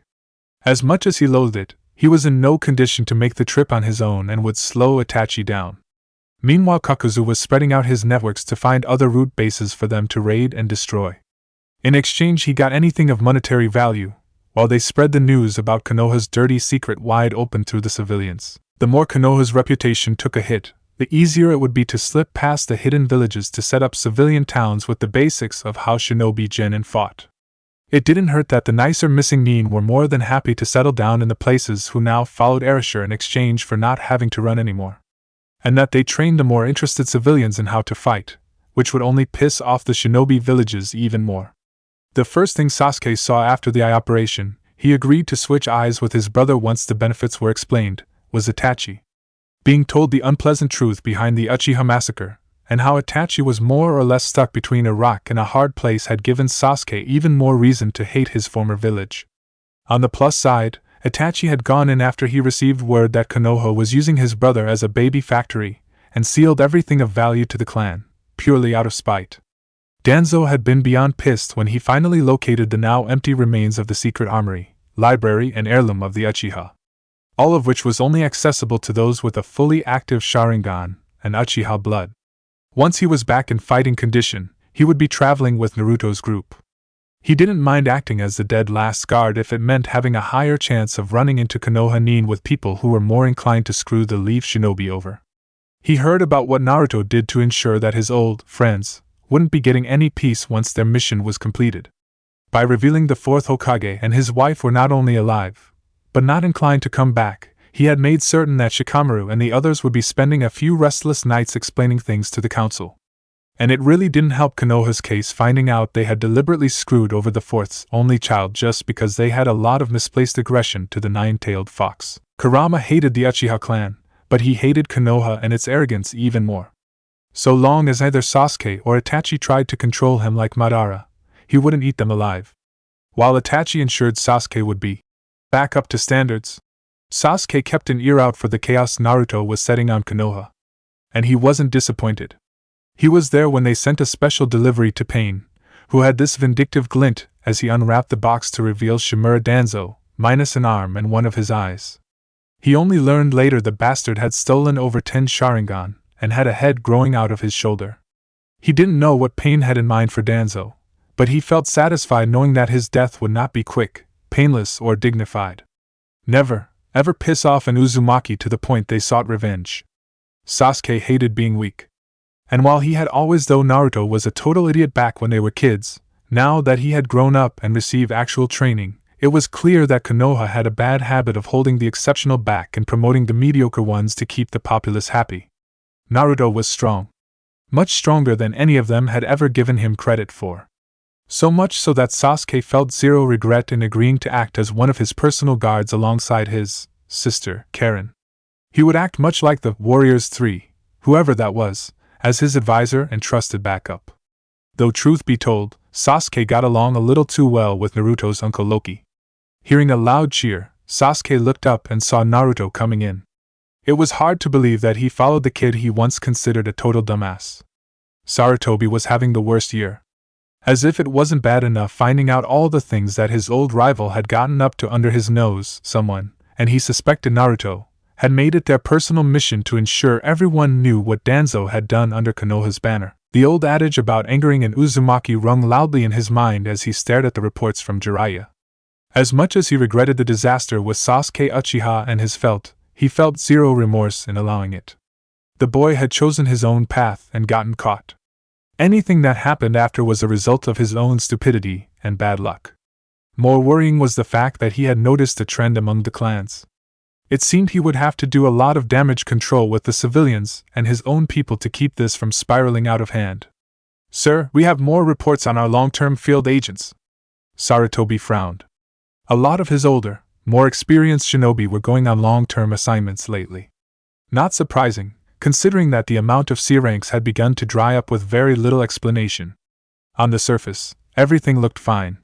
Except his people hadn't come back, even those that completed their missions.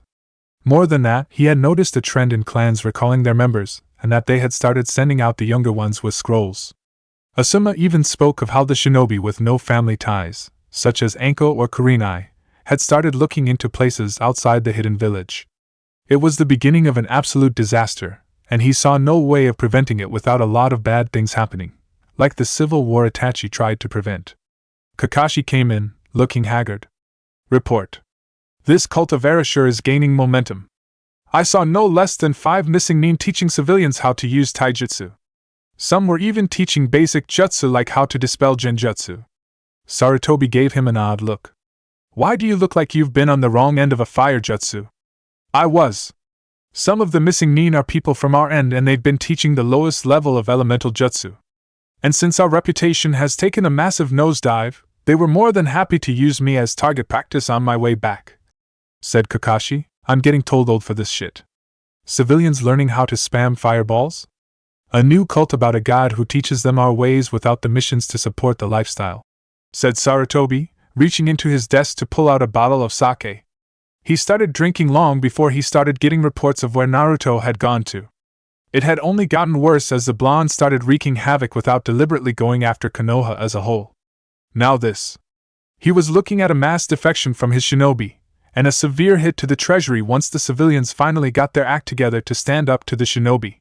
The balance of power between the ninja, the civilians and the samurai, who kept the shinobi from running completely roughshod over their less trained counterparts, had been kept at a precarious peace.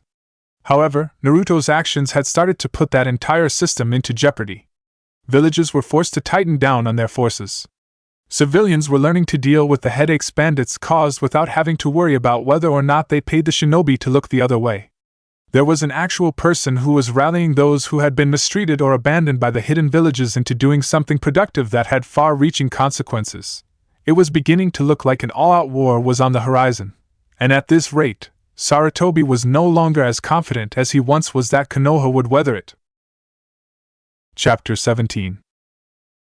It was hard to believe, standing in his full Asgardian armor, his dad hold Mjolnir high as he walked up proudly to the throne, that he would be there, in this moment. Naruto never would have guessed in his wildest dreams that he would be declared crown prince and heir to the throne, or that thanks to his actions his father would become king a little early. As Minato, he had understood the responsibilities of leadership. He knew far too well the cost of war, and had felt the pain of taking lives.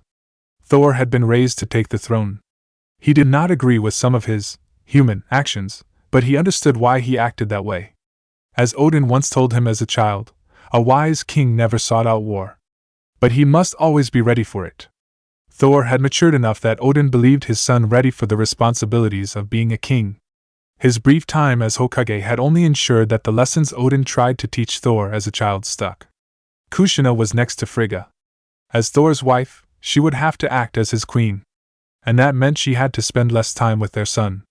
She was dolled up appropriately, and Karen had made sure that her cousin was properly ready to be declared Asgard's queen. Her hair was put up in the traditional, and heavy, style of the Uzumaki clan head. Unlike Frigga, she wore a formal kimono meant for auspicious occasions. Personally, the Uzumaki couldn't wait for the coronation to be over with.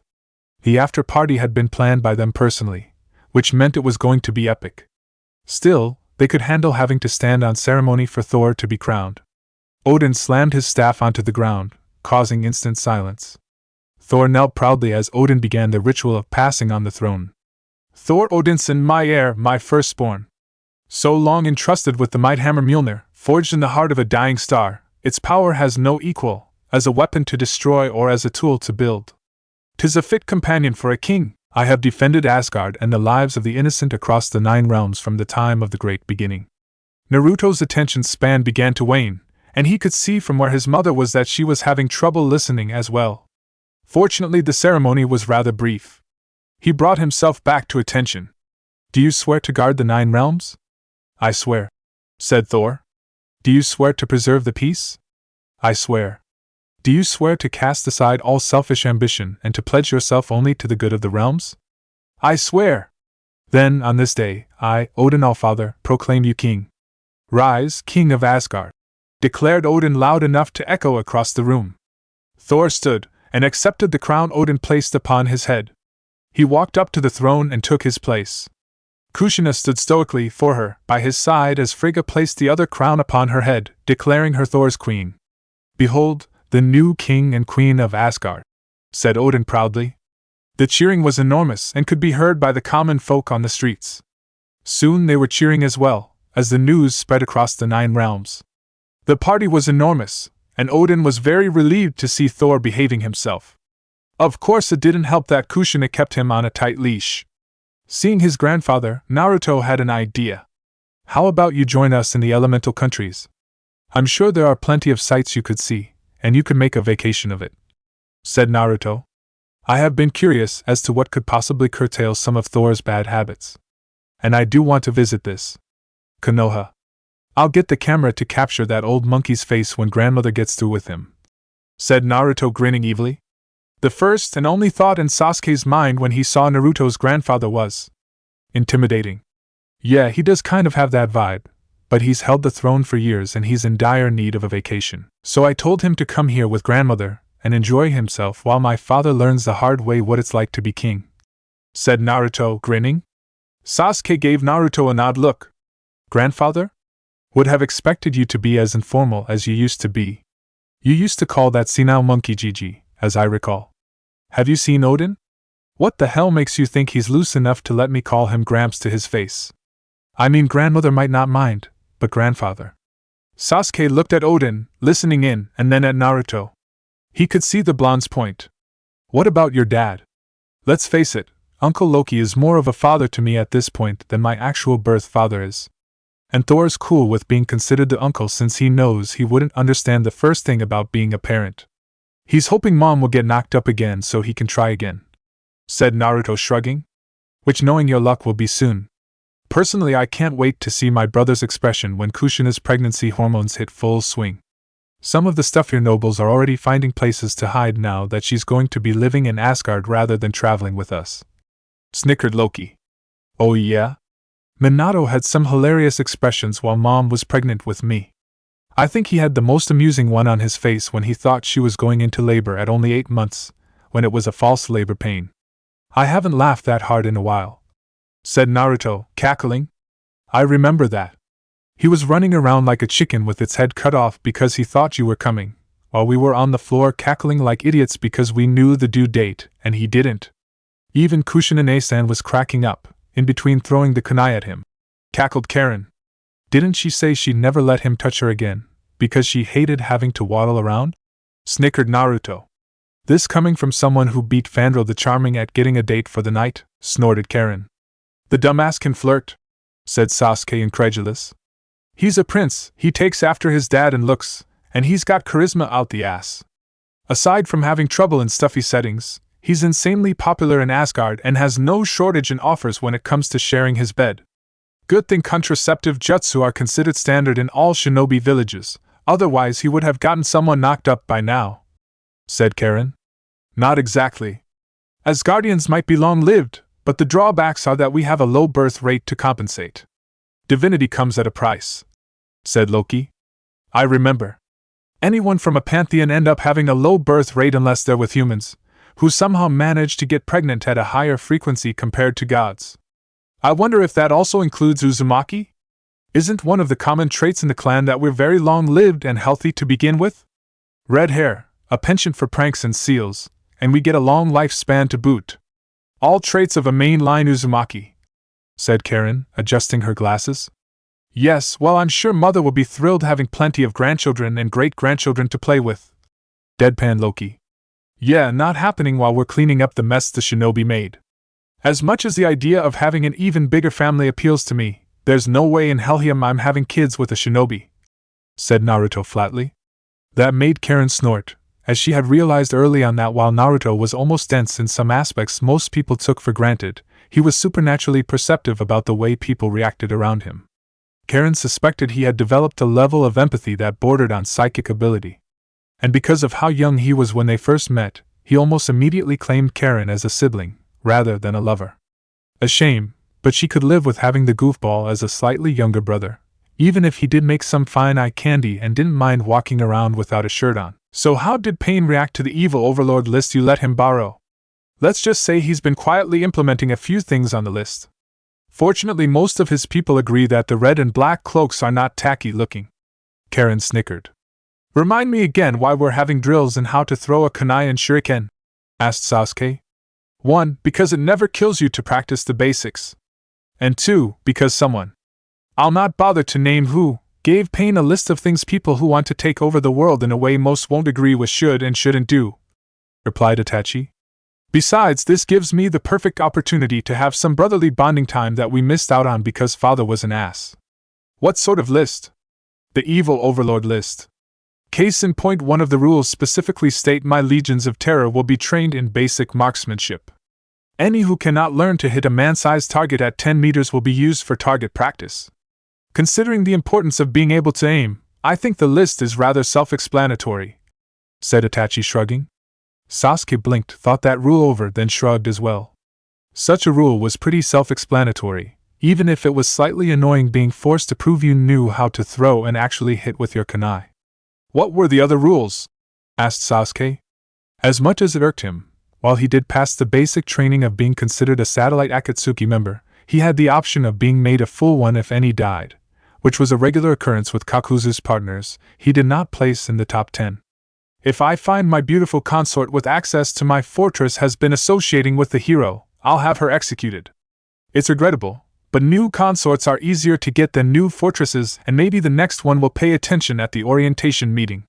Some of the rules are rather funny, said Deidara. Kakuzu smirked. You mean like the one that states if I have children and subsequently grandchildren, I will keep my 3-year-old granddaughter near me at all times. When the hero enters to kill me, I will ask him to first explain to her why it is necessary to kill her beloved grandpa. When the hero launches into an explanation of morality way over her head, that will be her cue to pull the lever and send him into the pit of crocodiles. After all, small children like crocodiles almost as much as evil overlords, and it's important to spend quality time with the grandkids. I have to admit, whoever came up with that list is a genius. That set off a debate on the pros and cons of all the items on the list, as it was now being called, as some of the rules made very little sense while others seemed to be a reminder for the evil overlord to use his head for once. The one that bothered Pain the most was the rule stating, I will not set myself up as a god. That perilous position is reserved for my trusted lieutenant. Mostly because in Amigakure, he was considered god, or at least part of the same set that Erasure belonged to, since the blonde had cheerfully welcomed him into the family, whereas the actual leader of the Akatsuki was currently acting like a moronic idiot named Toby. Pain wasn't exactly comfortable with the revelation that he might be the trusted lieutenant, and not the one ruling the show. Such people usually ended up dead or unsuccessfully taking over when the one actually calling the shots ended up dead. So how are you guys liking the list? Snickered Naruto. Who knew handing something like that to Pain would have such an effect? Pain wanted me to say thank you for loaning him a copy. Our village has become far more efficient, and even Kakuzu finds it hard to complain about things that should be common sense, said Konan. Including the 5-year-old advisor? Snickered Naruto. Especially the 5-year-old advisor, said Konan. 5-year-old children, even shinobi-raised ones, were surprisingly perceptive, and quite a few flaws had been found and summarily corrected within the first week of Pain being handed the list. Things like having all their sensors being reliant on the ever-present rain. As Naruto had so pointedly demonstrated, rain could be cleared away, though not without some difficulty for normal shinobi, and they'd be left blind to the whereabouts to intruders. Hence why all their patrols and genin had to memorize the only safe routes to and from the gates. All civilians were escorted through a tunnel that only allowed people with the Uzumaki special passes to come and go. All others were kept outside via a nasty barrier trap that attacked anyone with more than a chunin's worth of chakra. If that wasn't enough, Naruto had employed the shinobi's special entrance. The short and simple of it was that the main gates were now booby-trapped. Any shinobi trying to enter through them to the fake greeters would get hit with a nasty lightning jutsu that stunned them good, while the ranged shinobi verified they were who they said they were by going in through the above-ground entrance that looked like slots for arrows and kunai launchers. Thanks to a passive genjutsu, it only looked like people were going through and getting lost in the crowd. Besides, everyone knew that any real shinobi went through the window. Konan snorted. Of course, one of his favorite rules was about making convoluted plans against the enemy. Mostly because it made far more sense than the plan our real leader made to bring permanent peace, said Conan. You mean I will not use any plan in which the final step is horribly complicated, e.g., align the 12 stones of power on the sacred altar, then activate the medallion at the moment of total eclipse. Instead, it will be more along the lines of push the button. What was the original plan? Asked Naruto. Collect the 9 bijou, seal them in one big statue, and then resurrect the Jubi using someone with an active Sharingan to cast a giant genjutsu, said Conan flatly. Naruto stared at her. And you really thought the shinobi would just lie down and allow their Jinchuriki to be sealed, and a monster brought back just to force a genjutsu down everyone's throats? Again, I thank you heartily for giving him that list. Not only have you made our village more effective, you've given him a very good reason to doubt the efficacy of Madara's plan. Your plan is simple, straight to the point, and more likely to work because if the shinobi don't like it, they can't exactly stop you without bringing down the people who pay them in force, said Conan. Blue hair or not, she was extremely pragmatic, and she had had doubts of Madara's plan for years. Naruto's blue eyes honed in on hers with laser intensity. Did you say Madara? As in Madara Uchiha? He asked slowly, emphasizing the Uchiha part. Yes, why? Any chance you tell me when he's in the village again? My entire family, and Kurama, would like to have words with him. More than they want to have words with that old monkey, said Naruto. What did that idiot do? He's the reason the 9 tails had to be resealed and I was raised an orphan. Deadpan Naruto. Conan winced. Considering how badly the Fourth Hokage took a random shinobi village's attempts to harass Amigekure because it was smack dab in the middle of several territories of other villages, she did not envy Tobi. Madara, the ass, would get everything he deserved. Tobi, not so much.